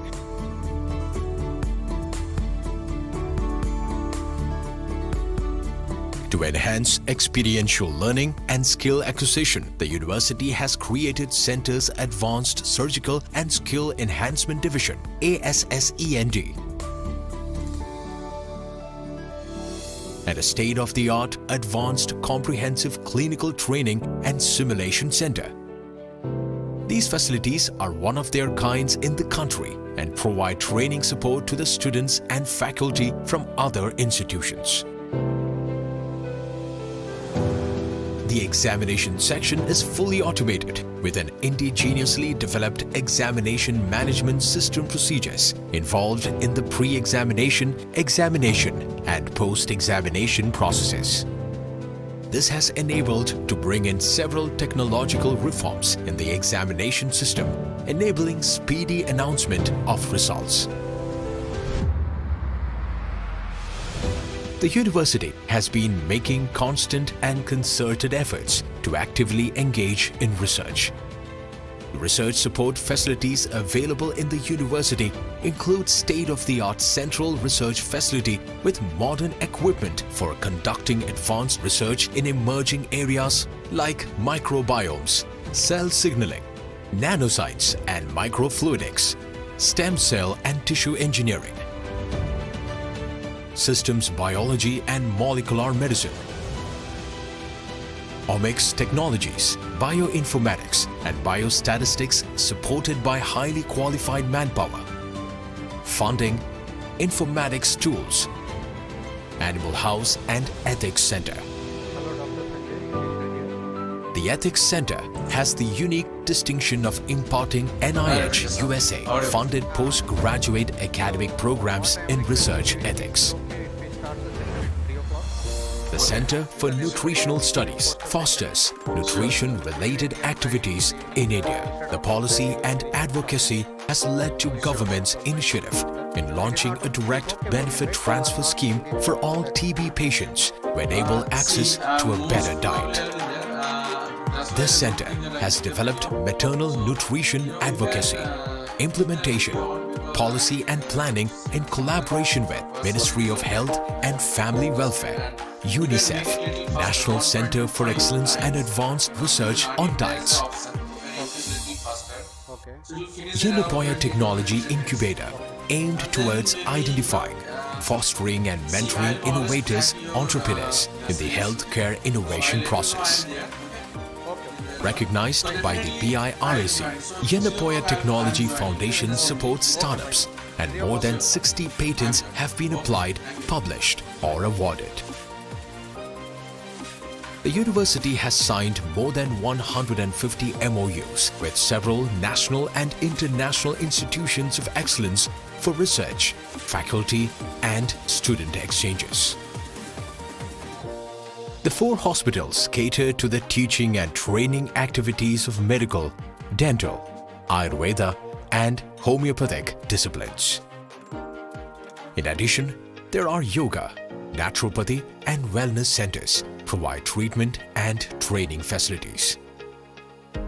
The Medical College Hospital is NABH accredited with 1,100 beds with the latest facilities for robotic surgery, organ transplantation, 3T MRI, modular operation theaters, ICUs, and emergency services. The diagnostic laboratory is NABL accredited, covering services of biochemistry, microbiology, pathology, and transfusion. The Allamilu Charitable Foundation, supported by Tata Trust in association with the Yenepoya University, is establishing a comprehensive cancer care center. Medical College Hospital provides free food, free and subsidized treatment to all the patients. The hospital has received several awards from government and non-government agencies for its outstanding contribution to public service and workplace safety measures. The university provides equal opportunities to all students, upholding the principles of equity. The observance of cultural fest, religious festivals, NSS activities, and disabled friendly and barrier-free environment provide the opportunity for students from the diverse background to effortlessly blend with the campus life. The international student cell caters to the needs of overseas students to seamlessly adapt to the campus environment. The Student Council provides a platform to undertake various co- and extracurricular activities. The university provides scholarships, fee waivers, and fee concessions for financially weaker students and promotes gender equity. Career Guidance Cell prepares the students for entrance competitive recruitment examinations. The Placement Cell, in association with Alumni Association, organizes campus placement drives. Students participate in extension and outreach activities through camps, awareness programs, and have adopted several villages for comprehensive healthcare support.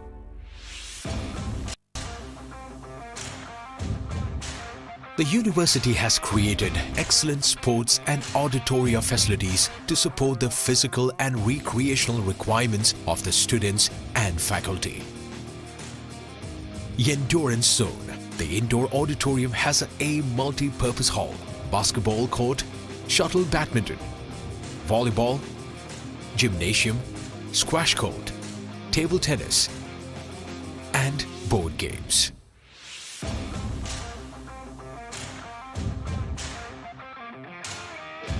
The outdoor sports facilities include international standard grass soccer ground, cricket practice nets and stadium, kabaddi court, throwball court, and athletic stadium. There are 13 hostels for students, 7 for women and 6 for men, and are provided with solar water heating, uninterrupted power supply, and Wi-Fi facilities.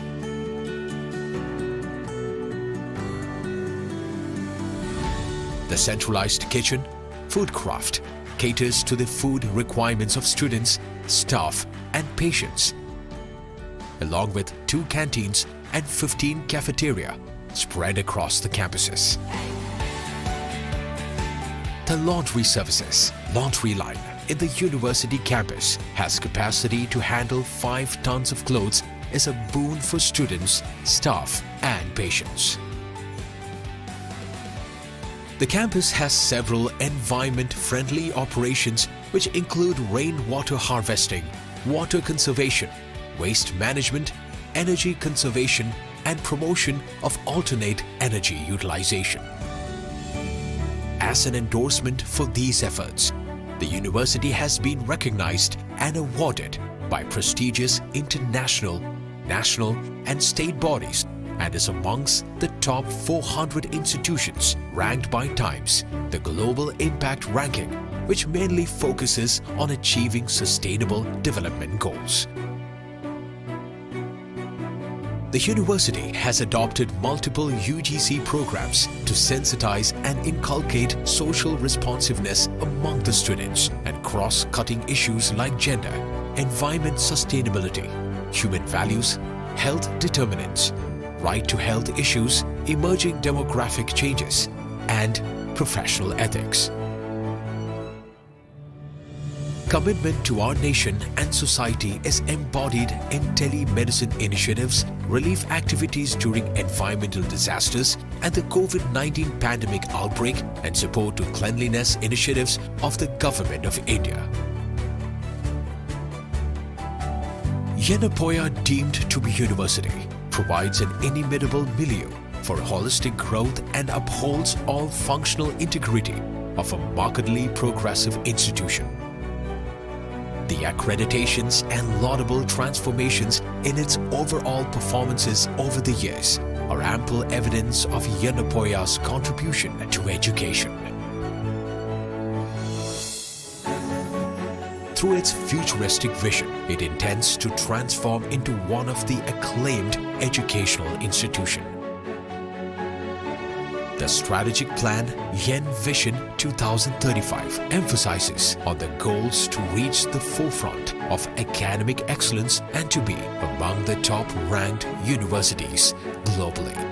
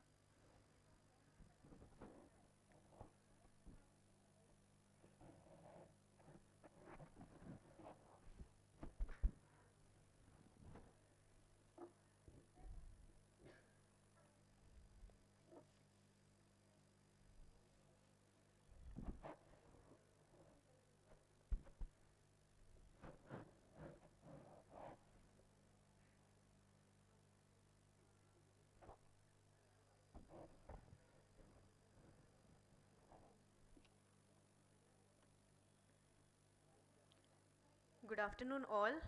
We welcome you to our next session, that is the session 3rd. And we apologize for the delay since some people are there outside for the poster presentation. So we will continue with the session. So I would like to welcome Dr. Shobha, moderator for the 3rd session.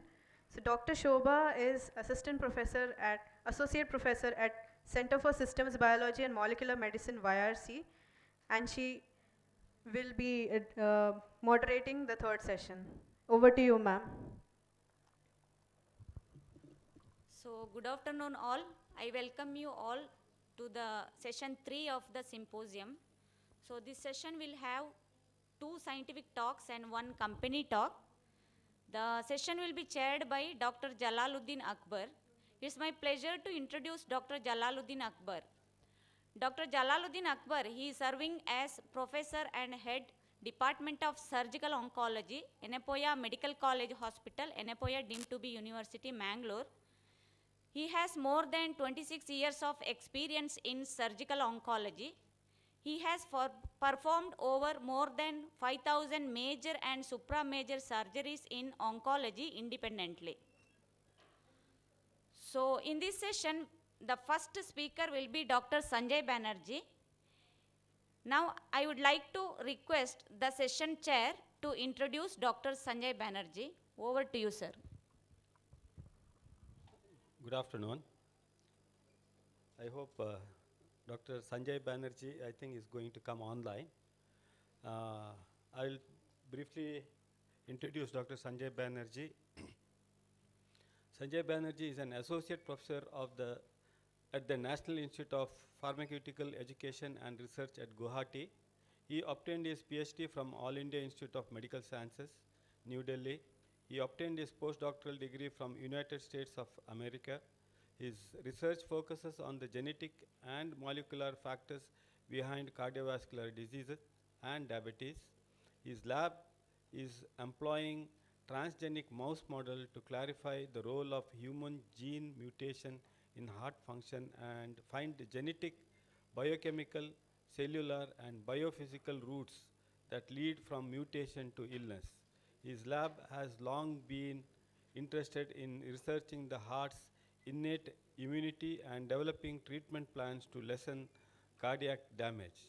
The objective is to close the observational gap between the clinical bedside and fundamental research laboratory observations. His research will play a crucial role in translating fresh discoveries into therapeutic initiatives. He has over 150 publications and several national and international awards to his repute. I think it must be a very interesting topic for all the young mind and also the experienced mind to go to listen to him. And over to Dr. Sanjay Banerjee. Is he come online?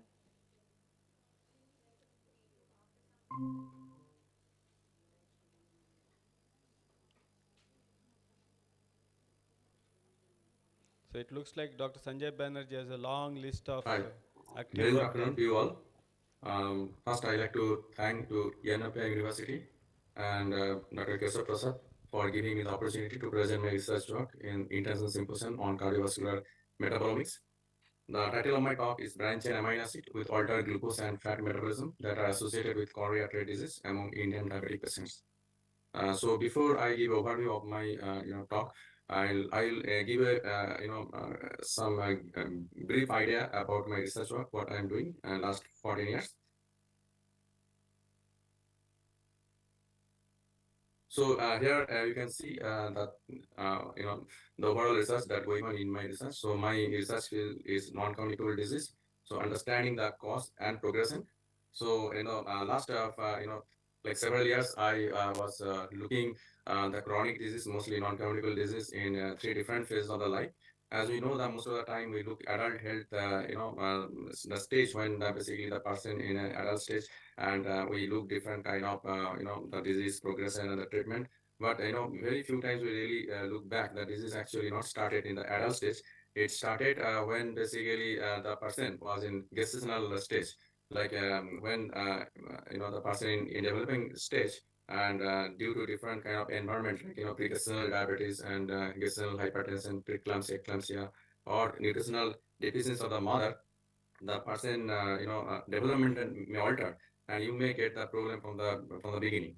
And sometimes it happens that you may not get any defects in your different organ, but you may get different kind of molecular defects, different signaling pathway that might be different compared to the healthy persons. So my lab last several years, we are looking how the developmental problems happen very early stage when his mother is a pregestational diabetes.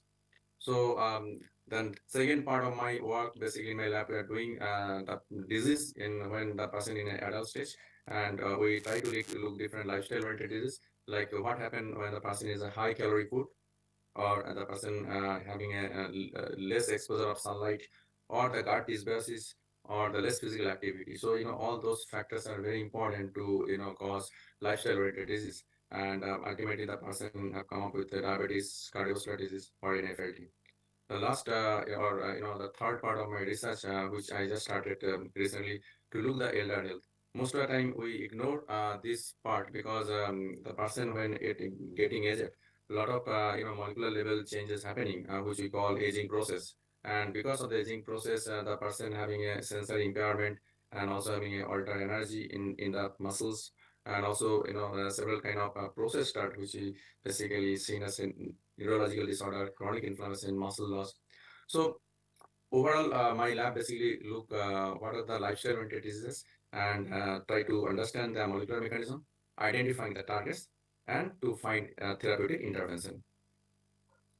So as I said, when I do the research in a laboratory, so research sometimes start from a very basic level. It start with cell lines or animals, where we try to look the disease, in molecular level, and understand the process or the progress of the disease, and then try to look the similarity with the human disease in the bedside.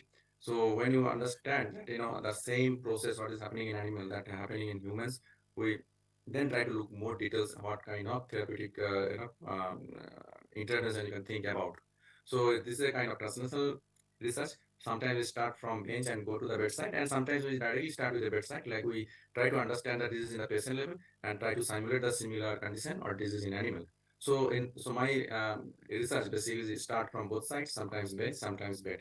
So today I'll talk the research work which started from bedside, because in India we having a varieties of Indian patients having a lot of different kind of complexity, and I try to look understand the disease first in the patient level, and then the next part basically look whether similar kind of things can be simulated in animal model, or we can look more details on therapeutic point of view. So last several years, as I said, we are looking on so many problems, like what happened to if the person take a high calorie diets, or the person having a vitamin D deficiency, even that gut dysbiosis, which basically LPS, enter to the circulation and cause a lot of inflammation, and ultimately cause cardiometabolic changes, inflammation, oxidative stress.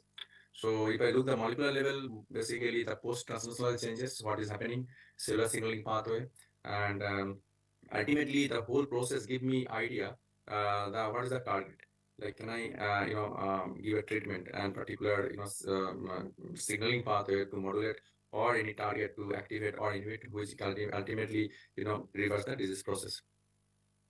So as last several years, we have identified several targets which are important for therapeutic intervention. Those are SGLT1, sodium-dependent glucose transporter, as a target for glycogen cardiomyopathy. SART1, this is one enzyme which causes deacetylation, and we tried this target for diabetic cardiomyopathy. Similarly, toll-like receptor 4 for hypertrophic cardiomyopathy and heart failure, and vitamin D receptor also we tried for diabetic cardiomyopathy. And in this process, basically, we identified two drugs, ritonavir, which is an antiviral drug, which we found also effect on ischemic heart disease, and also pericalcital, a drug for kidney failure, which we have tried in cardiovascular complication in diabetes, which is a very fantastic result in it. So we also working on drug repurposing. So why we are working on cardiovascular diseases? If you see in a global burden of disease, so the four diseases like cardiovascular disease are topmost of it, and then coming cancer, respiratory disease, and diabetes. So my interest mostly on cardiovascular disease with a background of diabetes. Because when I see that some person, having a complication of cardiovascular, the same person also have diabetes. And if you see that, 17.9 million people die every year because of cardiovascular disease. This is really a concern for all of us.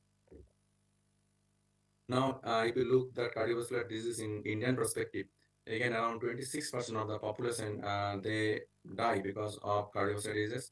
And it is a leading killer in India.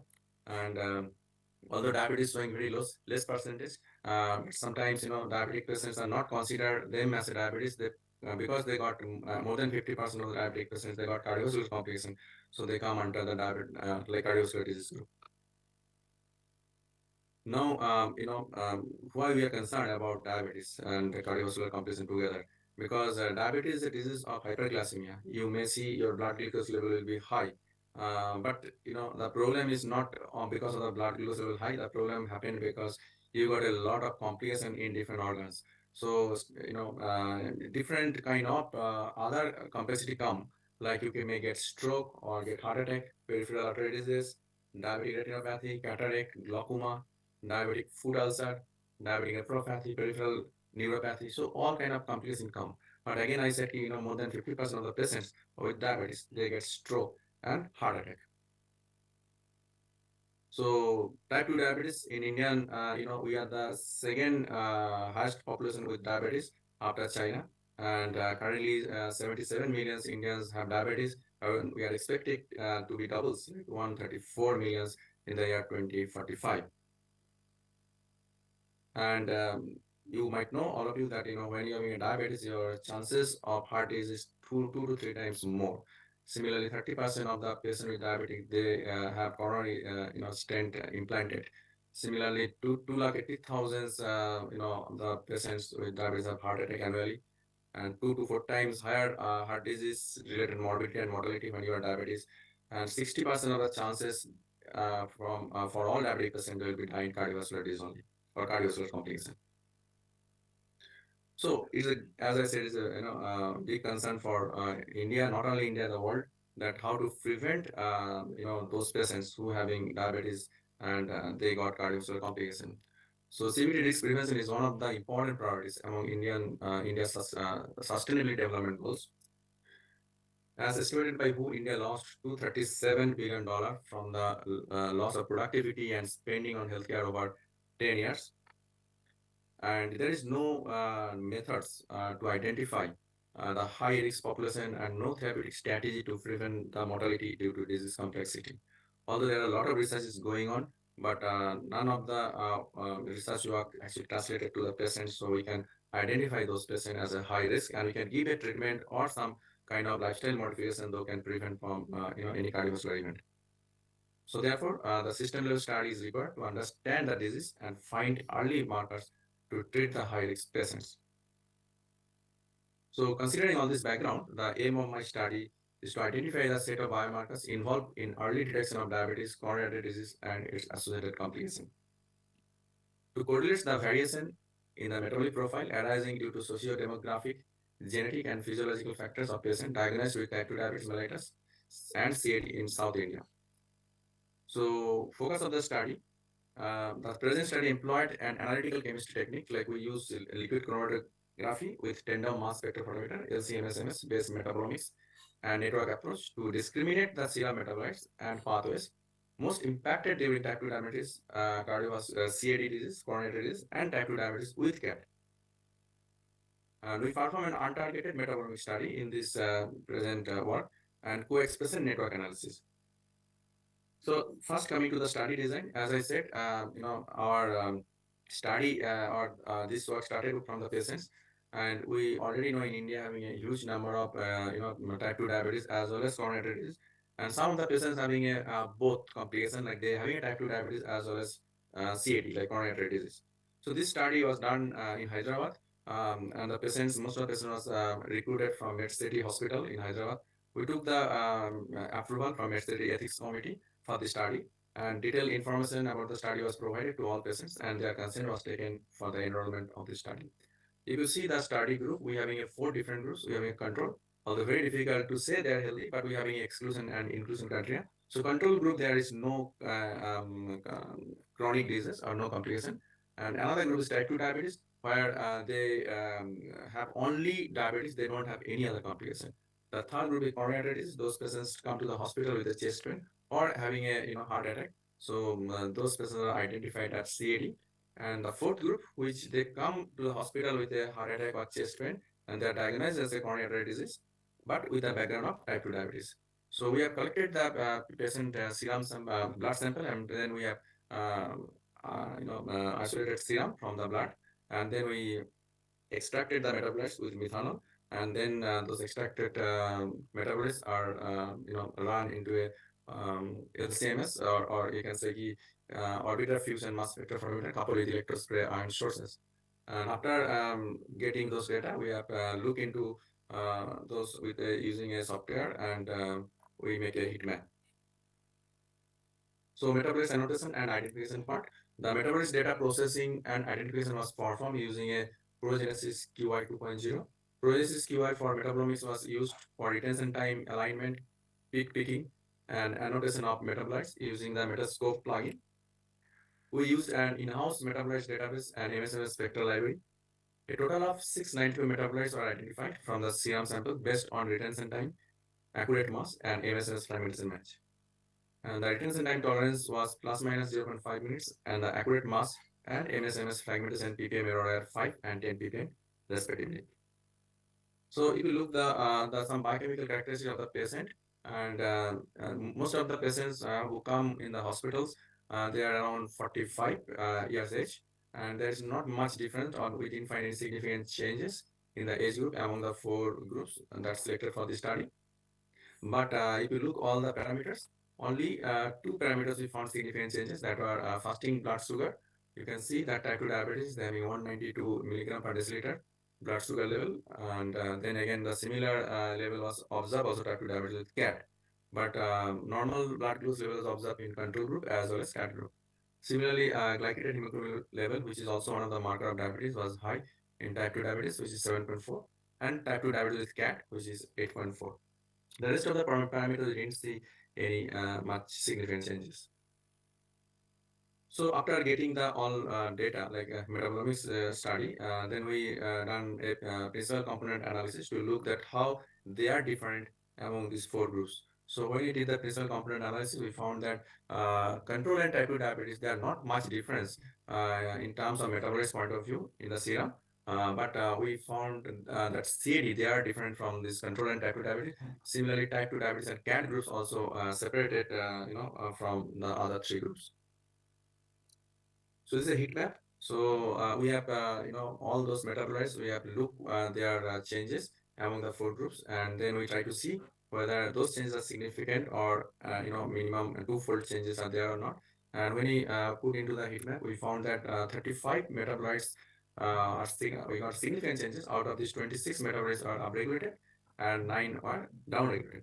So I'll go some of them in my next slides, and telling them the importance or impact of those changes in this patient group.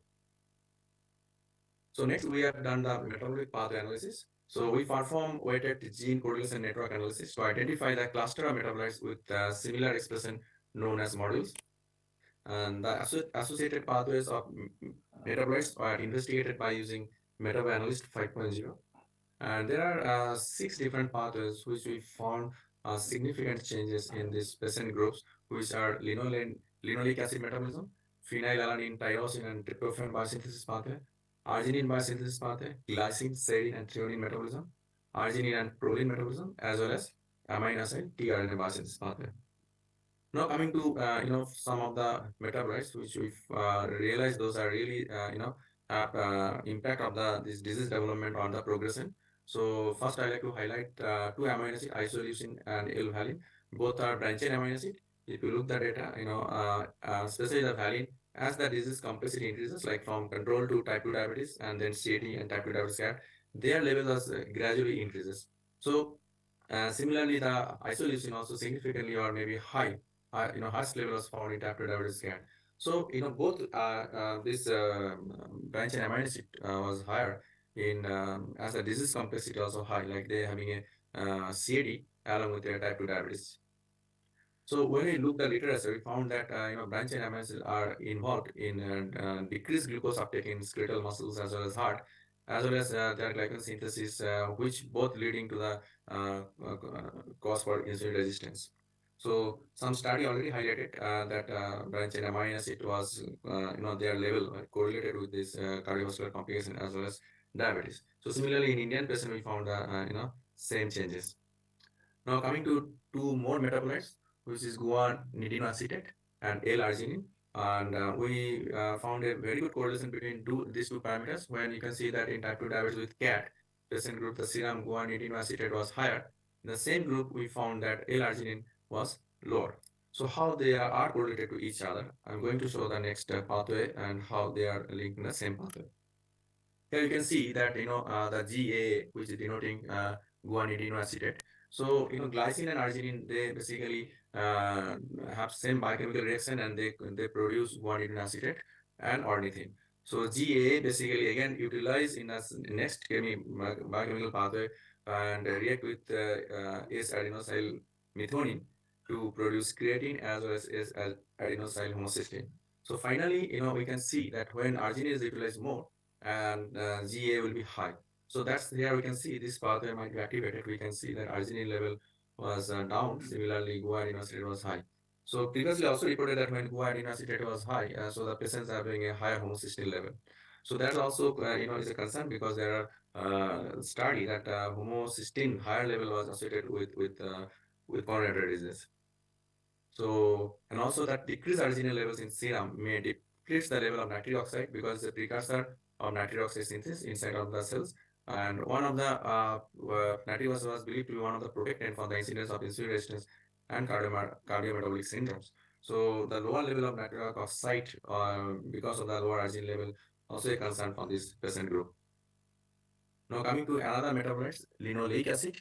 This is a polyunsaturated fatty acid, and mostly it is synthesized or available from our diets.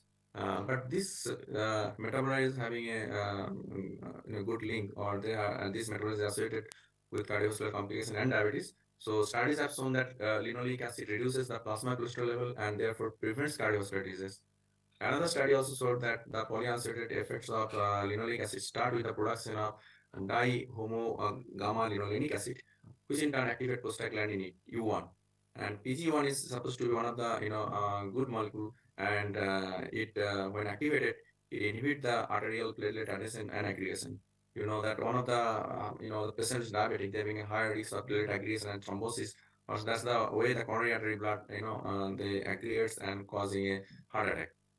So linoleic acid having directly, if when their level is low, you can see in this type 2 diabetes with CAD, the level is significantly down, and that correlates with the the cardiovascular event. So the another few metabolites which also showing very good changes among these four groups are 3-phosphoglyceric acid and glycerol, which both are a part of glycolysis pathway, and also gluconic acid, which play important in pentose phosphate pathway, and the fourth one is L-carnitine.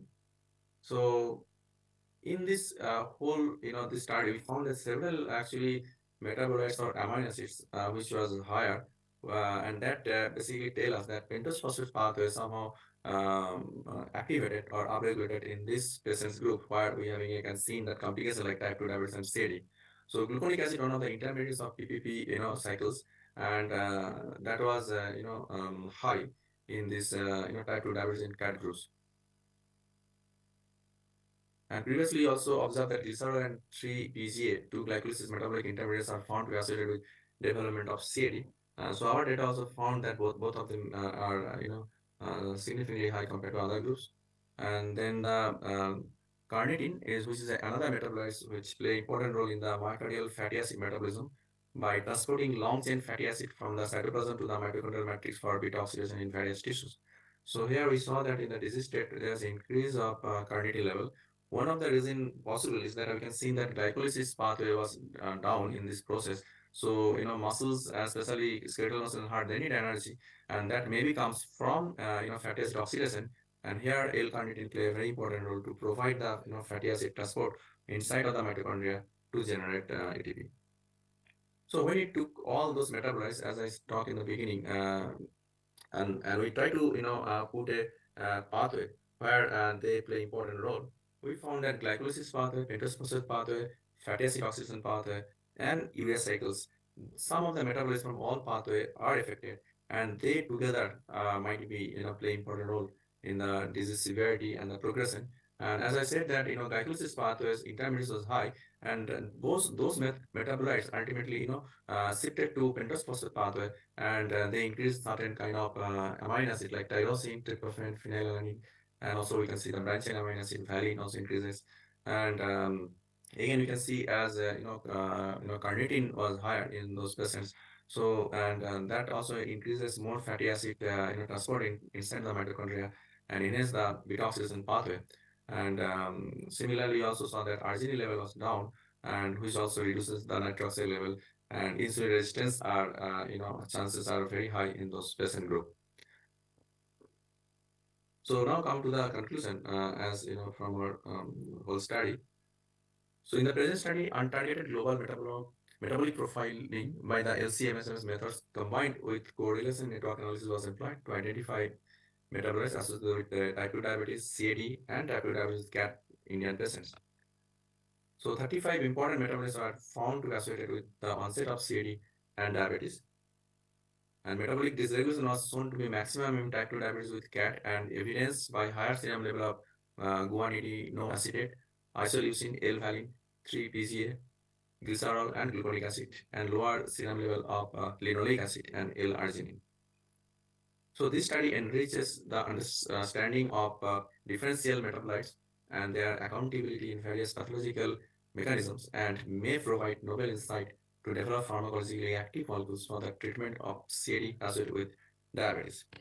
So we are expecting that those metabolites which we found significantly change in the disease group, especially the complexity, we try to correlate those changes with other cohort of Indian patients, and then we try to look those pathways how to modulate in animal model, and we can see that that can be translated to human in future. So the study, as I presented here, already published, and this slide didn't show very well, but I like to tell you that Naipar Guwahati, we got a new campus, and I invite all of you to visit us. And for the acknowledgement side, I would like to thank Dr. Ramu Adala, who is also assistant professor and in Naipar Guwahati, who has done most of the study, human studies, and Dr. Jaswant Kumar, who is a senior scientist at TSSTI, who is instrumental for our metabolic study, and also thank DBT for the funding of the study. And thank you very much. I'll be happy to take any questions. Thank you. Thank you. That was a very good presentation, making it for people like us clinicians to understand better. It's a very path-breaking subject. If he can actually find out a person whether he'll get into an acute heart disease where it is actually happens as a sudden onset. But all these sort of diseases will have some changes happening much before, including cancer. If we can find out some markers that can give us a clue what to look for and how to treat it before the actual incident happens, and thereby if we can save life, we have made a great achievement, and I think he has done a good presentation. It's now open for discussion. I think he'll take up any questions.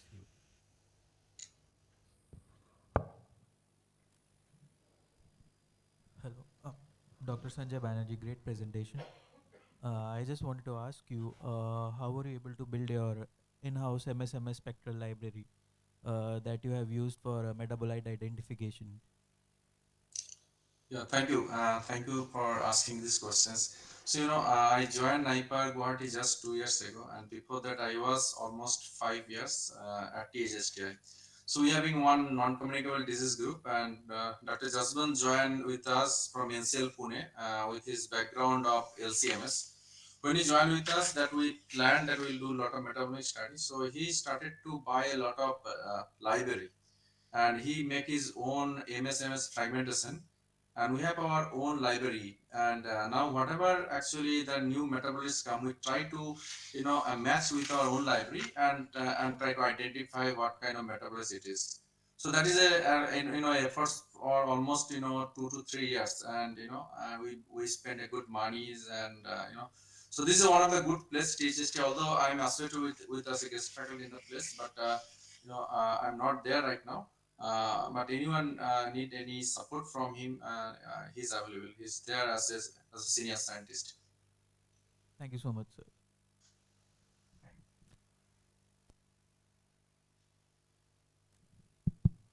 Dr. Sanjay sir, it's a very good presentation. Hello? Hello, thank you very much. Please go ahead. Sir, I have a question. In your study, that have you looked into that severity of the disease as well as the duration correlation in your data? Yeah, I think yes, you raise a very important questions. So we just took 4 different groups. So we realized that our most of the cases, the patient with a diabetes background, when they come to the hospital with chest pain or coronary disease, they are more severe point. They're having a more severity because they need a more kind of therapeutic point of view, more taking. They have to take care more, and they have to sometimes admit to the hospital. So in the fourth group, which is having a diabetes and coronary disease, they are the most severe disease. Although I have not shown other data because we have a lot of cytokines data with those patients group, and they are very high in inflammation point of view. They have a huge numbers of cytokines that was raised in their blood. So so now here in this present study, we try to look the metabolites point of view. So definitely we divided the group into 4, like one is control, and then diabetes who are no other complication. They are very simple diabetic group, and the another group CAD, they having a only heart attack, but they are not background of diabetes. The fourth group, they are more complicated disease group. And if you see the number of patients also not more than 23 to 35 most of the groups. So yes, we could also look if we having more number of patients per group, like if having 100 patients per group, we can again subdivide it into 2-3 different groups, but which is not happened because of the low number of patients. So by increasing the number of subjects, whether your decision or result will going to change? I don't think so, because this is the only one study we have shown here. We have done a lot of other parameters, and we have done, as I said, a lot of cytokines, hormonal levels in those patients. So we've seen that their trend is very similar. Most of the parameters for that we measure till now. So I don't think that we can see any difference, but definitely the some metabolites which is not identified because of the low number or more variation, we could detect much more number of metabolites. That could be possible, like if we have increased the number. Okay, sir. Sir, one more just curiosity point of view. Yes. Your location is in North India, but you are selecting subjects from South India. Any specific reason for this? Yes, my background is so much change in my academic career. Like I was 5 years at IICT Hyderabad. It was one CSR institute. When I started my work with one of my student, and who started to collecting blood, and then I moved 2014 to THST one DBT institute because they having a very good facilities of proteomics, metabolomics, which I wanted to explore more. So when I moved there, I brought all my samples, which is collected in 2013-14, and I done all my metabolomic study. So definitely, yeah. And again, if you look, I wanted to show on the slide. If you look the cardiometabolic disease, which state is much more. If you see that South, actually much more. Actually, if you look Hyderabad, there's Andhra, Telangana, and Kerala. They are the South Indian state which are very high. Even they said more than 50%, because in general I have shown that 26, 28, 30% in whole Indian population they died because of cardiovascular. But in Kerala and Andhra and Telangana, more than around 50% population they die on cardiovascular only. There are a lot of huge amount kind of population they got heart attack and stroke. So getting a sample from South India actually really good too, because you can then think about what is happening to the patient level and can think about the treatment point of view. Thank you, sir. Yeah.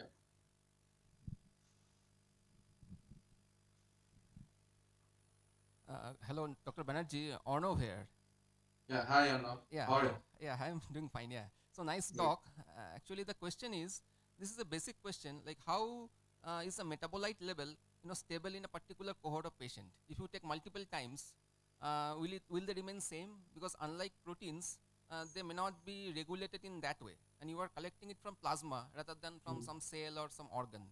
So, I mean, considering that within a particular group, if they are not very stable, and if you take from different groups, then how that will be predictive, I mean, in the long run? Yeah, no, I think good questions. When I started my work with metabolites, I have idea that metabolites are very stable. But when I started work and storing my samples -80, I realized and I got a lot of literature that stability is a issue. So first thing that collection and immediately storing in a particular place. Like most of our samples are stored -80, and as I said, it will be stored like 6 months to 1 year, and I'm sure I lost a lot of metabolites during the process. And there are a lot of issues, not only storing of the metabolites, and then some metabolites may not be able to detect, that's fine. Another issue is there when you run in LCM, as you might know who are running into it. Suppose if I running like 20 samples today, and tomorrow if you run, then again that level will be changed. Right. So a lot of standards and procedures there in the process, because you have to put a some internal standard all the time, as well as to the instrument standardization is very much important. So we spend almost a few months to do this all the standardization part.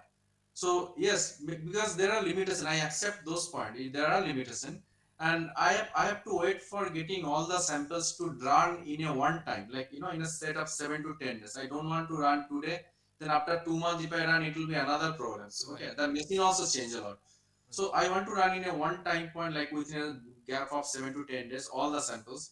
So I stored the sample as the way I collected it. The collection time was 3 to 6 months, because getting patient sample who are working in the hospital knows how difficult. And I'm even more difficult getting a control sample. Even you can get disease sample easily, and I was struggle to get a control sample. Okay, like none of the people I get who are healthy, Right. they get some kind of disease. So we have a lot of exclusion inclusion criteria, and that will fit, and then we got control sample. So it is a styling, and I am sure whatever the metabolites we captured it was, yes, we got some pictures, but it was not the best, and it is not the the final. So definitely there is a chance of improvement. I accept the fact, and yes, we got some pictures, which was a kind of new for Indian patients. Yeah. Okay. Thank you. Thank you. Thanks, Dr. Anna.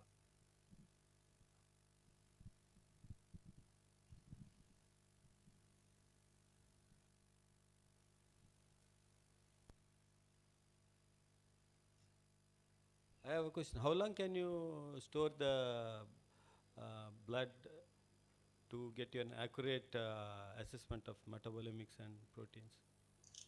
Yeah, I don't know the protein part, maybe Dr. Arnav or you people might know, but metabolomics, I can tell you we generally try to finish before 1 year.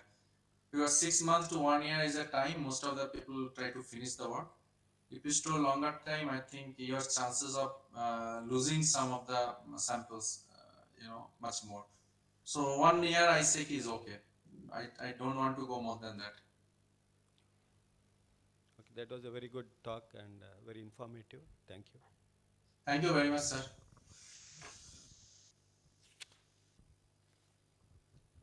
So thank you, sir. Thank you so much for your nice talk. Thank you very much, everyone. So Thanks for the opportunity.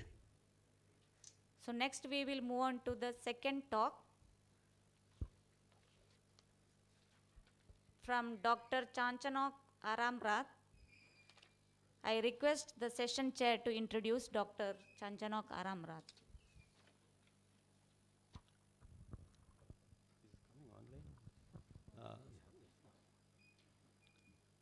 Good afternoon.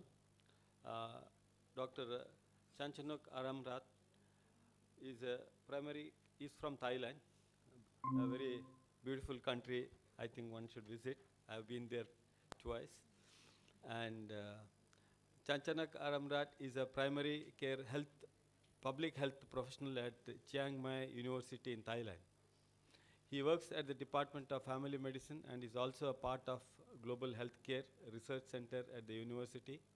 He has published several research articles in international scientific journals and is actively involved in the ongoing research activities at the university. He is, I think, a regular doctor treating patients, looking after patients, okay, unlike the PhD. And it's coming from a good country. It's a good place to go with the family. A lot of things to see. The family things that they have is really good. Very hospitable people. Thank you for the introduction. Okay. Did my work all right? Okay. So, as what been like told that the active area of research that I do might be a little bit different from the metabolomics and chemistry research conducting here. I hope that it would provide some like new aspect to clinical research. It's more like oriented to implementation of interventions in population level. So my main topic here is that I will give a little talk about how we aim to like utilize national electronic health record in Thailand to enhancing like cardiovascular disease management in primary care. So let's start with the introduction. So as you may know, cardiovascular diseases are the leading cause of death globally, and non-communicable diseases are the major risk factor of those invasive cardiovascular diseases. Those common NCDs are hypertension, diabetes, and dyslipidemia, which is quite prevalent in population. So, but the good news is that there is multiple proven effective medications to try to control this disease that would prevent or slow down the development of CVDs. There are even like a treatment guidelines that help or instruct the doctors what medication to be given to a particular type of patient. However, the proportion of people who are able to control these diseases are far from optimal. For example, in Thailand, there are about like 20 to 25% of the population that have hypertension, and only about 30 to 50% of these people have their blood pressure under control. So while we are expecting that this number should be higher, about more than 70% with these effective proven medications. But why wouldn't the control rate be as high as we expected? Is that what we're trying to explore, and we're trying to identify the factors that may play some important part in this gap, and also explore ways to address them. Okay. So this is the main theme of our research group. Okay. So in order to like understand how we utilize the national data, let me introduce you a little bit about the national electronic health data in Thailand and how data flow and generated. So mainly our healthcare system are divided roughly into like outpatient clinics and hospitals. So the outpatient clinics is that a patient would receive treatment without any hospitalization, and any patient who do need hospitalization will be treated in the hospital. And this routine data, such as diagnosis and medication that we being prescribed, or like vital signs and laboratory investigation, would be routinely recorded electronically in our system, and then it would be like aggregated and sent to provincial health office, which they will process the data a little further, and then they send to like national cloud servers. So here is like there's some structure to our data system. The table on the left is contain like a list of name of tables in which these tables store different information regarding health services in Thailand. And the table on the right, I just provide here just an example of how the data dictionary from one of the table on the left present. So here there are some like all hospitals and all healthcare clinics are required to like gather their data and put it into this format to send to like provincial health office. So we have this format of data will be like the same nationwide. Okay. So the Ministry of Public Health also returned this aggregated data into like simple statistic derived from this data, which are updated yearly in the form of like web dashboard. So we think that this kind of like data could be more beneficial to the frontline health worker if they'll be able to access the raw data and use them to like analyze their indicators or statistics that would be specific to their context, to their healthcare context. So yeah, so this is the objective of one of our research theme is that how to find the effective way to analyze, to utilize this data to promote NCD cares in primary care as well.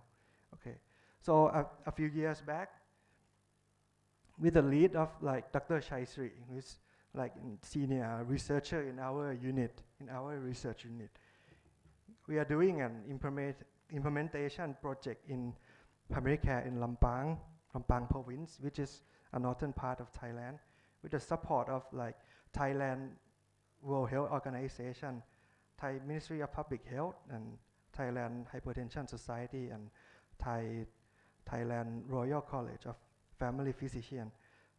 So this implementation is oriented around hypertension treatment. So normally when a doctor treats a patient with high blood pressure, they usually follow a national recommended guidelines.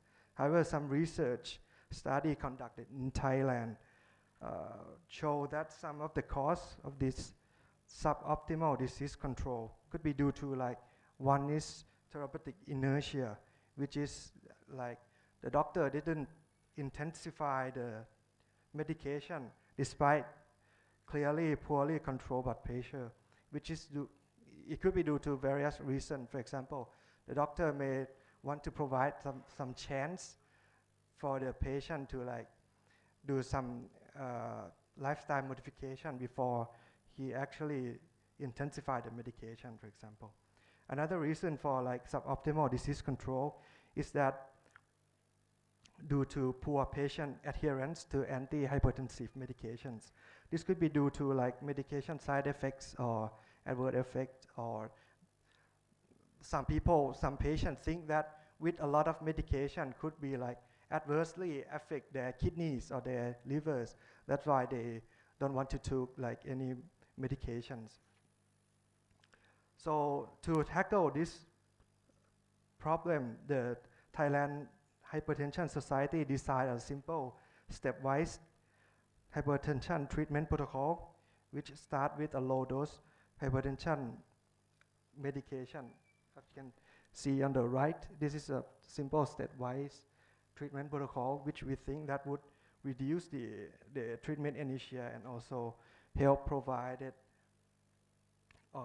boost the patient adherence to our treatment.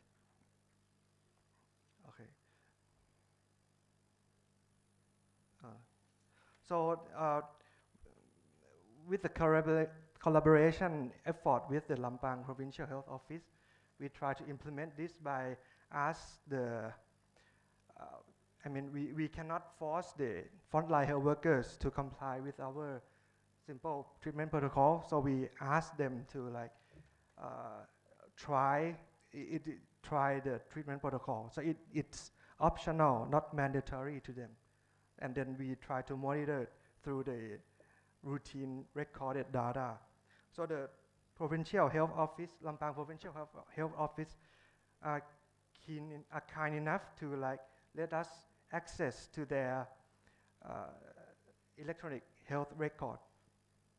So we then set up the secure connection with our server, because we are in Chiang Mai province, quite far, a little bit far away from Lampang. So we set up a secure server so that we can access the data.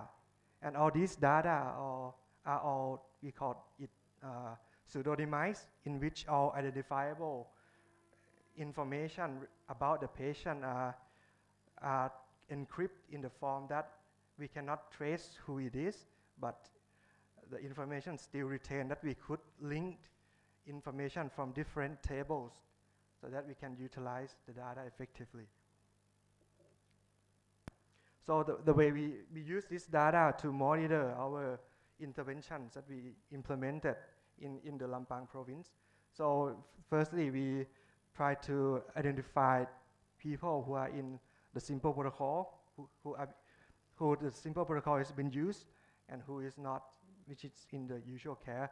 And then we follow up for 6 months, and then we calculate the blood pressure control rate for both groups. We also try to track the medication prescription pattern, so that we can calculate the cost in which each of the treatment so that we can estimate the cost in that each of the group was used per patient. So just to give you some idea on how we utilize this data. So this is an example of one of the table that contain that we get from the database. So here the table named chronic follow-up, in which the first column here. So the first column here is CID, or stand for citizen ID, which is all encrypted, so that we cannot identify them. The second column is the date in which they come to visit, health clinic. And the third and fourth column is the BP readings. So based on this data, we can systematically identify patient. Oh, it's moved a little bit. So it should be these people, these patients have high blood pressure. For example, this one, it's shift. Yeah. So these patients have high blood pressure, so that we can systematically identify patient from this data, and then we count them to calculate control rate. Same as the medication. So here is a table named drug OPD, which capture all medication prescribed in the healthcare clinic. So there will be various so this is the date that the medication is being prescribed. This is the code for each medication, and this is the medication name and amount. So from this, we can systematically track of the medication that been prescribed to patient, and we can use those track record to estimate the cost for each of the intervention. Yeah. So this is just a crude analysis, crude statistics from our implementation project. So we recruit people for approximately 1 year, from October 2020 to the end of September 2021, and we evaluated 6 months later. So here is the arm that we initiate the protocol.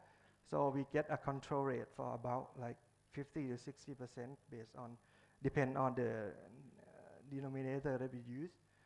Also, it's slightly better than the usual care, which we sampled 100 newly diagnosed patients and track them whether they get the blood pressure control or not. So it's slightly better. And the cost per patient, the protocol, simple protocol, is a little bit more cost saving compared to the usual care. So from these crude statistics, so it's a little bit favorable to the simple protocol, so that so the WHO, Thai WHO, let us do a subsequent project that built on the previous project. So we, aside from the simple treatment protocol, we add the continuous like support, online supporting system, and also we also provide feedback on like health facility indicators that derive from the electronic data that we get. So these three things is the project that we are currently conducting in Thailand. So we haven't finished this yet, but this is just the overall schema. So in this talk, I will focus a little bit on the indicators because it's related to the EHR. So the main problem is that how we're gonna find the indicators panel that we think would improve or help improve the care quality in primary care Thailand. So for hypertension service, we try to like map out all the treatment flow and identify all like failing point in which we think that all these point the patient might be like drop out or lost from our treatment system. And we use this to like create the indicators to like feedback back to the frontline workers or health clinics so that they can do like they have so they can have a downstream action later of where they should improve or what they should do subsequently. For example, if they have like a low screening rate, so it should inform them that maybe they should include more patients in the yearly screening, for example. So this is still in the, we still conduct this research, so I don't have the result to show yet. Yeah. And another thing is we're trying to explore is that we found a research paper that in Singapore that use the quite similar data structure, which is a routine electronic record as well, to like create a model, a machine learning model to like provide a clinical decision support system for doctors. So they combine the knowledge-driven model, which is essentially just a national guideline, combined with a data-driven model that they take from the electronic record, and they merge these two together to provide a more comprehensive clinical decision support. So we are also exploring whether this method of utilizing data would be feasible in our data set or not. Okay. So in conclusion, so I think that the routine electronic record has potential to be used for improving health services and research. Understanding the data structure and health services, related health services, is very important to effectively utilize these data, and some data manipulation skills is required. And going forward is that with this structure of data capturing, data collecting, I think that there's an opportunity in the future to do like a life course approach research. We could provide more meaningful or useful information to planning health policy. And also, we're also trying to go toward the precision medicine by using another type of data, not the biochemical data, but using clinical data so that we can provide a more effective management plan and also help us to find an appropriate healthcare system that would utilize this kind of new emerging treatment field. And then we think that we could, in the future, if we combine it with metabolomics data, it could provide us with a richer understanding of health disease and treatments. Okay. Thank you for your attention.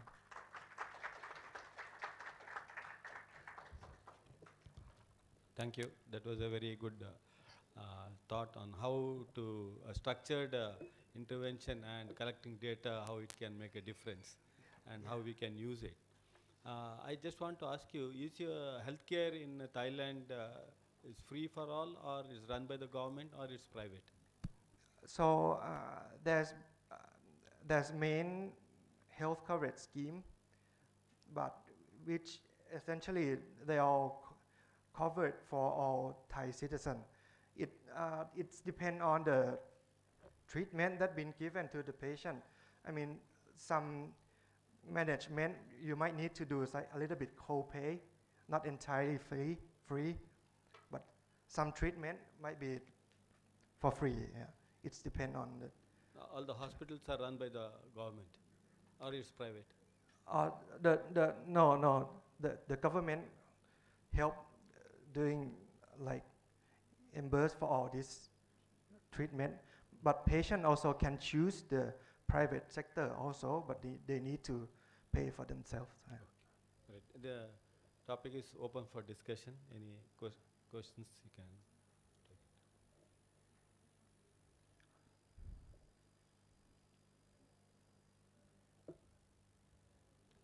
I think we can. Thank you very much.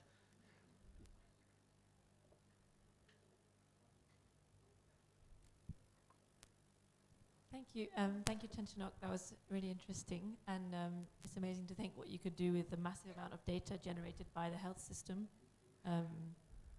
How do you investigate or ensure about the quality or accuracy of that data? Okay, that's a really good question. I mean, the quality of the data is still like, we haven't like do like a comprehensive data quality assessment on our national data yet. There's been some like work or some project that trying to like improve the data quality, like they try to fill all the missing blank field that should be filled. They're doing like an automatic system programming to like try to capture or find out all this missing data or error data, but the extent to the degree in which the data are accurately represent the actual things are still, we still don't know the extent of that. Yeah, it's a good area of things that we could do in the future. Yeah.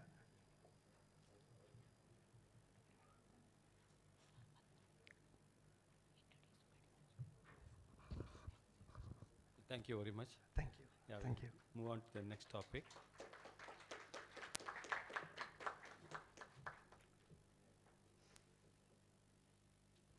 You have to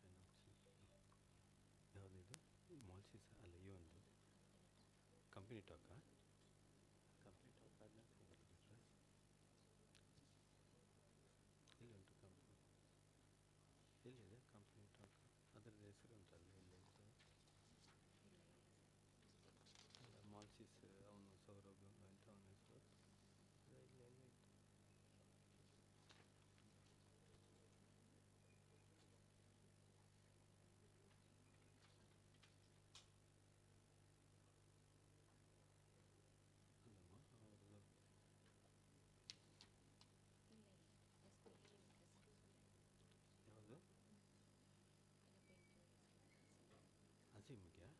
Yeah, now I request Azim to, Azim Malsis, okay, I think.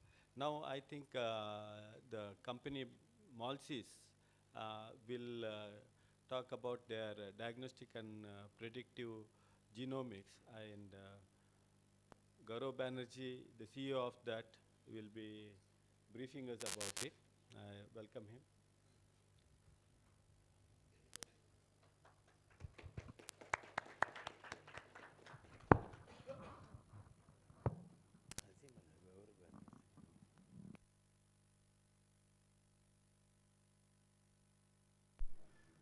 So I hope everyone can hear me. Firstly, good afternoon. I'm here with my team, Nishant and Karthik. So say hi to everyone. And firstly, humbled to participate in this, great occasion, particularly when we are discussing cardiovascular diseases in a country which also contributes to a, major load of, the patient number, which is, huge. And our mission, whether in the industry or in the medical sector or even the research sector, is to basically look for, ways how we can really save lives. So ours is a very small company, basically dedicated to the mission of genomics and also trying to integrate the areas of omics research, keeping in mind that, today most of the studies which we do are interdisciplinary in, nature. So our perspective will be from the genomics, how we can complement metabolomics and, proteomics research. So towards this, I'd just like to also show you that, these are basically the instruments which are there in our facility. We are a contract research organization, and we do take projects from all across India as well as the world now. And our recently acquired systems are iScan, the MySeq. We are in process of getting the ProMethane 2. We have the NextSeq 2000 and the NovoSeq 6000 Illumina sequences, and in process of acquiring one more, which is from Complete Genomics. So as you can see, this is the range of organisms which we are also, sequencing. So these are the ones which have been sequencing first. So this timeline talks about, the first yeast genome which was sequenced, and then E. coli, and then we had got into even sequencing every single microbe on this earth due to the Earth Microbiome Project. So we play a small role, being here in India, supporting the, the people, the researchers who are basically working in the field of genomics and do not have the facility in-house to generate the genomics data. And in terms of the, in terms of the struggle for sequencing genomes today, we have been able to bring about some quality by adding, multiple read platforms. So we have short read sequencers, we have the high-C sequencing facility with us, we have the long read sequencers, as well as, we can also do the optical mapping. So in integrating all of this, we can, so in short, or in the layman language, we have, kind of done the effort to read the code of life, that is the DNA, successfully from all using technology. So in lines with the discussions which we had today, and much to learn from this the projects which involved huge cohort sizes or patient patient numbers.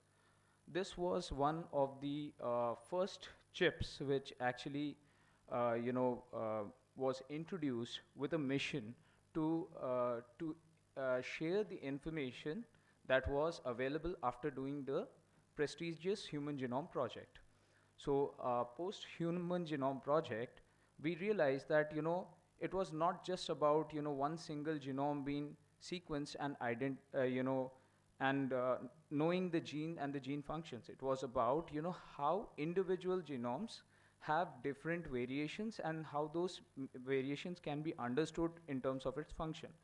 So basically the global screening array was a compilation of a 670,000 SNP markers, which are derived from a multiple ethnicity study.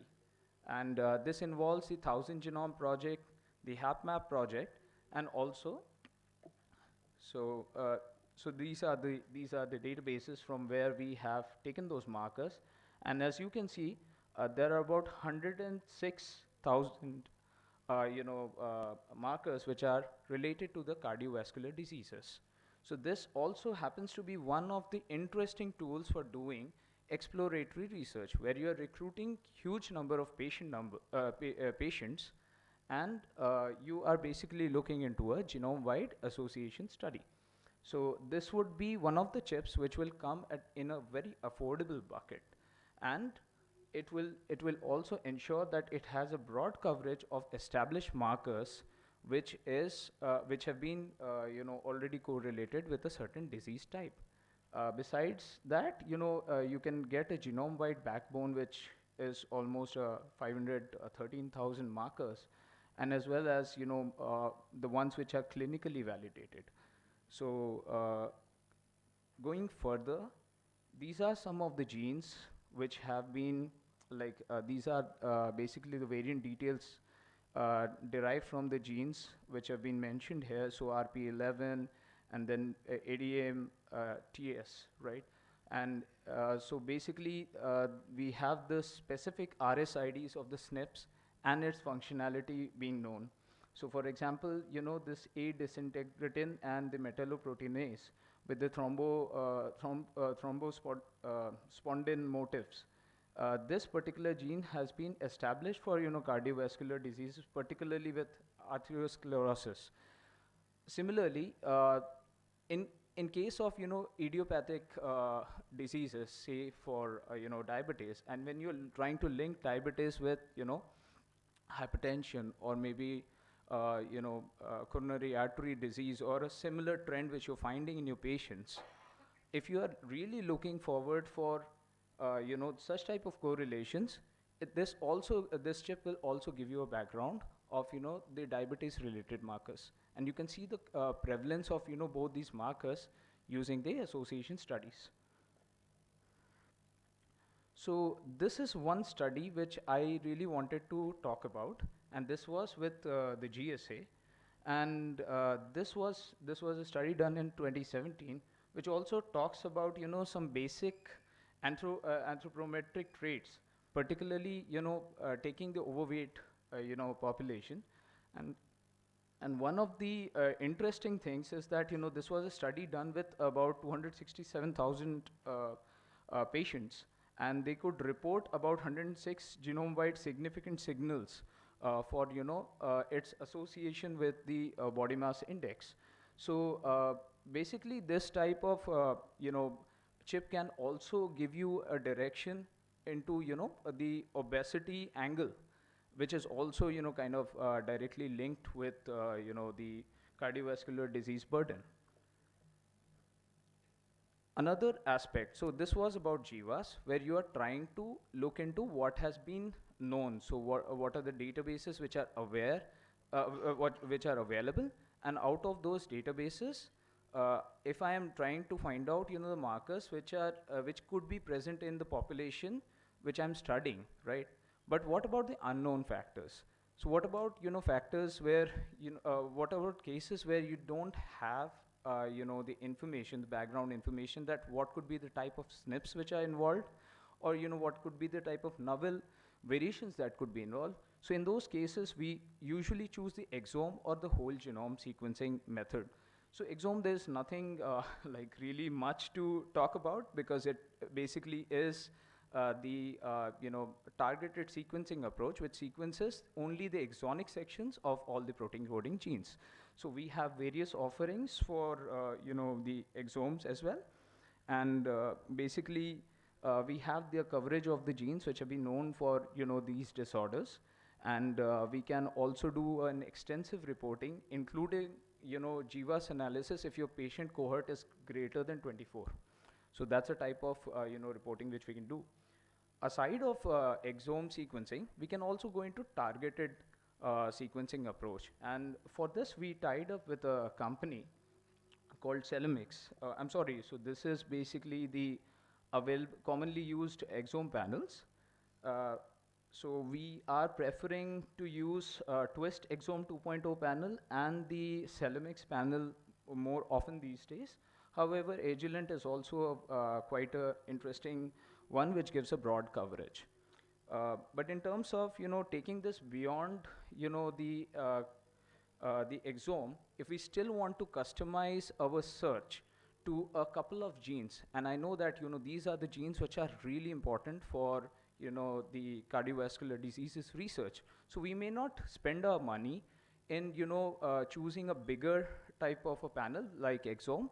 We can use a targeted panel which could be available at a very affordable cost. Sometimes our cost could be around $50 to $65. So this is something which is, turning out to be a great resource for, institutes which are trying to give a diagnostic service in-house. And also, it is something which can help in the background research because you can uncover new variants, new markers related to your disease. So these are the ready panels which we are providing. But aside of this, we also have, an option of customization. So say you have chosen any one of these panels and you say that, Gaurav, I'm looking for, customization of about 10 more genes.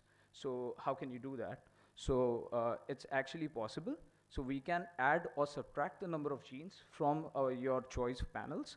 And, we can, and the price range basically, like, and also talking about the prices, keeping in mind that, a lot of you might require an estimate on, planning your projects. So that's where, the cost may differ from, $50 to, and can go up to about $100, $110. Inclusive sequencing and analysis. So just with interest of time, I'd like just skip this section and I'd share these, I'll request, the organizers to share the PPT also with you so that you can go through the details. And this is the company with whom we have tied up. So this is Celemix, based out in South Korea, with whom we have an exclusive contract for India. And we are providing all the customized sequencing services through Celemix. So now I'd like to talk about microbiome, and I'd like to request Karthik to take over.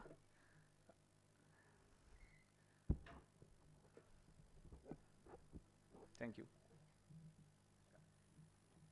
Hello everybody. I hope I will take just few minutes and just say the importance of microbiome and the signatures and how you can detect any disease before coming itself. So I saw one very interesting article, but the sample size is not so great. It's from Tunisia. So they have seen only Mediterranean diet. So I am not quite sure.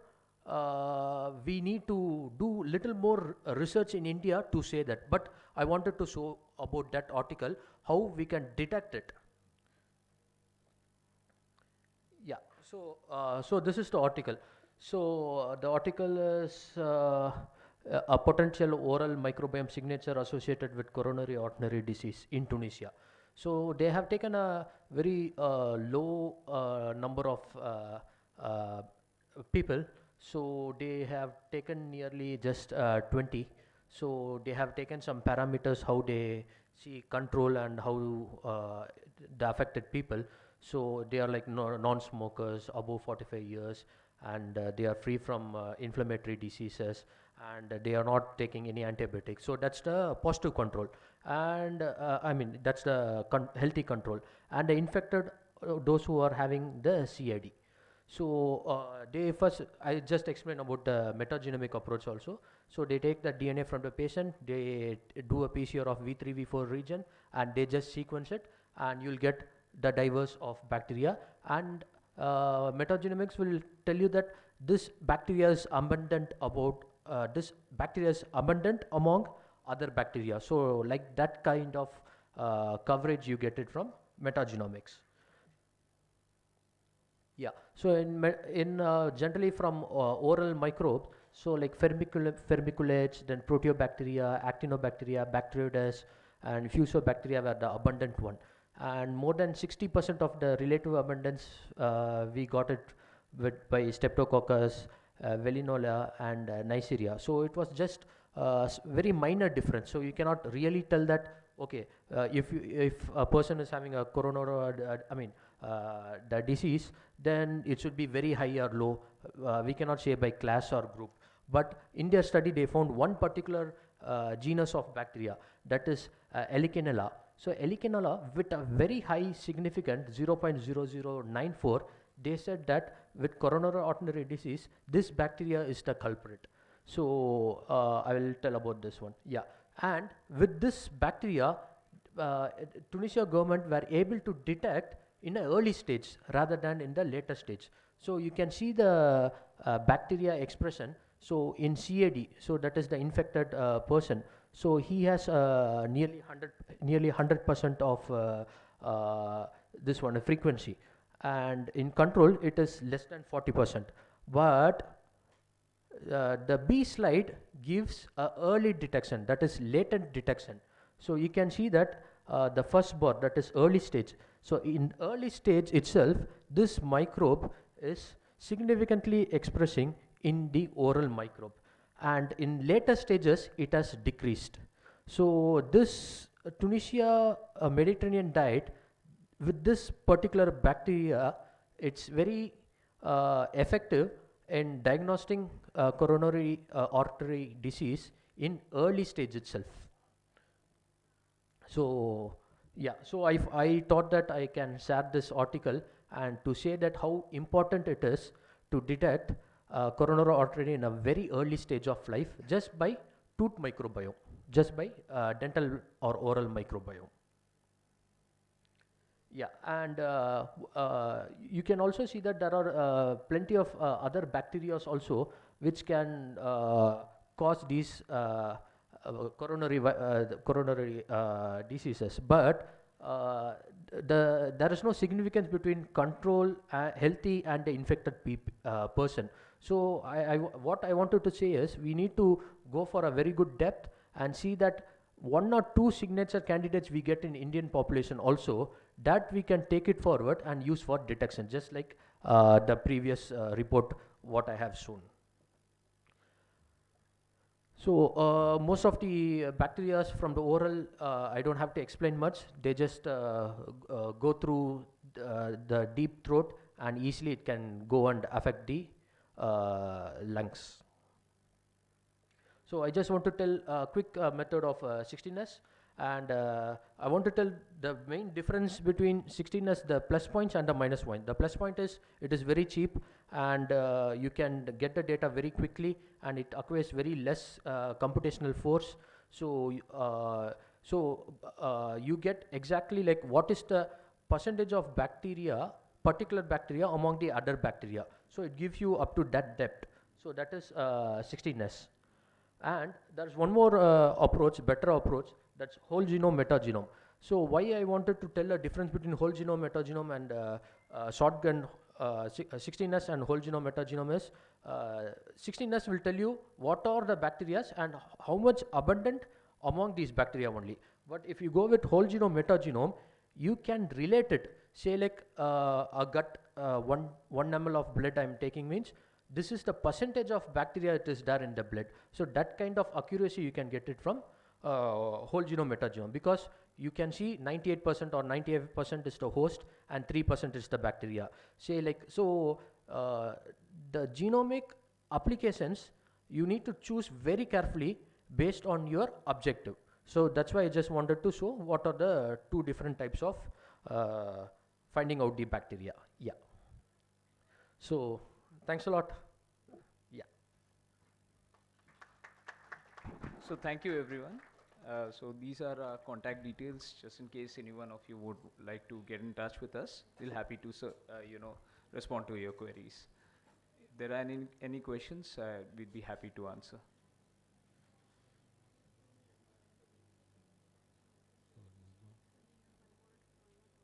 No questions. Okay. I So think maybe we'll move on to the next topic as we are running out of time. Thank you very much. That was an excellent presentation. So we call now Mr. Azim. He will talk about the Yenepoya incubator.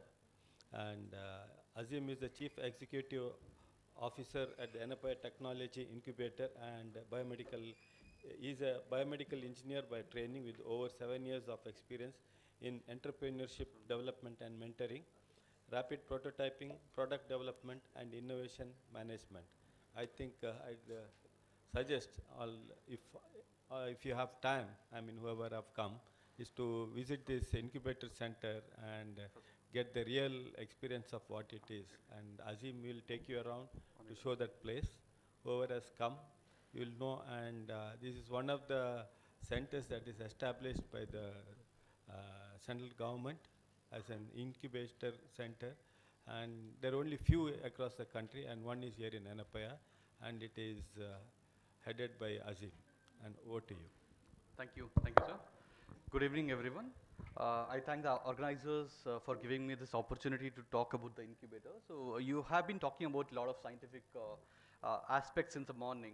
So at the end of the day, so all these things need to be translated. So that's where you need a ecosystem or a platform to support all the translations, right? So that's where we are trying to cater to all the researchers, innovators, and startups to make an impact with their research.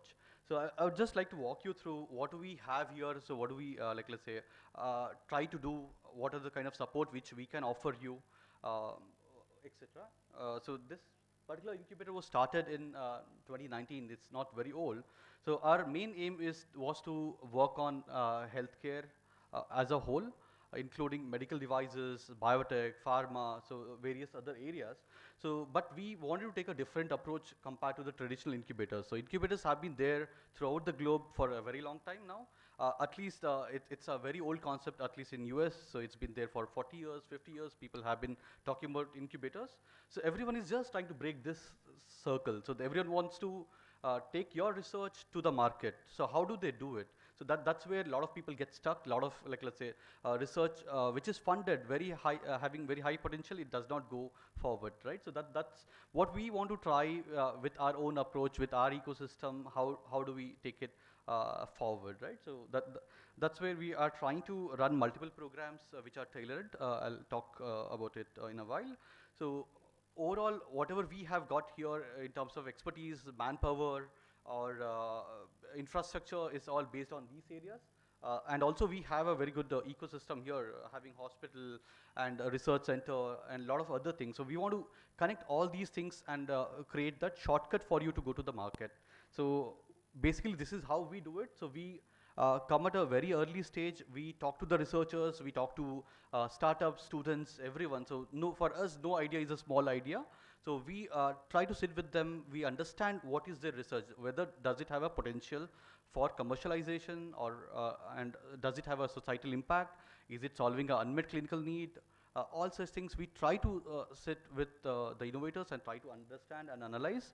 We also have our own IP cell as well of the university, so wherein we try to understand whether we can protect those patents early on, and what kind of experts and mentors need to be brought on to help you take your ideas forward, right? So that's what we try to do, and then we have a privilege of having a hospital, so we involve the clinicians early on. So this is what we see in a lot of incubators or a lot of, let's say, universities across maybe at least the country, if you want to say. A lot of people try to develop solutions. They try to develop diagnostic devices. And when they go to the hospital, they feel that it's not worth it, right? So nobody's going to buy it. So that's also, you have a great example here, the omics group headed by Dr. Keshav Prasad. So they always ask clinicians, what is that you want to detect? What is that you want to, let's say, analyze, and then they go from the requirements of the clinician. So that's what we want to encourage. So we are trying to, let's say, help all of you with these kind of approach. And I need not talk about this, but this is to say that we have a very good ecosystem within the university, wherein you have everything from a very advanced research center to a simulation center to a hospital to various other facilities which can support development of your medical device or your idea to take it to the market. So we have multiple funding programs which we are running from the government. So like Dr. Akbar said earlier, so we are fortunate and privileged to have one of the only 4 centers in the country. Whatever we are running here, the first 2 at least, we are among the pioneers. The first one, which is MedTech Design and Rapid Prototyping Facility, so that is only given to 4 centers in the country. So they are IIT Kanpur, C-Camp in Bangalore, and IIT Bombay, and we are the 4th one. So we are among 2 IITs and a premier institution such as C-Camp, which is part of NCBS, right? So, so that's the kind of trust government has placed on us, and that is the kind of infrastructure we have been trying to develop over here. So the next program is Early Translation Accelerator. That's probably more relevant for today's discussion. So government and a lot of funding agencies, they have realized that a lot of funding is going on for like a basic research, but and also these things are supposed to be taken up by the industry to take it forward. However, that does not happen. Maybe it happens in the West. Why it does not happen in India is because industries generally don't have faith in the research which is done, so they don't know whether, like let's say, they can believe the results or not on one side. On the other side, the research may not be very well designed to cater to their requirements, right? So you might not have taken larger sample size. For example, you might have just taken 5 patient samples and then you have tried to come at a conclusion, right? All such things would be there, which would stop all these industries from coming forward and then taking your research further. So this is one of the approach wherein Government of India tried to develop a solution which is Early Translation Accelerator. And again, so we are the only second center in the country. IIT Bombay has one center, and then we are the other center in the country to have this program. So in terms of Indian rupees, we have a funding of 2 crores for these kind of projects, and 10% is put in by the industry. So we have 5 projects which are currently running in our, like let's say, incubator under this program. 3 are funded for our own faculty in-house, 2 are from research center, 1 is from a dental college, and we are also supporting 2 such projects from Tata Memorial and IIT Indore. So I mean, this is just the reason why I'm doing so much of a name dropping here is to say that, so whatever you have got here is of a very high level, and we can definitely help you take your ideas forward with the infrastructure and the ecosystem which we have got over here. So just keeping it short, this is an overview of the facilities which we have got. So we have, like when I told you about MedTech, medical device rapid prototyping facility, so you need to make a lot of medical devices which would require like additive manufacturing capabilities. So we have all the facilities, capabilities in terms of additive manufacturing, starting from metal to powder, resin, whichever you name it. So we have all the technologies which are like currently in use, which are popular. So with this, we are closely working with our hospital to also create medical devices and implants, surgical tools, etc. So this is similar. I'll not go into details of subtractive manufacturing also. And we have a facility for making circuit boards. Let's say you have a diagnostic device which you have made. For example, like some of the companies are trying to make a lot of portable diagnostic devices. They are trying to work with PCR-based, like let's say devices to make it very compact, right? So all these devices would require you to make a circuit board. Without a circuit board, you would not be able to take your product further to the market. For example, there are companies who are making chips, microfluidic devices and chips. Unless you have a readout, what do you do with that? So let's say you make an organ on a chip, but what is your readout? So that's where your device comes into picture.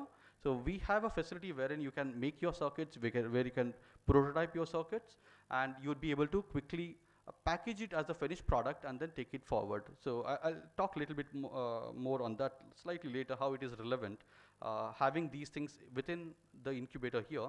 So generally these are all separate industries. So they are part of, like let's say, they're all under one roof right now here. This could be more relevant to you. We have a clean room manufacturing facility, which is as per WHO GMP, like let's say guidelines. So wherein we have 3D bioprinting facility, which a lot of people are these days working. When you talk about biomarkers, a lot of biomarkers or drug screening, drug targets and all. So you would generally hear, I mean, some application with a 3D bioprinter as well. So we do have a facility which is fully functional, wherein some people are working on organ on a chip, or maybe like let's say 3D cultured meat or organoids, tumoroids, all such things. So that's something which is available in-house. And we do have a manufacturing facility for pharma, wherein you can make your gels, capsules, like this could be on the other end of the spectrum once you have your, like let's say, targets or your, like let's say, if you are developing any of these formulations, we would be able to make all these formulations in-house here and take it for clinical trials. So that's also there with us here. And when you want to, like let's say, other reason, I wanted to just keep it reserved for the last. So whatever you do, whatever research you do, at the end of the day, it needs to be translated to the market, it needs to go to the patients, it needs to go to the clinical trials, right? So which means that all these things need to be manufactured in a GMP facility, and also all these devices need to be made in a ISO 13485 facility. So that's what under comprehensive, like let's say, approach, we are trying to offer this solution for the researchers within the university, startups, innovators, and everyone. So that's kind of the overall, like what we are trying to do. I'll just show you a video. However, I would probably encourage all of you to visit us, and then probably you can understand one-to-one, like for your application, what stage you are in currently, and then how we can help you.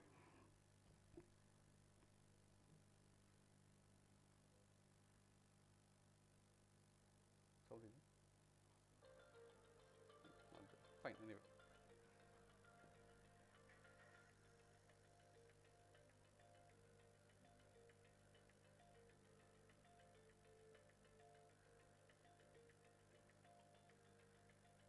This is 3D metal printer.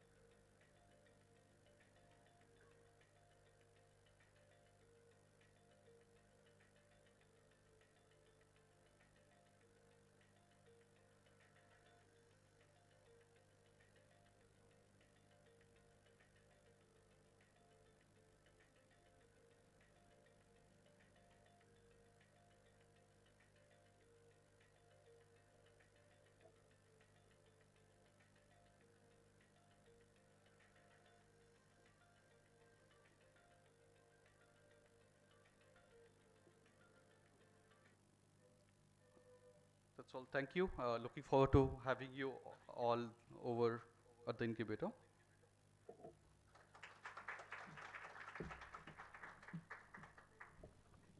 Thank you, Asim, for a good introduction of the center. Thank you. Thank you so much. I would like to ask Dr. Akbar, I would like to request him to present a token of gratitude to our speaker, Dr. Chanchanov.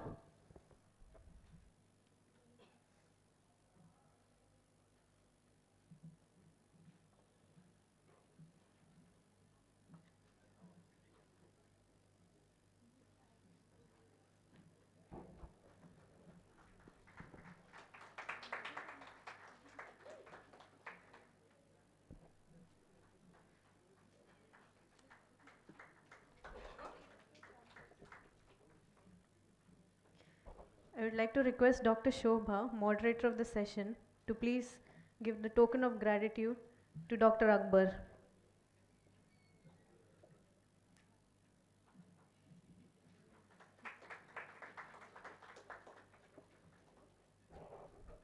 Ladies and gentlemen, thank you, and we will now proceed for the valedictory session.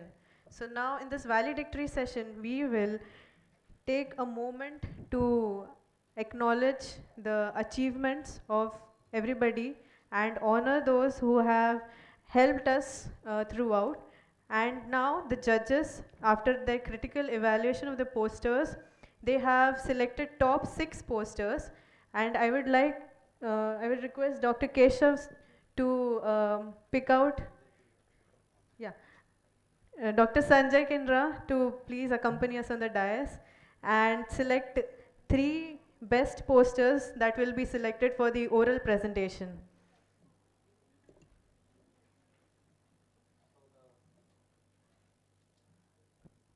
Presentation, first poster, one of the poster out of the 3 is CM38.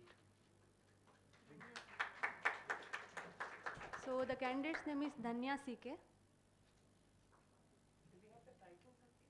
So Dhanya CK can come to the dais side with the presentation and give a flash presentation, 3 to 5 minutes.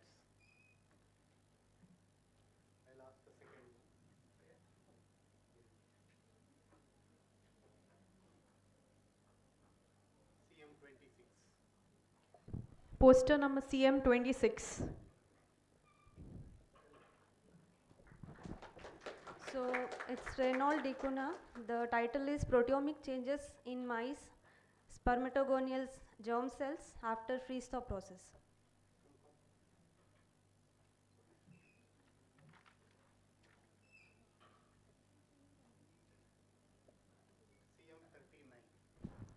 CM39.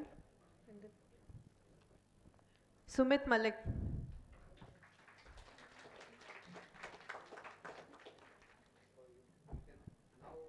We will announce the other three. Thank you, sir.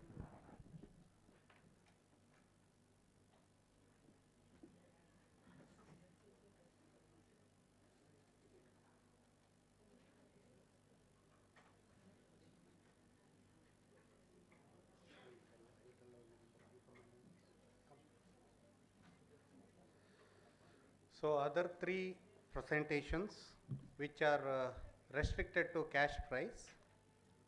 So the first three one where the what is already announced picked up are for oral presentation. Other three are with cash prize are CM03, Akash Mitra. So what is the topic? For his poster on reversal of hyperglycemia induced skeletal muscle wasting using bioactive lipid arachidonic acid.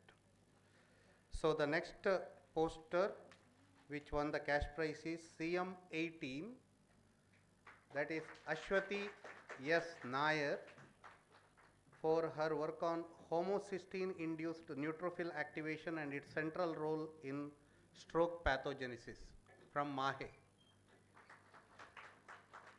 So then next prize is CM17, that is Sarah Gomes, phytochemical inhibitor of glucose induced neutrophil extracellular traps in the type 2 diabetes and infection.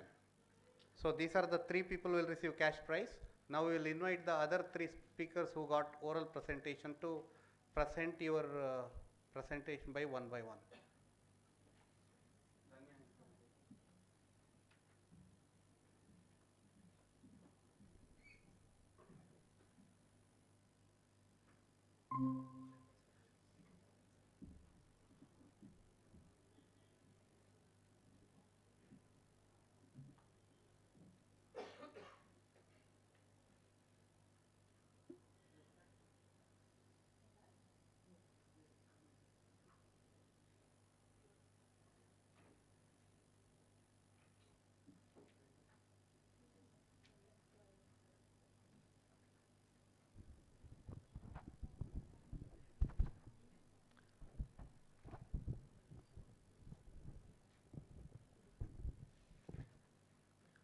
Good evening, everyone. First of all, congratulations to everyone who have presented. Participation is most important. So here, my topic is mitochondrial dysfunction pathogenesis of temporal lobe epilepsy, evidence from proteomics. This study was done in Himans, Bangalore, okay, National Institute of Mental Health and Neurosciences, and the samples were also collected from the same place. So I have taken concentrated on temporal lobe epilepsy, wherein the samples usually the hippocampal sclerosis is the main reason for the temporal lobe epilepsy, where we concentrate on hippocampus. So usually there is a neuronal loss in them. So we wanted to check that the seizures were occurring. If there's neuronal loss, it can be due to the adjacent temporal lobe which is supporting the hippocampus. So we wanted to check where the trigger is from. So that's why I've concentrated on the temporal lobe from the patients who had drug-resistant epilepsy. So apart from that, the control samples is from the road traffic accident patients. So postmortem samples were taken. In that, we wanted to check the, we did proteomics as well as metabolic studies. So in proteomics in epilepsy patients, we divided into two, wherein we have early onset of epilepsy and late onset of epilepsy. So early onset was below 10 years of age. If the patient age of onset is below 10 years of age, then we have considered as early onset. And if it is above 10 years of age, we have considered as late onset. So we wanted to check if there's a distinct pattern between the two, and we found that in proteomic studies that there is a change.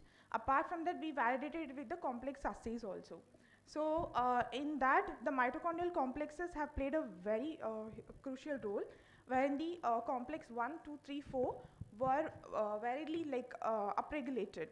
So for example, the complexes 1, for example, so it was varied upregulation in late onset and early onset, and the protein number was also, there's a huge change when I have found that there are out of the complexes, 29 were upregulated in early onset, whereas only 9 or 10 were found in the late onset patients.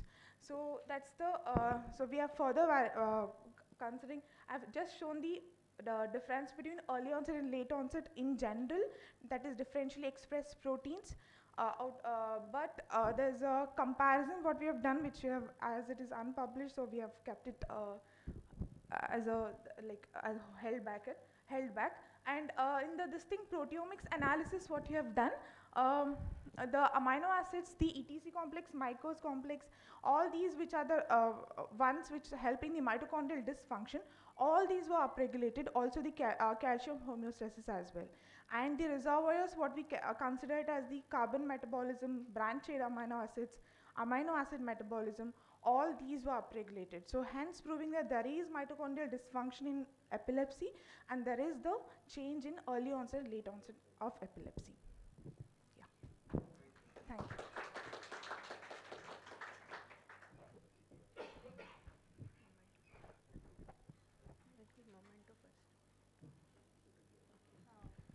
Okay. So I would just like to tell you that for Welcome Trust DBT India Alliance grant, we have been told that we have to restrict our presentations to 5 minutes. So within that 5 minutes, we got 9 crores. So you all have to learn, if we tell 3 minutes, 3 minutes, 20 minutes, 20 minutes, you know. Talking more doesn't matter, you know. Well, rightfully said. That puts a lot of pressure on me. Okay, so yeah, my name is Rion, and I'm from the Department of Reproductive Sciences. To put in a nutshell of the thing what we have done in the research, we have formulated a medium which has proven to be beneficial for prepubertal testicular cancer patients in terms of fertility. It is basically helping in preventing or mitigating the freeze-thaw-induced damages in the prepubertal testicular cells.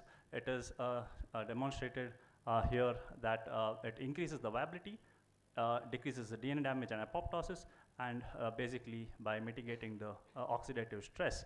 We also show that it has improved the survival of the germ cells, which are the most important compartments of the testicular tissue in case of retransplantation. And the proteomics clearly outlines the molecular functions and the mechanism on how the survival takes place. So I would like to acknowledge my guide, Dr. Guru Prasad Kaltur from Manipal, all our collaborators, ICMR for the funding. Thank you.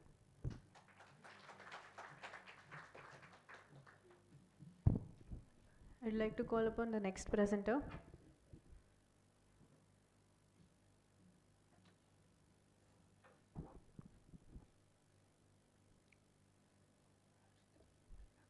Very good afternoon. I'm Sumit. I'm from Stem Cell Lab in Yenepoya Research Center in Yenepoya deemed to be University.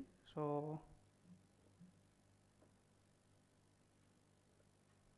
yeah. So our lab basically trying to establish that on properties that is called tumor tropism properties of the hematopoietic stem cells for treatment of the breast cancer.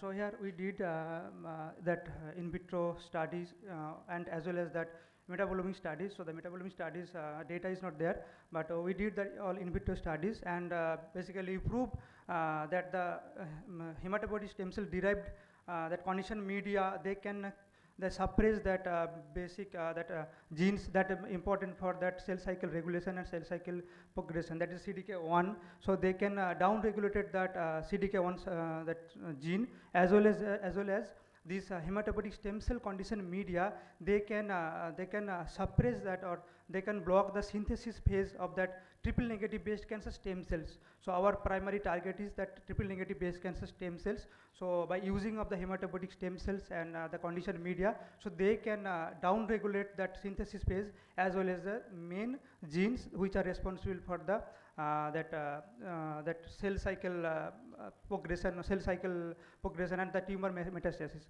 So this is our study, and we established the tumor tropism properties, these unique properties of the hematopoietic stem cells. So by these properties, we can use that hematopoietic stem cell for a drug delivery vehicle and targeted drug delivery.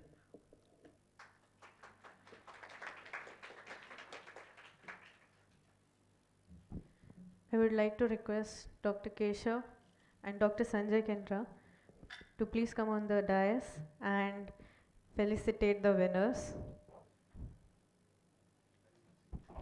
So starting with Ms. Dhanya, who was selected for the flash oral presentation. A round of applause for her.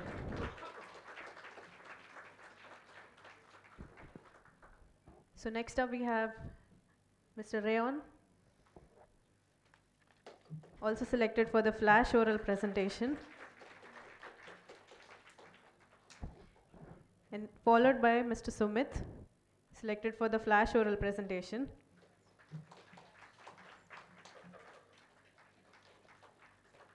So we have our cash prize winners. I would like to call Ms. Sarah Gomes to please come on the dais.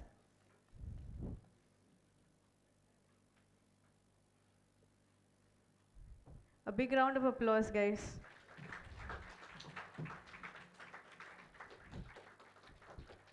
Next up we have Ms.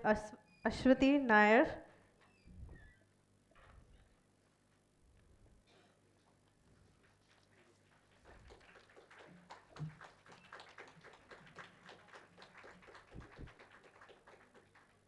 Followed by Mr. Akash Mitra.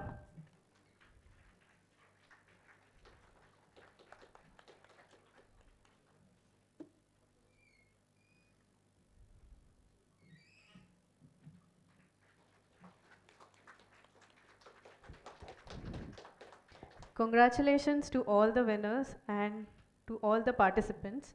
I would like to request Professor Keshav Prasad to deliver the vote of thanks. So, Dr. Kindra has mentioned that these are the real winners of the today.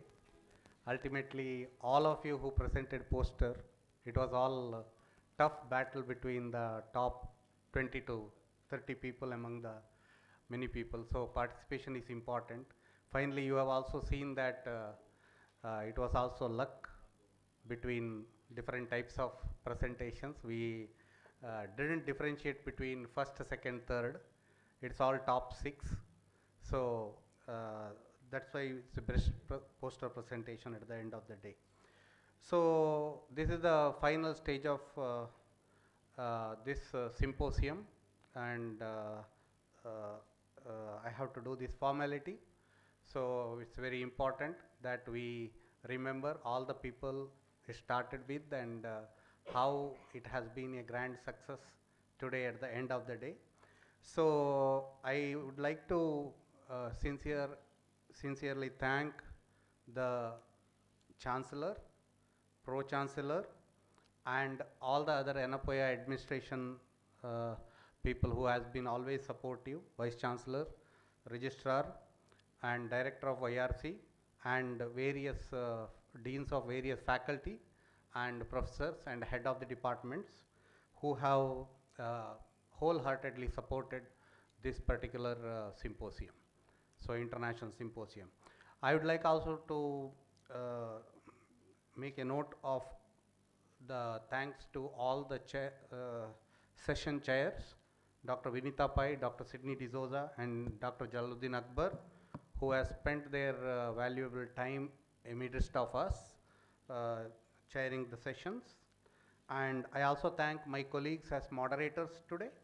So I thank all the guest speakers who have actually agreed to, provided their consent to participate in this occasion in a short notice.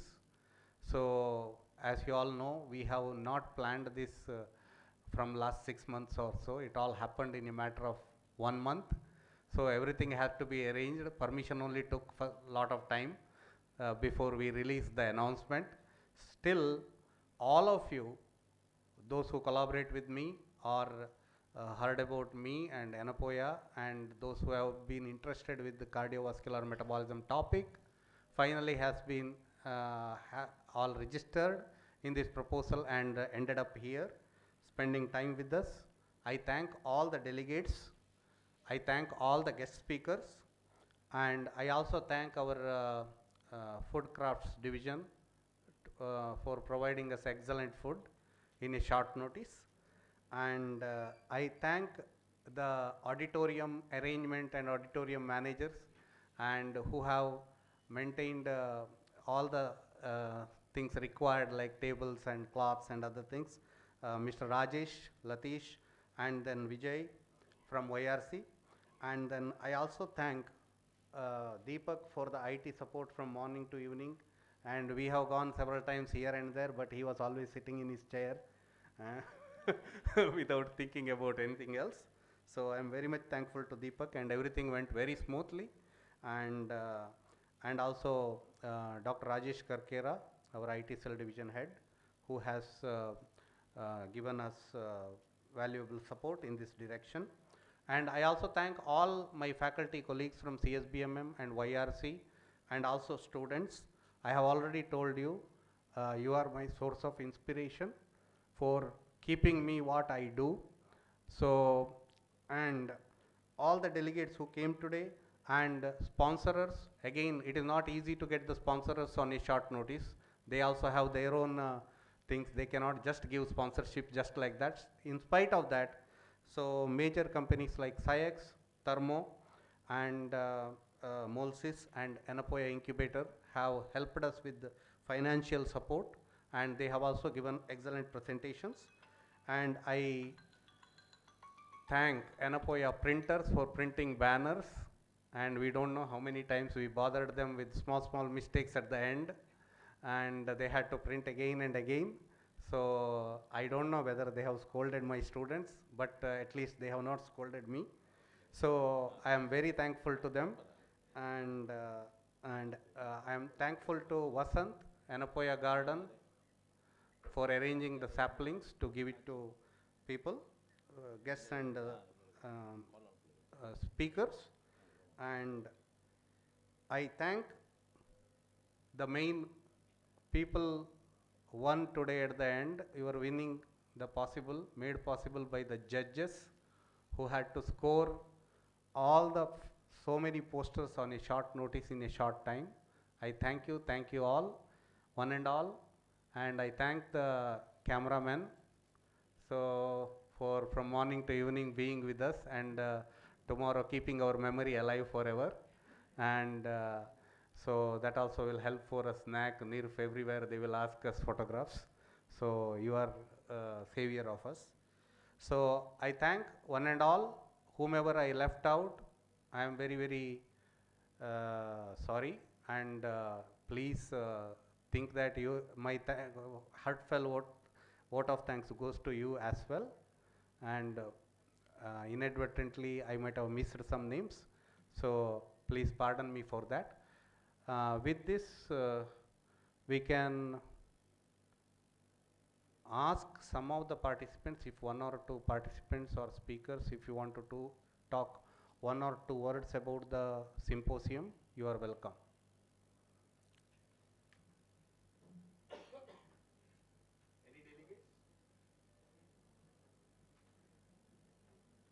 Any delegates, students, or anyone, please come. Delegate on our behalf, we are recommending on the visitors' behalf.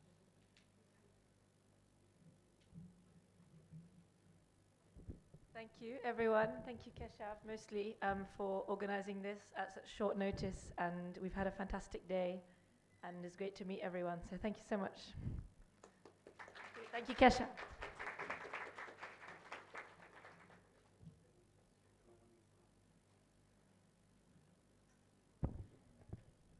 I would like to request everybody to stand up for the national anthem.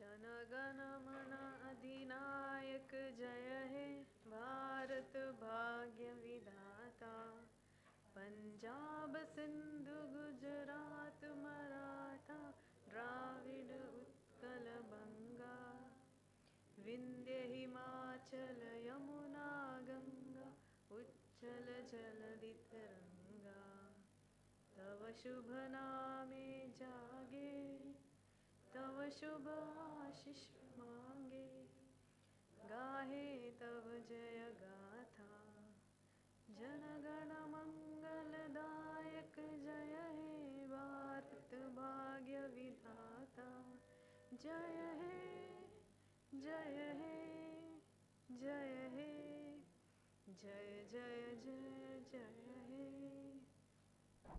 Thank you everyone. I would like just one announcement, small announcement. Everybody has been given one folder and there is a feedback form. So please fill that feedback form when you collect your certificates. And amazing tea has been arranged, so please proceed for the tea. Thank you so much.